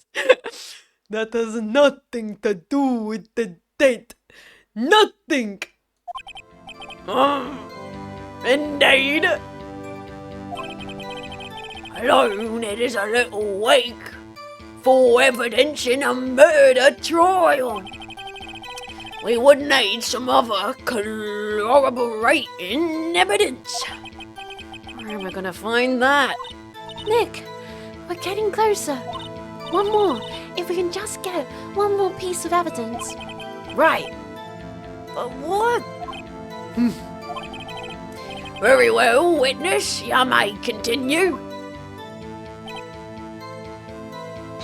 Hold it. Witness, you're here to speak. You must speak with me. Alright, we've done this. Okay, I think we genuinely just have to try the other option. Hello. Hello. Hello. Squawk. Okay, let's try this. Witness. You can't just say hello. Okay. Maya, talk to her. Right. What do I say? What's your name? No, have we forgot? Maybe I should get her to say her name. Holly. What's your name? Polly.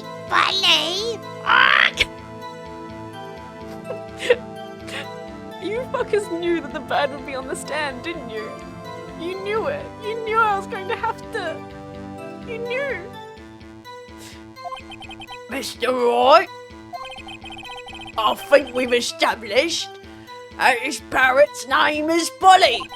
Does this have anything to do with her owner's identity? No, it doesn't. Well, I guess it doesn't really have anything to do with that. Nope. Please only ask questions pertaining to the matter at hand. Very well, witness. Continue your testimony. Wait a second. Was it actually the badge? Did Polly respond to the badge? Chat. Is it?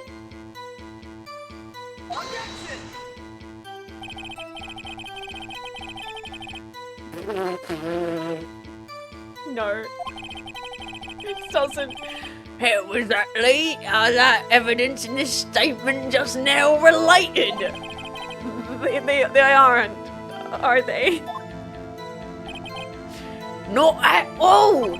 Mr. Wright, please think the facts over before making accusations. I don't think there were many points with the judge. God damn it, how did the badge fail us? How could the badge do this? I don't know what to do. I don't know what to do. Hello, Squawk. Can we present anything that would activate Polly? It normally works. Have you tried threatening the bird with a gun? Wait, my gun. Show the gun to the bird? Well, if you insist. Alright, Polly! No, I'm no longer asking nicely. You will answer my questions in this court of law. I don't know what to do. I really am not sure. Do we go? Do we press on? Maybe the name has something to do with something?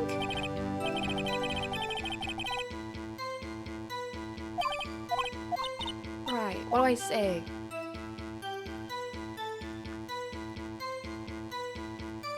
Polly want a firearm? Show the bird? Can I present the bird? I don't think I can, chat. Maybe we say that the name is relevant? You literally have the DL6 incident to read right now.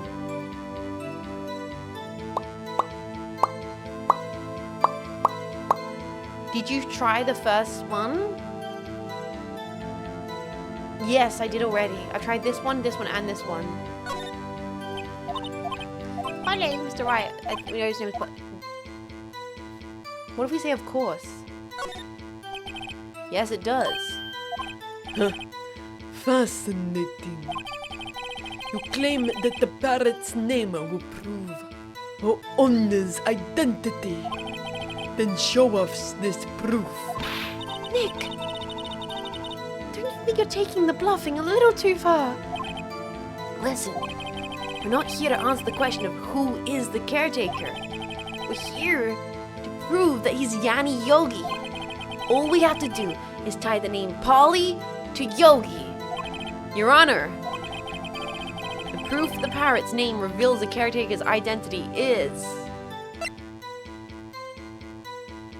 this gun. I don't... Now we show the badge. No, we did not show the badge, chat. Possibly the D6 file incident?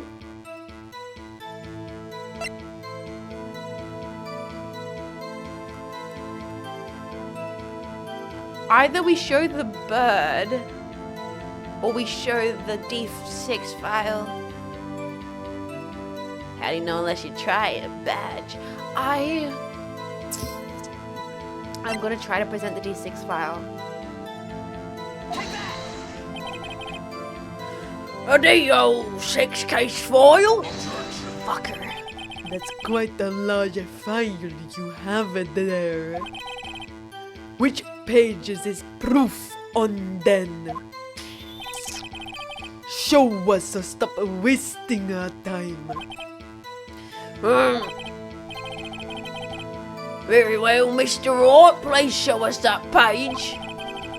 Where in this file is the information connected to this parrot's name?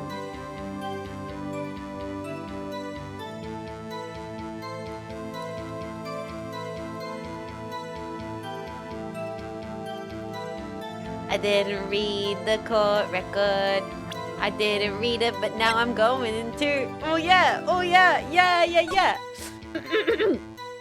Case summary, date 12/28/2001, Space Oddity. Elevator District Courthouse. Air in elevator was oxygen depleted at time of incident. No clues found on the scene. Victim dater, Gregory Edgeworth, age 35, defense attorney, trapped in elevator, returning from lost trial with son Miles Edgeworth, age 9. One bullet found in heart. Murder weapon was fired twice. Suspects dater, Yanni Yogi, age 37, court bailiff, trapped in elevator with Edgeworth, memory lost due to oxygen deprivation. Officers arrest.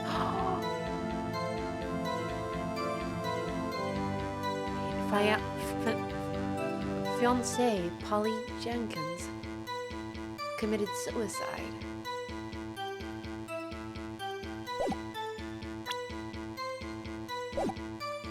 It's in the suspect data file. It's on the suspect data page. This page has all the information about Yanni Yogi. Right after he was arrested, his fiancée committed suicide. See? Indeed, it does say that. Yes. What was his why do I struggle so much saying fiancé? Fiancé's name. Polly Jenkins. Polly. Exactly, Your Honor.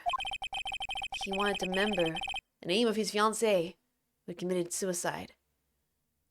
Being named after parrot, is that, I mean, each their own. That's why he named his parrot after her. Or see. I guess that is possible. Bah, a mere coincidence, that is all. My granddaughter has a dog she calls Phoenix. Well, Mr. Wright, does that make you my granddaughter's fiancé? She's only 7 years old. I was gonna say it would be fucking hilarious if, like, later down in the game series he ends up like that would be kind of okay. No.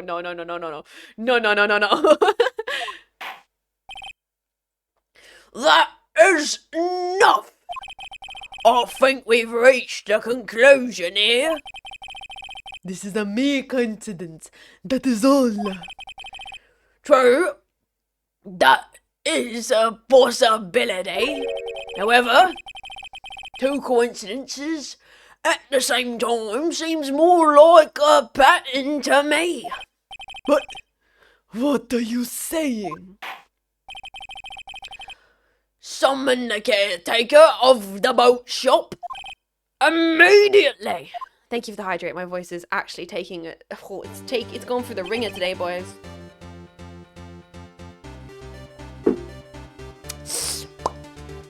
Witness, tell us your name. Wait! This witness, he doesn't remember. It's okay.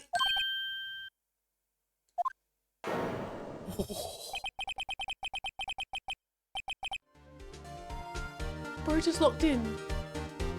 Have accomplished what I wanted to do. I'm done. Should I change his voice now he's locked in? Heck, he looks totally different. This is the real Yogi, I think. Finally! Yes. He's been acting feeble, and this is his true identity. Acting for 15 years. Well, let me ask you again. Please state your name for the court. My name is Yanni Yogi. I don't know, what do you sound like? Deep voice, man voice? I can't do that well. 15 years ago, I served as a bailiff in this very court. Make him sound like Snake. Serious old man. 15 years ago. I don't know how to do a mature guy voice. I'm sorry. Order! Order! Johnny Yogi. So it was you who killed Robert Hammond and tried to frame Miles Edgeworth for his death. Yes. It was me. No, I did it. They put me on the witness stand 15 years ago. Robert Hammond. He said I was mentally unsound. That sounds a bit better, but it's really hard for me to keep in this register. He told me it would make me innocent. Get me off the hook. So, I pretended to have brain damage. I was innocent, really. He didn't believe me. We won the trial, but I lost everything. I lost my job, my fiancé, my social standing. Then, this year, 15 years later, a package arrived. It was a letter, a pistol. The plan was written out in careful detail. It was a plan for me to take revenge on the people who ruined my life.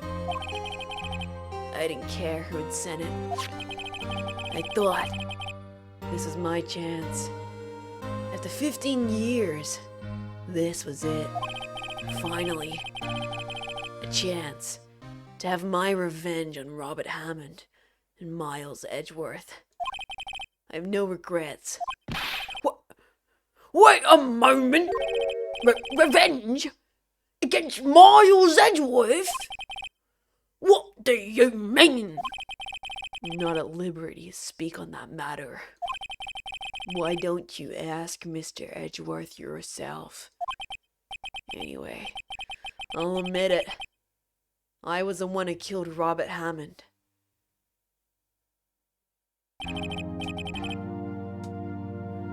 Von Karma? Where is Mr. Yogi? Under arrest, Your Honor. I saw no room for error in his confession. When the defendant, Miles Edgeworth, Innocent. In this case, at least. Very well. Will the defendant please take a stand? Oh god, I have to do Edgeworth's voice again. there are a few mysteries left unsolved. Still, you are cleared of suspicion for this particular case. So I would like to pass a judgment on the murder of Robert Hammond. Any objections? I don't believe it. Why isn't Von Karma saying anything? Very well. The court finds defendant Mr. Moyles Edgeworth not guilty.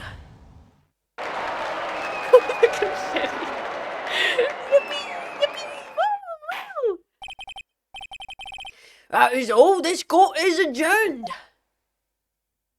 No way, was it that easy? Did someone just say objection? Isn't Von Karma? Wait, that means no.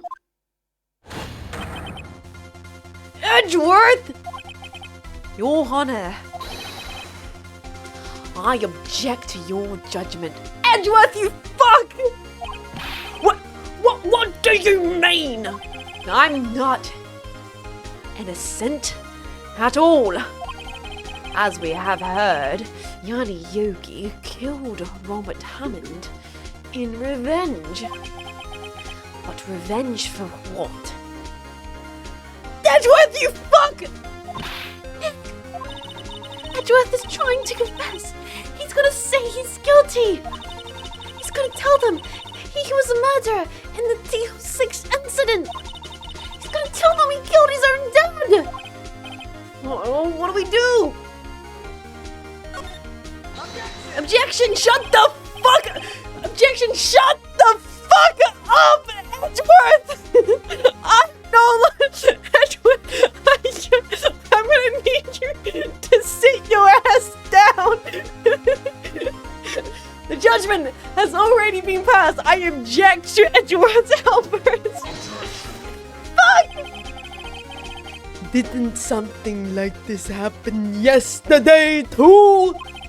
I believe a certain witness raised an objection after a guilty verdict was passed.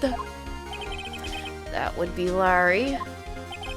We must hear this new statement. We must hear Miles Edgeworth.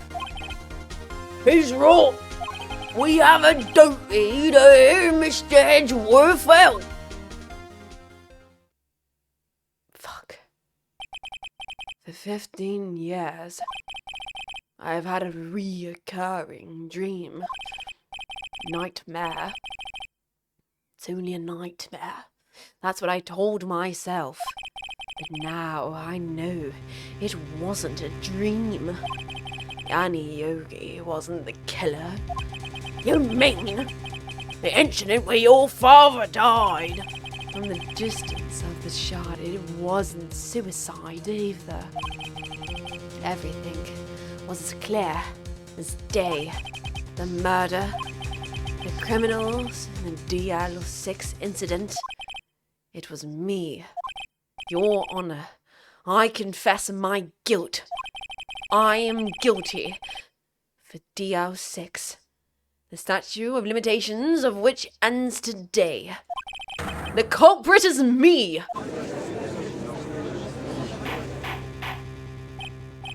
Order! Order! This is certainly unexpected. Defendant declared innocent is confessing to a different crime. Crime for which the statute of limitation runs out today. Not really sure how we should deal with this. But it's obvious. We hold a trial right here, right now. We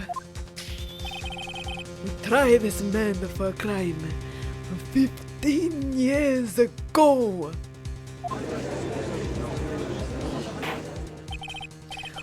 I think I would like to take a 5-minute recess. During this time, I will consider the appropriate course of action to take. Court, Court is adjourned. December 28, 2:24 p.m. District Court, Defendant Lobby, number 2. Can we punch Edworth? I'm sorry, Wright. I've just wasted all of your effort. Mr. Edgeworth, I just don't believe it, sir. I mean, you kill your dad? I didn't want to believe it myself, Detective. But it's the truth. I deserve to be punished. Shut the fuck up, Edgeworth. This fucking persecution complex motherfucker. Murder is murder, no matter what the circumstances. This is crazy! Just crazy! Nick, what are you doing? Huh? Oh. I was just reading through the court record once more. Getting my case ready. Your case? For what? Huh? Isn't it obvious? I'm gonna prove that Miles Edgeworth is innocent. What are you talking about, pal? Just admitted to it. He confessed that he did it in court. I'm sorry, Edgeworth, but I don't believe you're a nightmare. What? It's just a dream. It's not real. The truth is right here in this court record. In any case, tighten your belts. The real fight is just beginning. I'll prove you're innocent. Trust me. But right. Holy kiss a pack.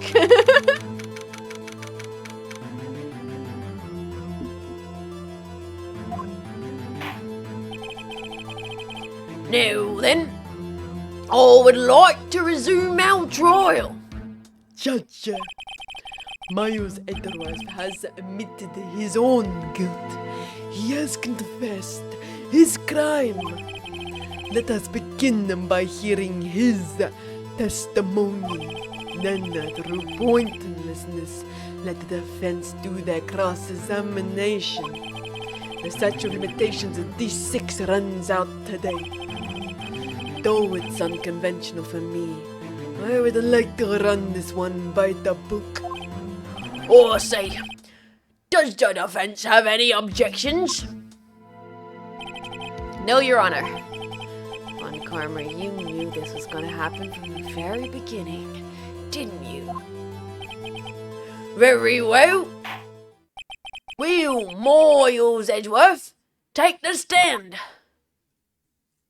Okay, man. Alright, boys.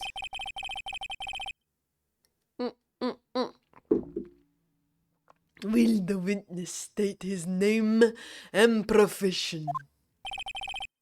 Miles Edgeworth. I'm a prosecuting attorney. Mr. Edgeworth, 15 years ago you mistakenly killed your father, Gregory Edgeworth. Is this correct? It is correct.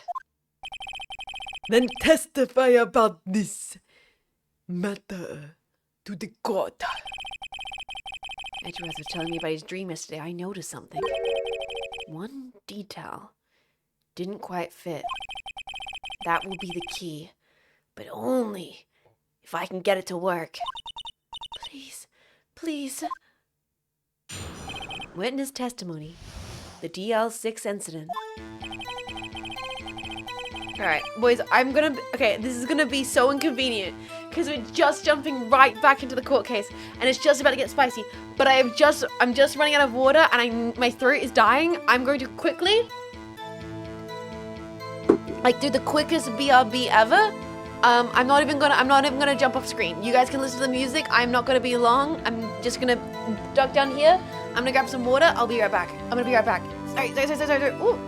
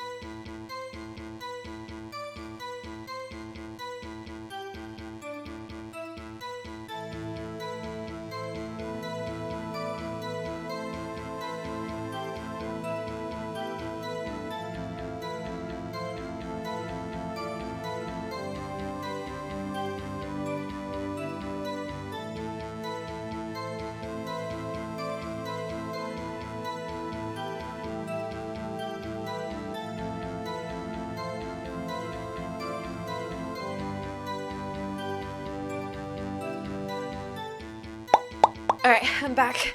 Let me stretch. Oh, my throat, it feels so rough. Definitely, this is like cases sucking. There's like no female characters really.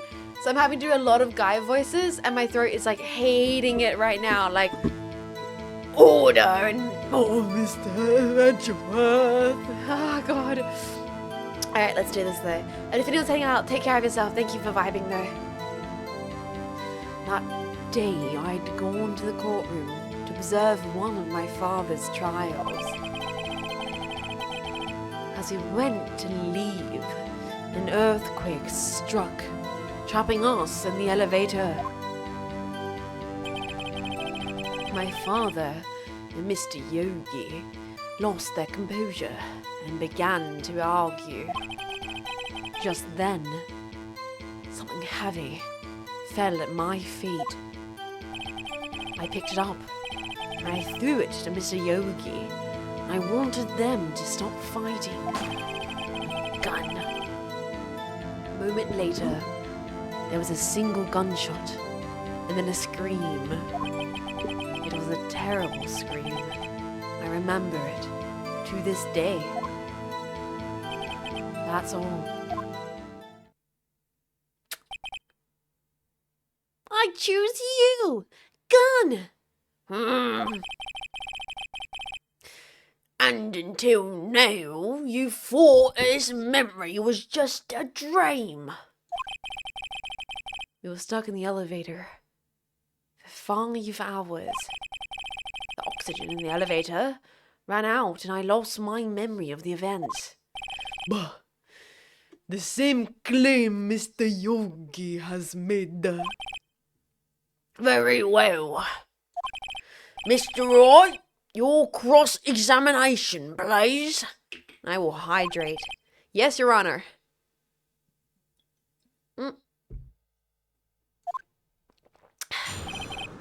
Cross-examination. The DL6 incident. That day, I had gone to the courtroom to observe one of my father's trials. Hold it! What was the trial your father was involved in on that day? I don't remember things very clearly. Only 2 things. I know my father lost, and then Mr. Von Karma was the prosecuting.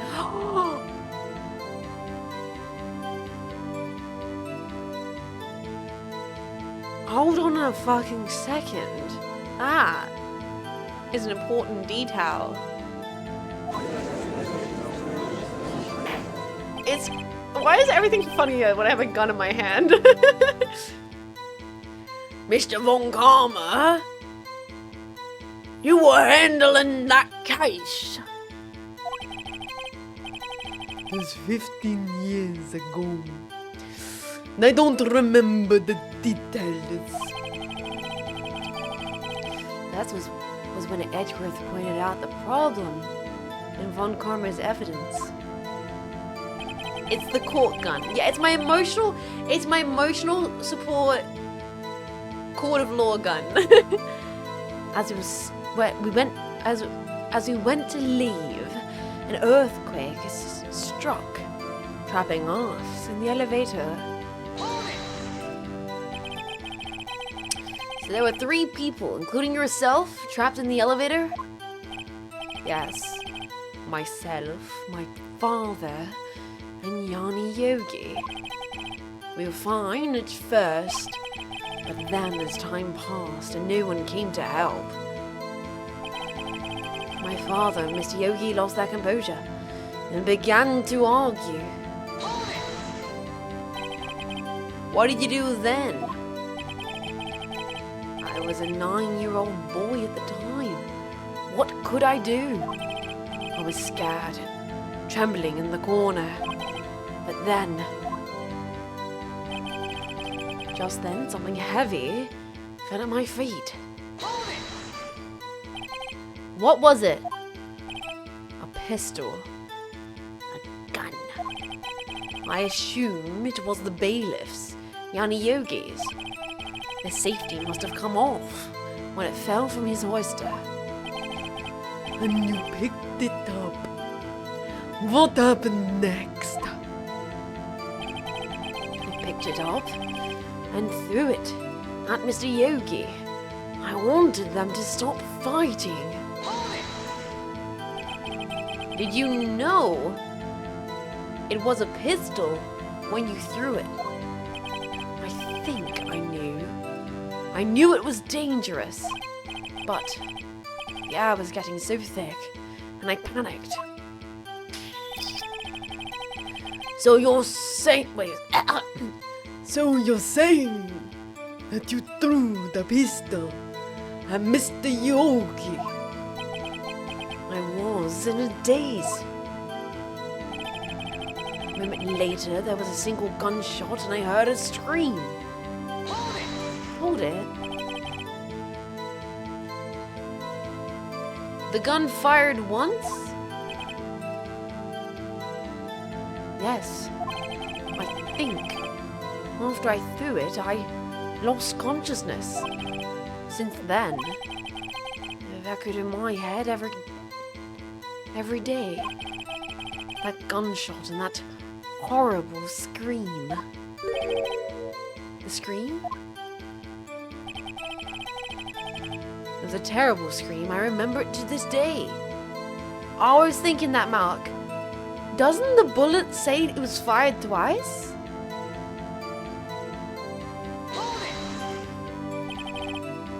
To this day? Yes. I can practically hear it now. I doubt I would ever forget that scream for as long as I live. There it is. One part of the testimony clearly contradicts the evidence. I don't know what it means. I better find out quick. Alright. So, courtroom to observe the father tribes. The composer thus then something had my feet picked up and Mr. Yogi stopped the fighting. A moment later there was a single gunshot and I heard a scream. Check the evidence. So, it's either the D6 file trapped in the elevator, one bullet found in the heart. The murder weapon was fired twice! The murder weapon was fired twice!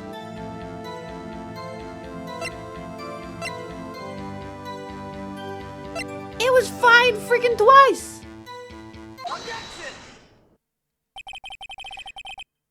Are you sure you only heard one gunshot?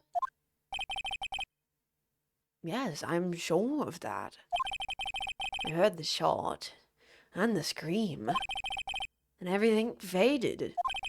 I was unconscious until the rescuers came. Oh, say... No, Your Honor. Unfortunately, you don't. Look at this gun. One more time. This plainly contradicts the witness's testimony. You do enjoy dragging out that file, don't you? I don't accept this evidence unless you can tell us what page it's on. Which page contradicts Miles Edgeworth's testimony? Bitch, I just read the file. Oh yes, she is an intellect. Yes, she reads. It's on the freaking victim data page, motherfucker. Look at the victim data in this file. It says quite plainly the murder weapon was fired twice. Miles Edgeworth only heard one gunshot, yet the murder weapon was fired twice. The first shot was the accidental firing when the pistol was thrown. So who fired the remaining shot?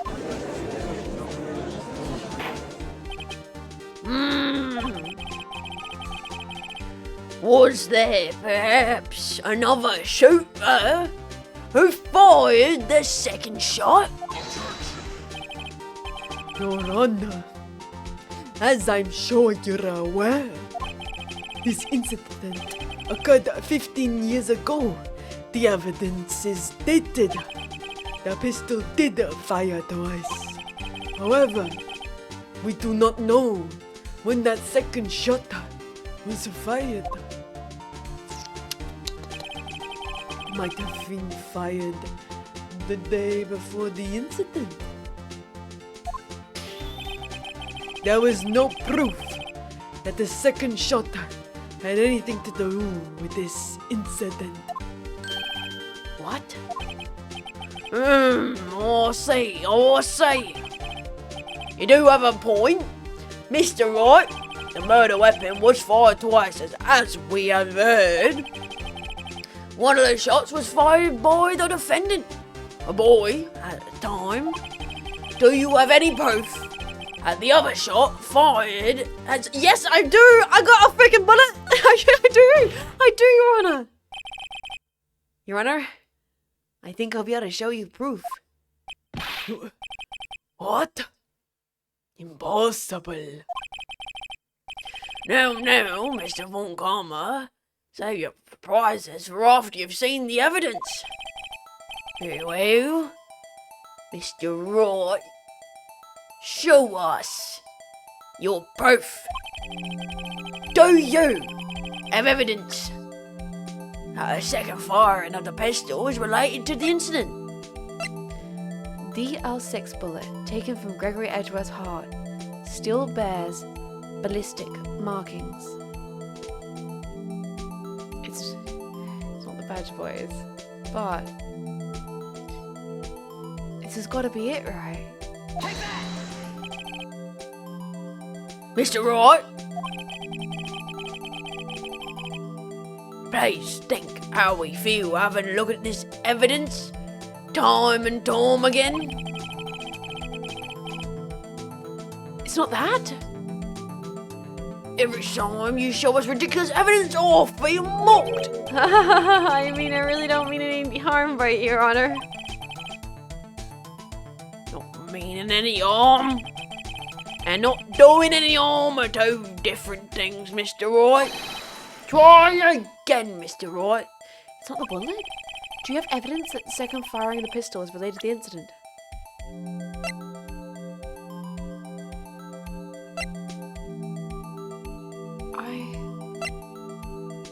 It was the badge.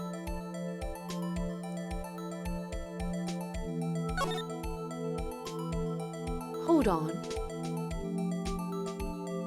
The photo. Wait a second, boys. He got shot to the heart. No, too late.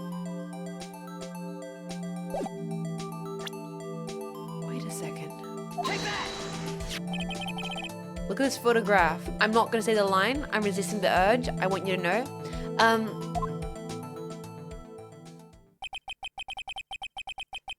This photograph is of the scene of the crime 15 years ago. I can see the victim lying there is Gregory Edgeworth. This proves the murder weapon was fired twice at the time of the incident. This photo proves it. So, let me get this straight. This photo, Get this straight on Pride Month? this photo proves 2 shots were fired. Where?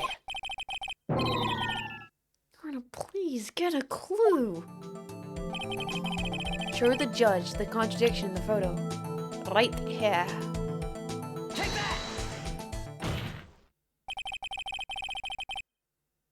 And it should be obvious. The contradiction is here. I see.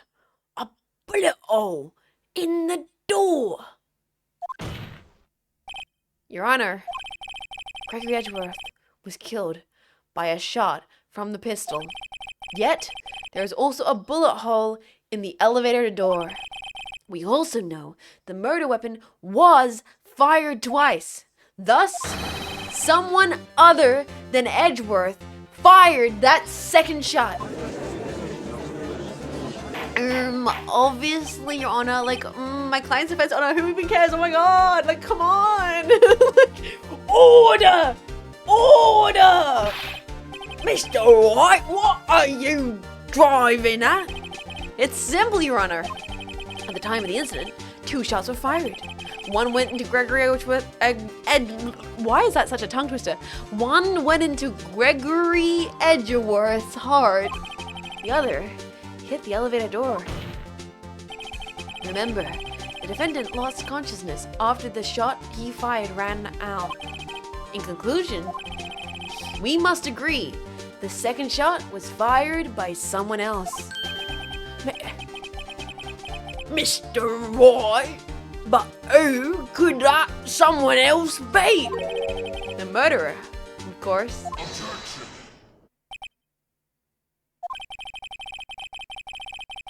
I knew I should have stepped in before your wild fantasies got out of hand. Mr. Wright, look once more at the DR6 incident case file. Look closely. Try the case summary page. The case summary? That's on page 1. Look what is written there. Not a single clue was found on the scene. So had indeed been fired 2 times. And the other bullet would have been discovered on the scene. He does have a point. A second bullet has never been found. Why? Because the second bullet does not. What in the fucking Zapruder film? What in the magic bullet? Alright. The second bullet does not exist. The bullet that claimed Gregory Edgeworth's life was the one fired by his own son. That is the truth of this matter. The whole truth was undoubtedly something else that made that bullet hole in the door. Order? I will have order. Mr. Roy has proven one thing to us quite clearly. That the murder weapon was fired twice at the time of the incident. However, Mr. Von Karma says the second bullet fired was not found. It's highly unlikely that the police merely overlooked this second bullet. So, all we have is the single bullet fired. I'm afraid I have to discount the defense's claim. I praise the judge for his wisdom on this matter. God, how did this happen? I don't believe the second bullet didn't exist. Was I wrong? Have I been wrong about this whole incident? What are you doing, Nick? Why aren't you raising an objection? Huh? I'm sorry, Maya. What? It looks like I was wrong. Nick! The second bullet wasn't there, then all my conjectures are for nothing. No. You said you'd do it, Nick. You said you'd get Edgeworth declared innocent. I'm sorry. It's just, when I saw the photograph, I thought the 2 shots had been fired. I was so certain of it. I thought I'd won. I thought there was another person. Someone else who fired the killing shot. But now, I was wrong. And to think it could be that simple. This case has stood unsolved for 15 years. Nick! Well, it seems that we have finally cleared up this incident. Only 1 bullet was found at the scene of the crime. That shot was fired by Mr. Edgeworth. Precisely. I would like to ask Miles one thing of Miles Edgeworth before passing my verdict. Have you been paying attention to the trial so far? Yes, Your Honor. Do you have any objections? No. No, I do not. So you killed your father? Well, that was not your intention. Yes, I did. I know. He's accepted the guilty. Very well. The statute of limitations on the murder of Reginald Worth runs out today.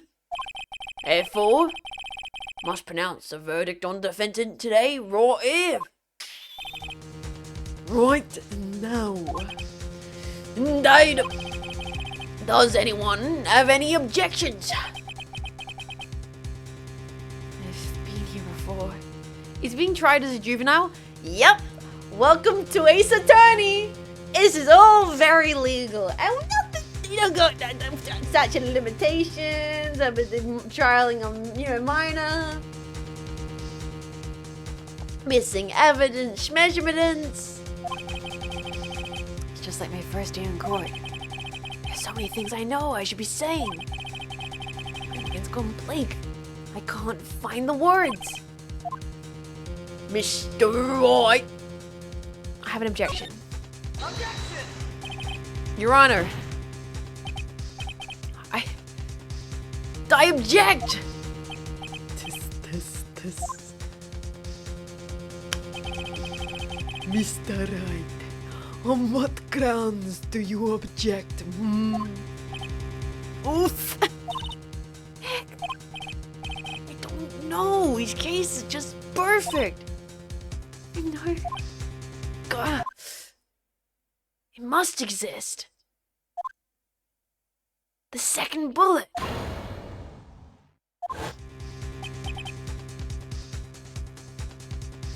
Was I just getting flashbanged by big naturals?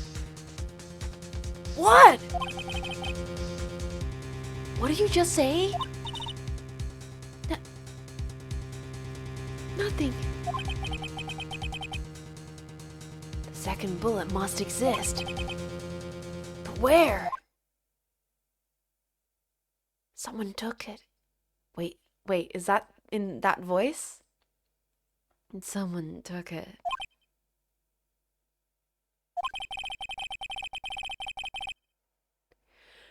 It seems waiting is not gonna produce us any answers from Mr. Wright.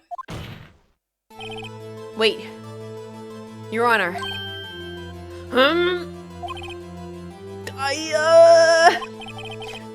The second bullet. Did I? It existed. What? But we've just proof that it did not exist. I realize that, Your Honor. I'm really grasping here. It's just that someone took it from the scene of the crime. That's what happened. But oh, The murderer. The murderer? Then tell us, just who is this murderer?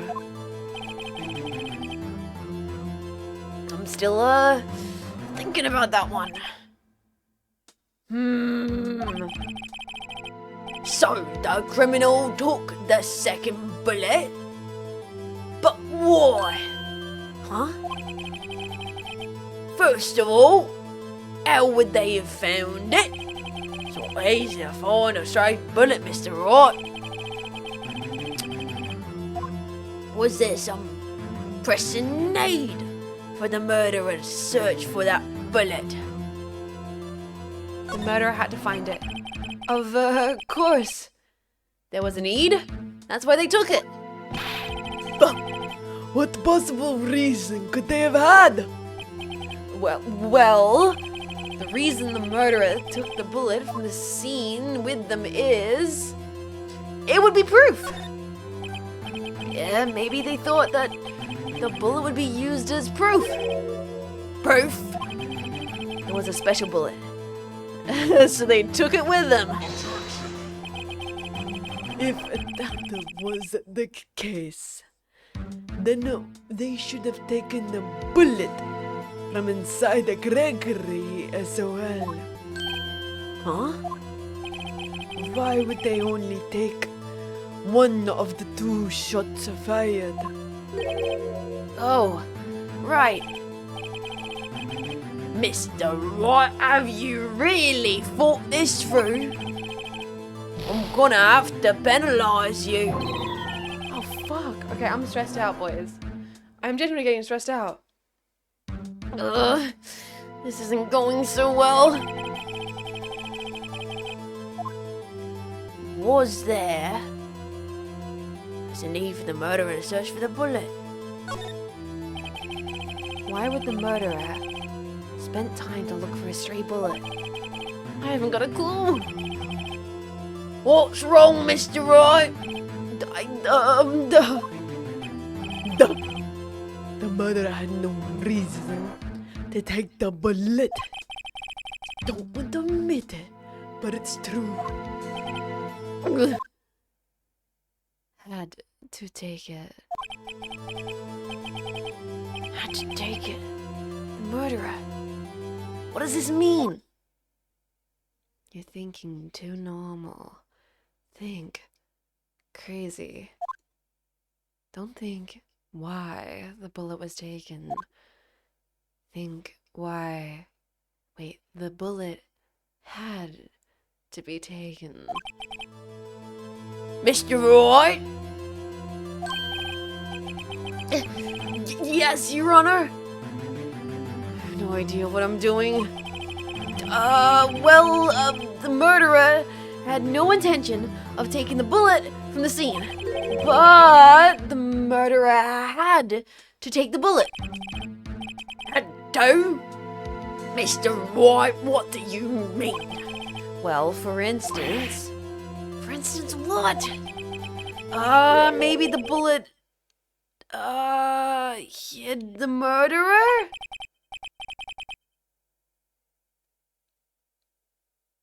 What? The bullet hit the murderer? just saying, for instance. I mean, if it hit you, you would have to take it with you, wouldn't you? It's not like you could... Boys. Didn't Karma take a long holiday after that case? Like an unusually long holiday?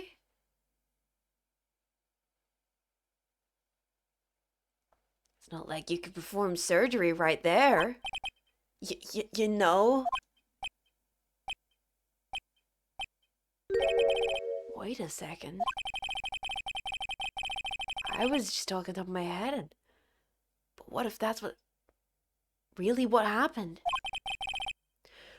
Let me get this straight. So at the time of the murderer themselves was shot, and they left with the second bullet inside of them, thus leaving only one bullet at the scene of the crime. Yeah. I guess that's how that works. Yes? But there's a problem with that. The other 2 people rescued from that elevator, Miles Edgeworth and Yanni Yogi, were both unarmed. So that would mean The murderer came from outside. Yes.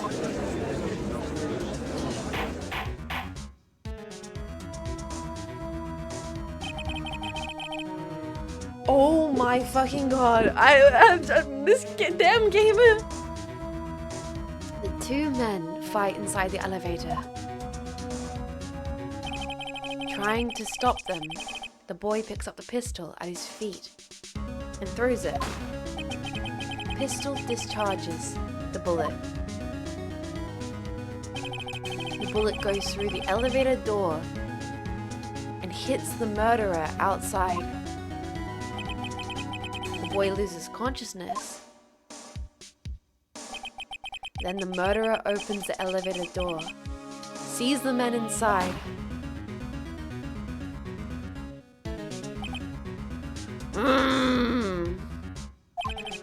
Mr. Wright, you are truly the most unpredictable defense attorney I have ever known. I can tell you're grasping, yet I cannot deny the possibility of what you said. What are you saying? Deny it! Deny it!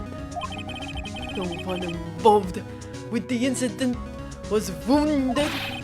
There was no murderer. No one was wounded at the time of the incident. He's right. Can't think of anyone. Hey, Nick. Huh? I just thought of something really crazy. Crazy? What Grossberg said yesterday? The blood was perfect child record. Wow. Must have been quite a shock for Von Karma. Took a vacation for several months after that, you said. That's an unusual event for the man. I was the first and the longest vacation he's taken in his many years of prosecuting. What if Von Karma didn't take a vacation because of shock, but took it because he was injured? Which would mean it could only mean one thing. He was the murderer in the DL6 incident. He was the man who shot Gregory Edgeworth? It was Von Karma! Oh man. Something wrong, Mr. Wright. You seem dazed. No, Your Honor. Well, you have indicated the possibility that the murderer came from outside. Can you give us the name of your suspect? Uh-oh. Should I come out and say it now? Chat? Chat? I think we should say it, man. Your Honor. There is a suspect. One lone suspect. Well, it certainly is interesting news. Very well, Mr. Wright. Who is your suspect? But my hands are shaking. The what? Von Karma. Von Karma.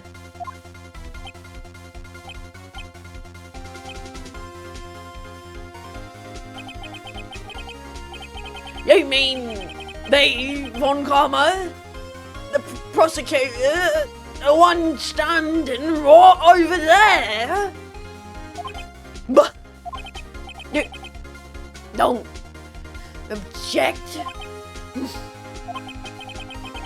I see no need. Why, Honor, that is as ridiculous. Outburst with my objection. Because you took a vacation for several months, starting the day after the incident. You let your pride, yet you pride yourself on a perfect record. Why would you take such a long vacation without any reason? So you're claiming that I took a vacation to heal my injury from the incident? Fascinating. Prove it. I would have needless surgery, no? Where did I go under the knife at, Mr. Wright? Bring the doctor. the operator on me. Have him testify. No. Let's find out who his doctor is. It's no use. Edgeworth? I knew Von Karma, perhaps too well. Boy, what do you mean by that?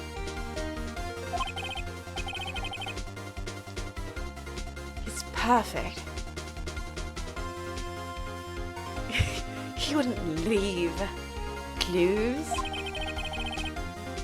Probably didn't undergo surgery. That would leave a doctor and a witness. No, he's not perfect. So what, Nick? Did Von Karma pull the bullet out by himself? That's insane! No, he couldn't have.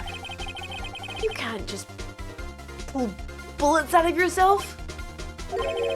Wait. What does that mean?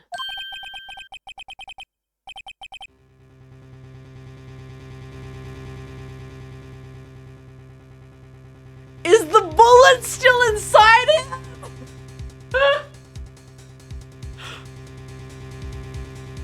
That bullet has to be somewhere. But where? This. Can you produce evidence to prove that I was shot?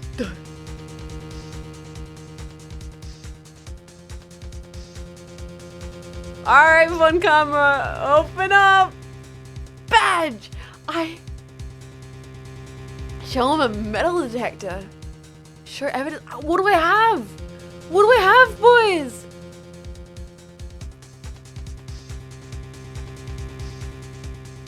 Take off your shirt. In the court? Alright, Von Karma, whip it out! Alright, Von Karma. I'll prove it. And I'll even use evidence. I know how you like it so much.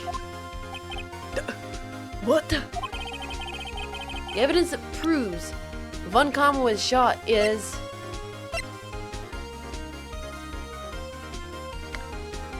I don't know.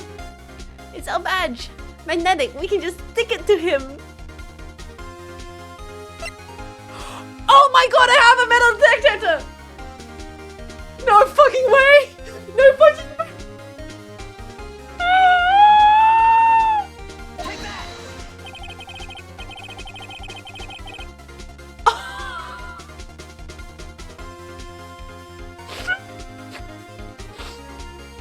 Von Karma is perfect.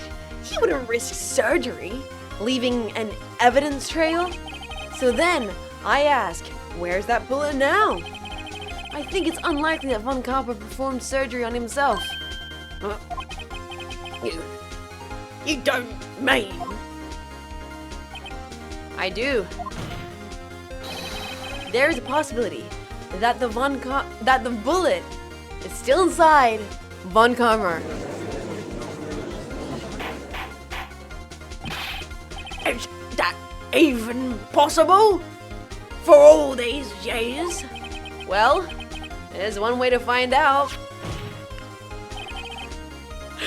We can use this gun. No, we can use this metal detector.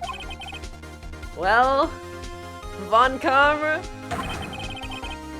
I'm gonna run this over you, and we're gonna see what we find.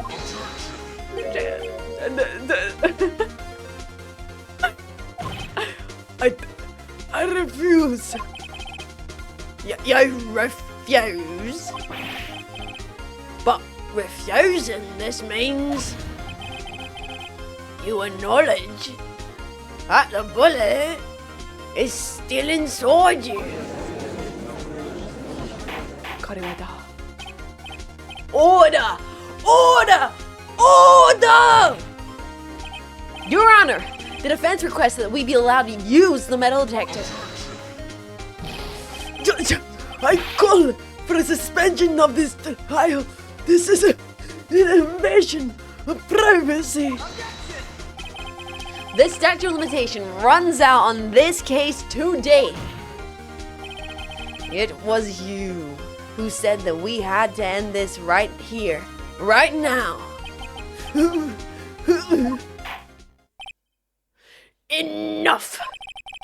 I permit the use of this metal detector. Mr. Von Karma, you will submit yourself to testing. What does this mean? I don't know. We have to give it a shot. What the fuck?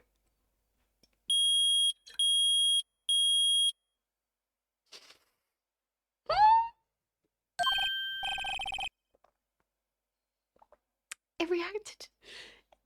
It reacted. There's something inside his right shoulder. The bullet. Mr. Von Karma. You. It was you. I was afraid this would happen. And so I remained silent. Indeed, there's a bullet in my shoulder. However, it has nothing to do with this incident. What? I was shot in the shoulder long before the DLS6 incident. I claim that the bullet in my shoulder has no relation to the DL6. Bullshit. But, Mr. Von Karma, can you prove that? Prove? I have no obligation to prove anything. We all just get shot sometimes. You know how it is. You know how it be. His buddy really acted like it's an old coincidence. Time to retrieve the bullet. I was like, yep. It's time for a little quick surgery, Von Karma. How about I put a second bullet in that shoulder of yours? It is Mr. Wright who must prove something here. Not I. Oh, Mr. Roy, well, can you prove it? Can you prove that the bullet in Mr. Von Karma's shoulder was from the DL6 incident? Of course he can't. You don't have any of the DL6 evidence. That's because you took it out of the record room yesterday. With no proof, you cannot convict me of any crime. So sorry, Mr. Wright. Nope. I'm the one who's sorry, Mr. Von Karma. What the? You were close. One day away from freedom. But you see, I have proof. What the? Who would have thought that you would dig your own grave trying to convict Edgeworth? I can link that bullet in your shoulder to the DL6 incident. And here is my final proof. We got the other bullet, boys. Badge, badge, badge, badge, badge.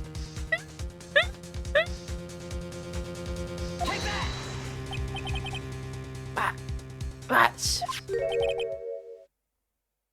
the bullet. Where did you get that? This is the bullet used in the DL6 incident. This was taken from the heart of the victim, Mr. Gregory Edgeworth. The bullet is preserved quite nicely, with all the ballistics markings intact. Ballistics markings? You may recall the term. It came up in the first trial 2 days ago.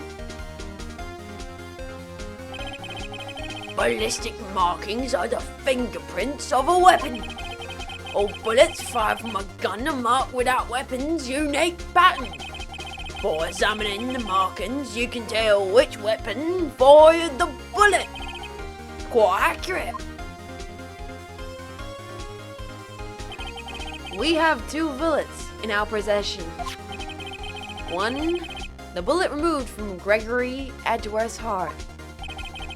The other, Mr. Von Karma, is the bullet buried in your shoulder. We could analyze both bullets.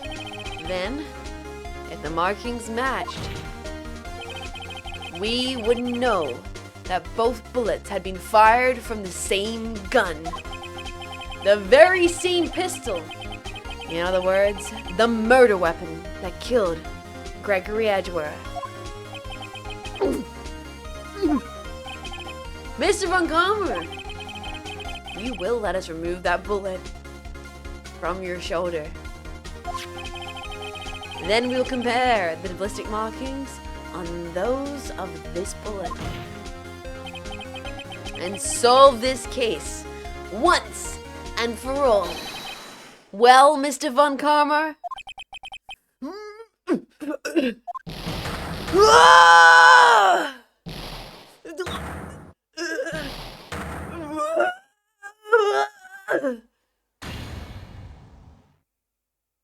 That scream. I've heard that scream before. Wait. I knew.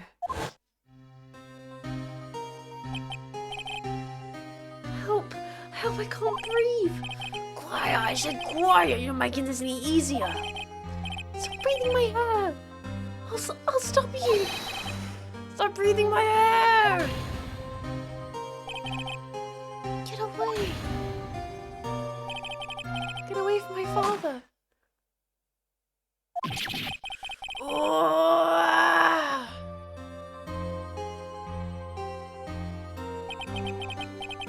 It's that scream I've heard in the elevator 15 years ago.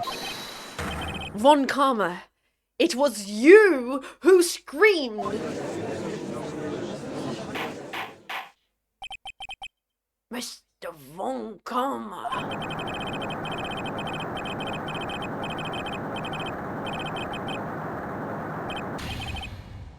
So it was you.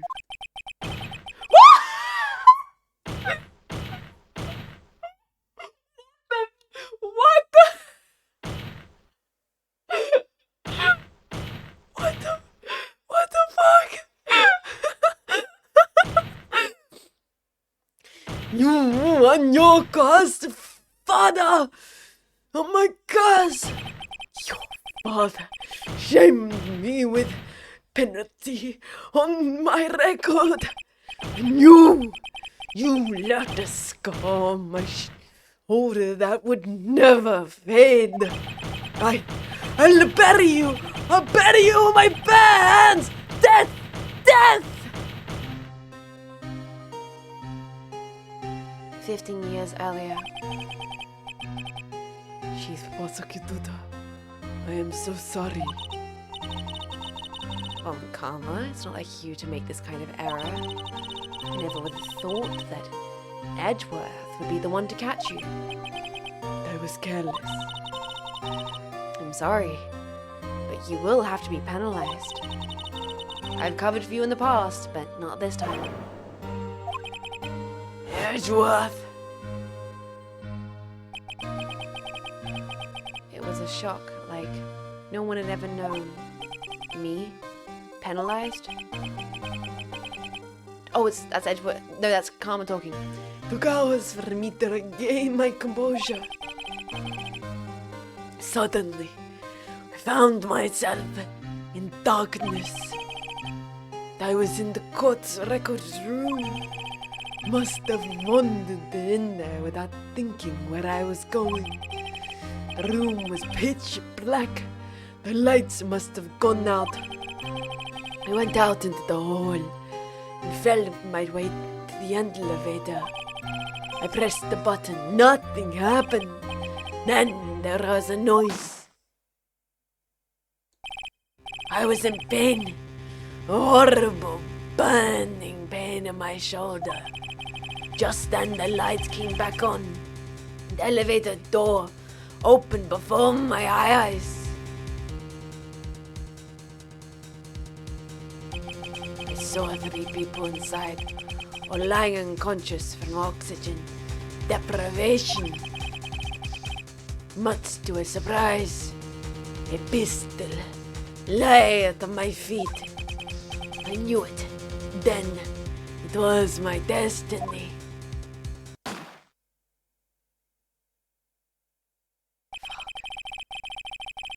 In his last moments, Gregory Edgeworth was still unconscious. He died, never knowing who shot him. Later, he spoke through a medium blaming Mr. Yogi. He was fooled. It was a perfect crime. Oh shit. Who would have thought another man would have come to open that elevator door? Jaja. What? What are you doing? Do your job. Bring an end to this miserable thread. Now, end it. Oh, very well.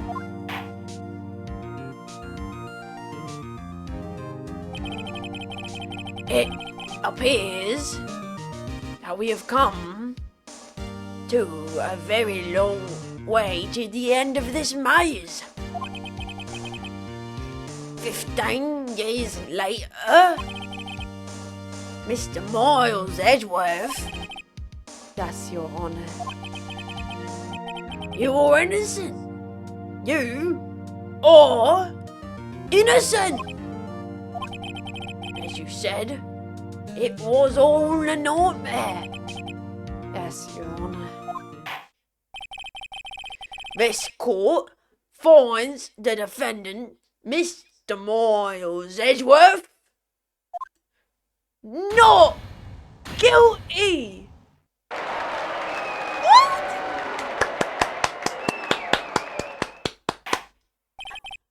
That is all. This court is adjourned. Whoa. December 28th, 5:38 p.m. District Court, Defendant Lobby, number 2. Nick, we did it! Did you see his face? Von Karma looked even paler than usual. He's pretending to be all cool, but inside you crushed him, Nick. Crushed. Oh my god, we freaking did it.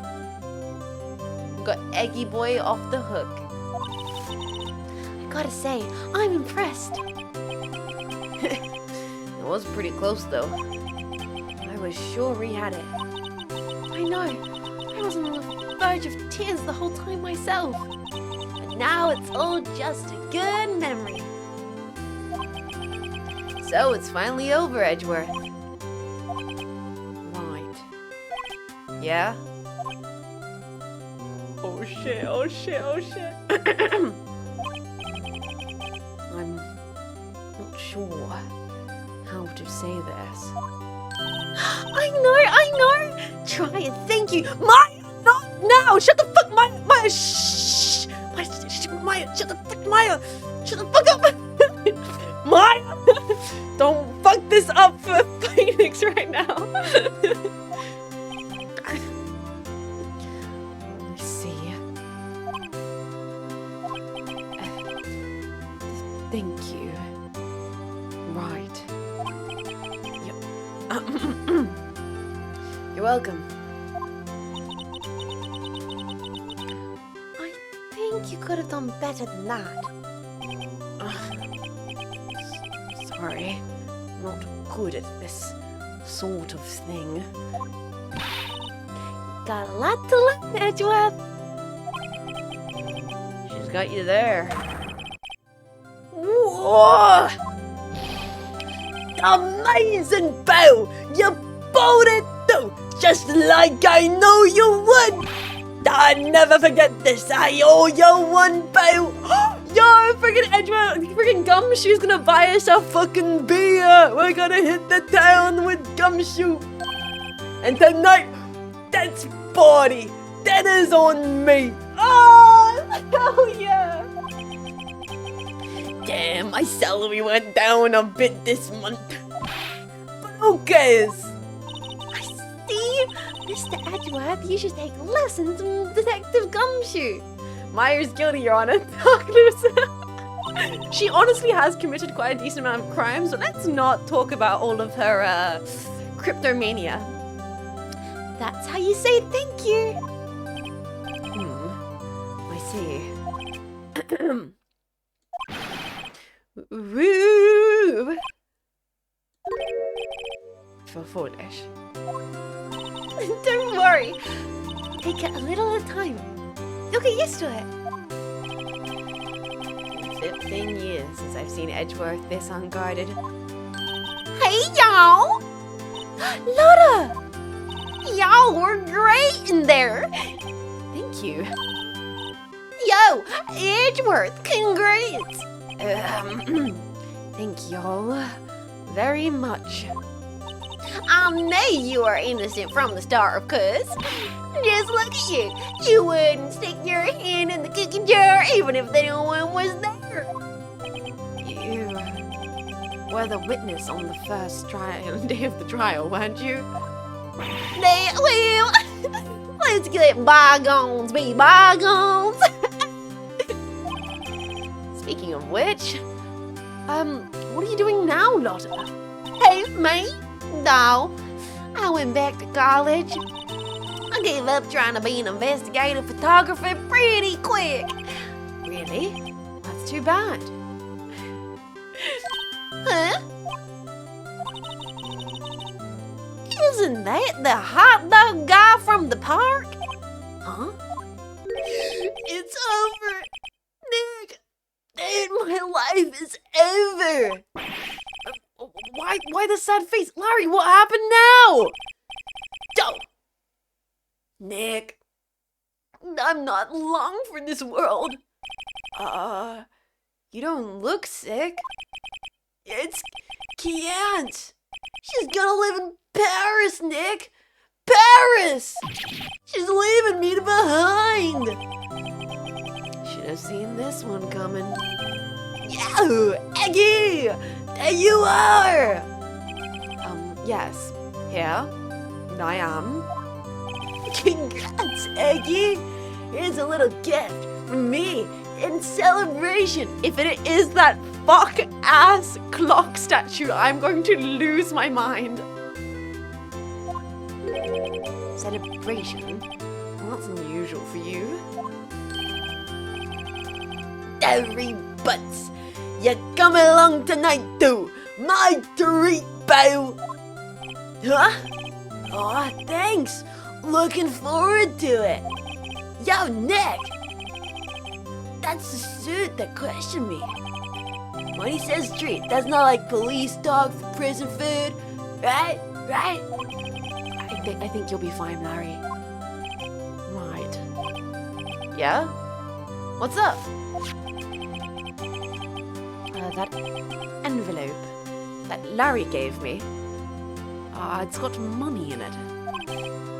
Well, yeah, that's not strange. People give money away to celebrate. Oh no! People give money away to celebrate sometimes. It's $38. Right? Huh? That's a weird amount. I mean, it's not a little, but it's not a lot either. 38 exactly? Nick, what's Isn't that the exact amount of lunch money that was stolen from Mr. Edgeworth in school? 38? No. No! Larry! It was you! What are you so surprised about, Wright? Huh? Larry was absent that day from school, right? Doesn't automatically rule him out as a suspect. What? Back to that day, 15 years ago. Larry took the day off, but he was bored, so he came into school anyway. Then he saw the money lying there, and the rest is history. I never was good at history. Edgeworth, you didn't know, did you? I suspected. I just couldn't picture Larry protecting you like he did that day. Everyone else was saying you did it. The whole class was against you, don't you remember? Yeah, too well. Right, you may not know this. We used to have this saying back in school. When something smells, it's usually the butts. I know! Really, right? I'm surprised you didn't figure it out. Well, this sure took an unexpected turn of events, eh? Edgeworth. You should have told me! Now, Nick. It was 15 years ago. Don't you think the statute of limitations has run out on Mr. Edgeworth? I'd say so, yes. There you have it. Where does it leave me? I became a defense attorney because of what you two did. Well, you always have been something of an insufferable emotionalist. Fucking hell, Edgeworth! Jesus! Just tear into him, why don't you? Always been something of an insufferable emotionalist. Yeah. You get worked up too easily, too. Death sentence! Death sentence for both of you! Man, if only I'd known I'd become a prosecutor! The same goes for me, only the other way round. For the longest time, I thought that I might have killed my own father. I thought I might be a criminal. I became a prosecutor, in part to punish myself. If I had known the truth, I might have become a defense attorney after all. Edgeworth. On to switch, right? Hey, y'all! Line up! I'll take a photo! Hey, photo time! Let's go! Then after that, that is on me.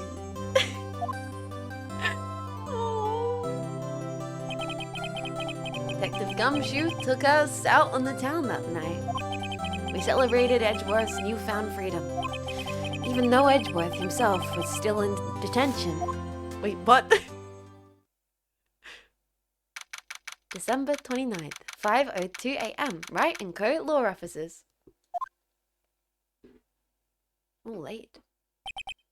Whoa, we went a little overboard yesterday. My head hurts. Huh? Still only 5. Maybe I should go back to sleep. Oh, it's the morning. What's this? A letter? Good morning, Nick. You were really impressive yesterday. Seeing you, it made me think about what I'm doing here. I'm a spirit medium. In training, of course. Oh my god! Doug Lewisita, thank you for the 3,800 bits! Thank you. In training, of course. I wanted to help Mr. Edgeworth too. I wanted to help you. But I couldn't. I was useless. So I've decided to go back to my training. I'll become a full-fledged spirit medium for starters. couldn't say it to your face, so I left you this letter. Goodbye, Nick. Goodbye? What time is it? Gah! The first trains for the mountains have already left! To the station!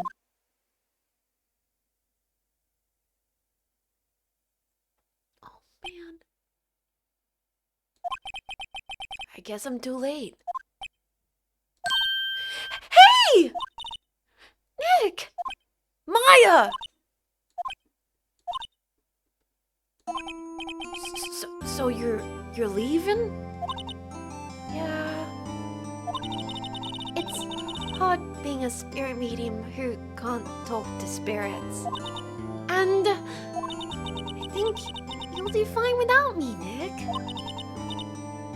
Be good. Okay?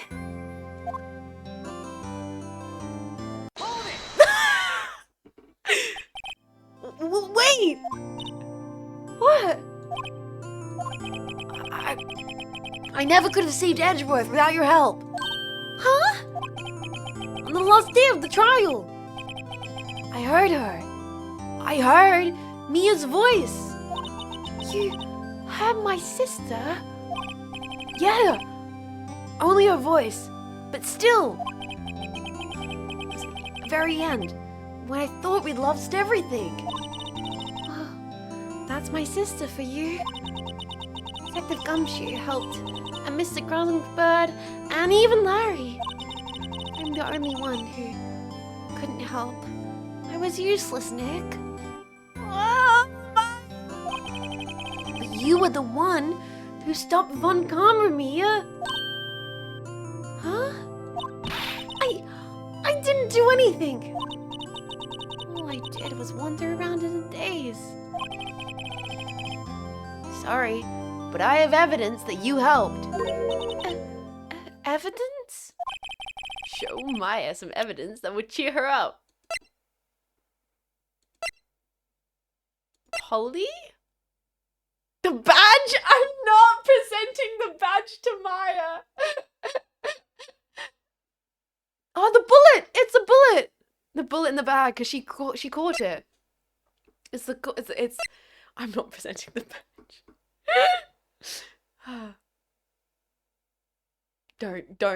Don't. Show her the gun. Maya, it's been nice knowing you. The badge? Should I save? I can't save. I can't go back to save.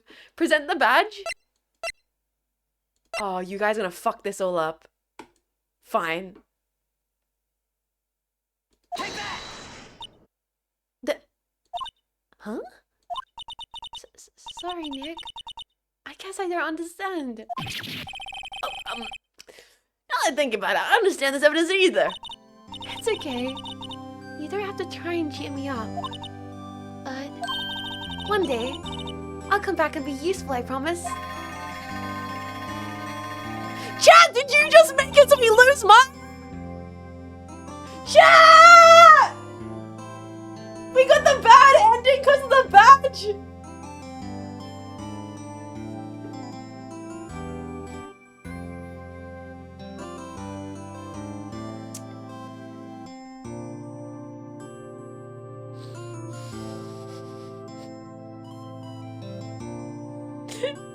No, it's the good ending, it's the good ending. So, this is it. See you soon, Maya.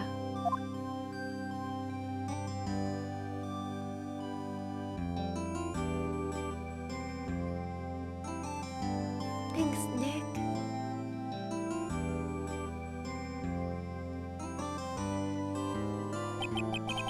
And so my story ends. Time to turn a new page.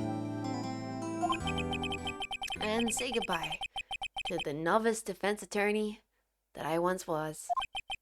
Now a new story begins. The same old crazy cast of characters.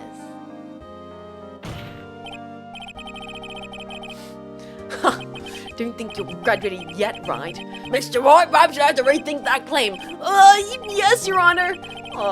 Got a bad feeling about this.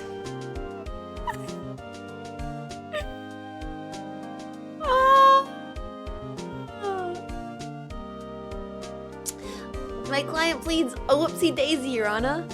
Hey pal, Mr. Edgeworth came down to the precinct to wish me a happy new year. Talk about a pleasant surprise. Woo! Detective Gumshoe. Then he hung his head low and went right back outside. Kind of like he was embarrassed or something. Strange, huh?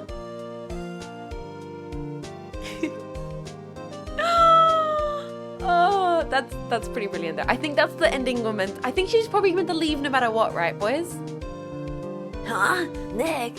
But I haven't seen him lately. Huh? Me? I've been working at the cheese shop. That Missy's a nice lady, but she's not exactly what you call a cheap date. Huh? She's been in Hawaii right now. Yeah. Oh, these are cute. I like these little like end sequences. Cheese. Right? Yeah, I remember him. I hear he's been busy lately. You know, not to ring my own bell, but I sort of taught him everything he knows, so I'm for sure he's grateful. It's pain. Whack him. Next time on Phoenix Wright, sand riding small children. What? Really? Phoenix Wright? Oh yes, the defense attorney for whom I wrote that affidavit for. Yes, I should know I've taken over management of the Keywater Hotel recently. Should be in the area, please stop by. Oh, these are great. These are great. These are great. I'm trying to remember all the character voices though. I don't remember half of these characters' voices. This is a true test of my memory, doing it on the fly. Oh, it's you, Phoenix Wright. Oh yes, Missy Me's understudy, was he not? I wonder how he's doing. Haven't seen him of late. Ah, the days of my youth. Got the scent of French lemons, you say. Oh, this is so cute. Next one gets good. I'm excited. Oh, Phoenix Wright, Missy Knoxter. Well, I'm not buying it. You can star with a name like Phoenix. Did you know that? The thing is, at the end of the day, it's supposed to be anyhow. I'm trying to remember all the characters' voices. This is so difficult. Oh, Bag, let's go. I'm pleased to announce Prince Business is a hit. Sure owe that to Mr. Wright, great deal. I'm keeping my face out of the public till the show's over. Wouldn't want to ruin any kids' dreams, you know. Will Powers, let's go! This is so cute. The next one has like 1 to 5 cases? Really? Oh, I got a letter from Meyer the other day. Sounds like she caught a cold standing under a waterfall. I wanted to visit, but I didn't have time, so I sent her some Pink Princess's cards. She can't buy them where she is. What kind of places is she living in anyway? You're playing through the entire trilogy? I'd be open to it for sure. I'd be open to it 100%. Oh, this kid. Right? Who's that? You want to talk? Let's talk Pink Princess, alright? But, you know, I snuck into the studio the other day, and I saw her, the one inside the Pink Princess suit. What a dog. It was kind of a shock for a boy of my tender age. Oh god, because isn't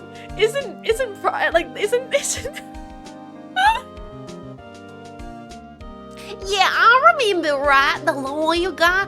Me, I'm gonna train to become a paranormal photographer. You know, that picture I took of everyone. Well, just behind them, there was a ghost. For real. Now that's telling. I'm gonna be famous.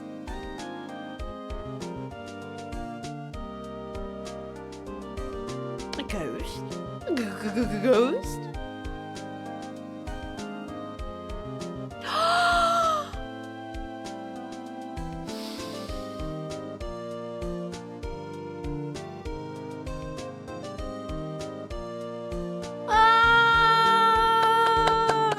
That was actually a brand new episode has been added. What the fuck?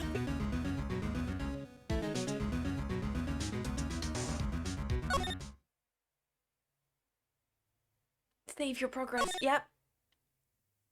It ain't freaking over. Wait, no, we should scroll right back to the top. There we go. Yes. Bonus episode. Didn't see that coming, did ya? No, I didn't. Okay. Well, there we go. I feel like that's what we're going to call it for today. And we're going to alt-tab so we don't get any spoilers, because that seemed really interesting. What a wonderful episode of Ace Attorney Trilogy. Turns out we have a freaking bonus episode. 1 to 5 is long. Well then, you know, buckle up, Buttercup, because we're getting into it. And possibly more lady characters, which would be good because my voice is absolutely obliterated currently. Let's set up the chatting scene. Let's go over here, boys. Let's go over here. Go hang out. It's gonna take you about 2 to 3 weeks to clear that. Really? Whoa, it's a long one. A long one. It's the DLC. It's baby Emma. Oh, so I probably could do a nice what would if Emma sounds like this, then what does baby Emma sound like? I should probably a little bit higher. I don't know. I have to think about Emma's voice. I have to think about it. Emma, Mia Fey, all the rest of it. Okay, cool. Very interesting. Just play the sequel instead of playing a time skip episode? Wait, what? Like, wait, you think I should go to the next game, not do the DLC? I'm totally open to playing the DLC. Time skip episode seems fun. I think we'll definitely do the DLC. Absolutely, yeah. No, I'm definitely doing the next episode. That seems a lot of fun. So 1 to 5 was added to the DS version, and it was also added to the WiiWare version as a DLC afterwards, and it was included in every single release of the original Age of Destiny from then on. Yeah, we're definitely doing that. What's going on? Where am I? Hi, welcome into my crib. We just finished Ace Attorney Trilogy. Well, we finished Ace Attorney up until the bonus episode, so we're not done just yet, but we will call it for today, for the ending of that chapter. And I will see you guys later in the week. What's next on the schedule? What's next on the schedule for this week? VR chat. I'm going to be back on, not tomorrow because it's my day off. I'll be back the day afterwards. We're doing some VR chat exploring. I've already started saving a bunch of really incredible atmospheric kind of liminal spooky maps and some kind of fun ones. So please look forward to it because I always like to get a little collection of wonderful worlds to explore. And we're going to be testing my new trackers and base stations. So it's going to be a fun little test and a little exploring time. Toasty, thank you so much for 9 months of support, dude. I really appreciate it. Joined right at the end. Well, hey, now you've got a wonderful VOD to relax to. Thank you for fun. Thank you for being here. Thank you again, Dark Lucidia, for the bits. Thank you everyone for the support today. Let's see who's online on the internet. It's weird because I was like gonna call this to go have lunch with Mech Mum, but now I'm gonna have to make dinner. I think I got some nice ideas for dinner. Make some veggies, maybe some fish. Who's online? Where should we go?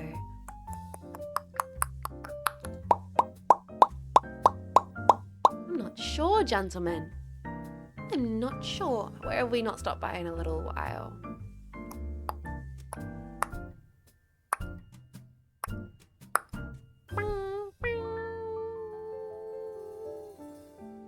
Got plenty of options, but I'm trying to think of something that'll be like nice and cozy. I'm thinking of something that'll be cozy because, you know, you get to keep the comfy vibes after doing a little Ace Attorney. Do you guys have any suggestions, maybe?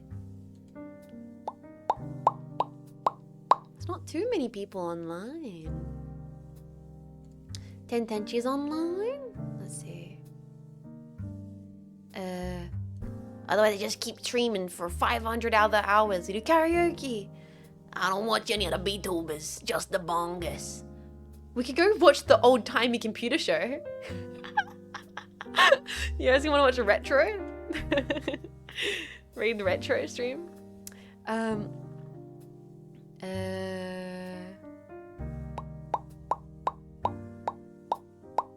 Jen's doing Claire Obscure. We haven't rated her for a little while. I'm not sure.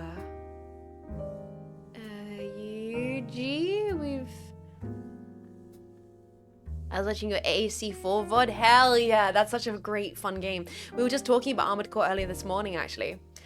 I just want to point out how basic rights is: 1, proves you're innocent; 2, proves your childhood drama; 3, gets the perpetuator of your childhood drama in jail all in one day. Like, kind of insane. Wild behavior, very impressive. The more you think about it, he's kind of a mad lad. Guys, I just kind of want to keep chatting. That was such a chill time. So thank you all for hanging out though. It feels like I'm ending the stream and running. No, we don't have any time for karaoke.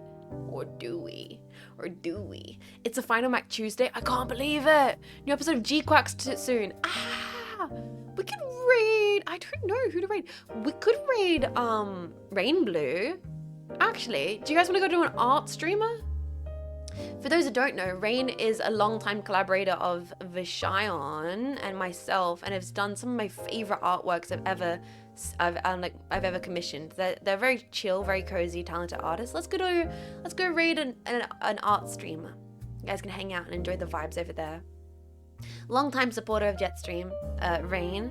Here is the raid message if you'd like to grab that. Please go. I know you'll be very kind and lovely to them. Take care. Have an amazing, wonderful, brilliant, and a lovely. And until next time, just in case I don't see you next time, that's all good, because at least this time I get to say jetpack jetting out. Enjoy your dinner, Bingus. I will. I'm gonna think about something to cook. I'll relax for a little bit. I'm ending a little bit early today, so I'll take it easy. Thank you for the stream. I'll see you guys with VR chat later in the week. VR chat, collabs, and of course, System Shock 2 and Plastic Model Weekender. If you're here from, I should have promoted Plastic Model Weekender when the raiders came in. If you're still here from the raid, I'm going to be taking part in Plastic Model Weekender, which is a big charity event in part of the model community, which I'm very fortunate to be part of. We're raising money for the cure for Alzheimer's. It starts in a few days. Please stop by and support. I'm going to be building figurines, and I'm going to be doing like crazy things where if you give money to charity, I'll be putting gloves on and maybe eating spicy noodles. It's going to be a whole thing. So if you like model building or plamo or anything like that, please support Plastic Model Weekender. I might add an exclamation point Plastic Model Weekender to the stream so we can start promoting that soon. But otherwise, until then, take care of yourselves. I'll see y'all later. Enjoy the rain stream. Bye-bye. Bye-bye. Bye-bye. Jetpack jetting out. Bye. And if you're still here, I had a lovely stream, and I hope you have a lovely rest of your day. Okay? For me, you have to. Where's my gun? I need my gun. Have a lovely day. Bye. This has been a Cynapse Inc. broadcast. Cynapse Inc. linking you with a safer tomorrow.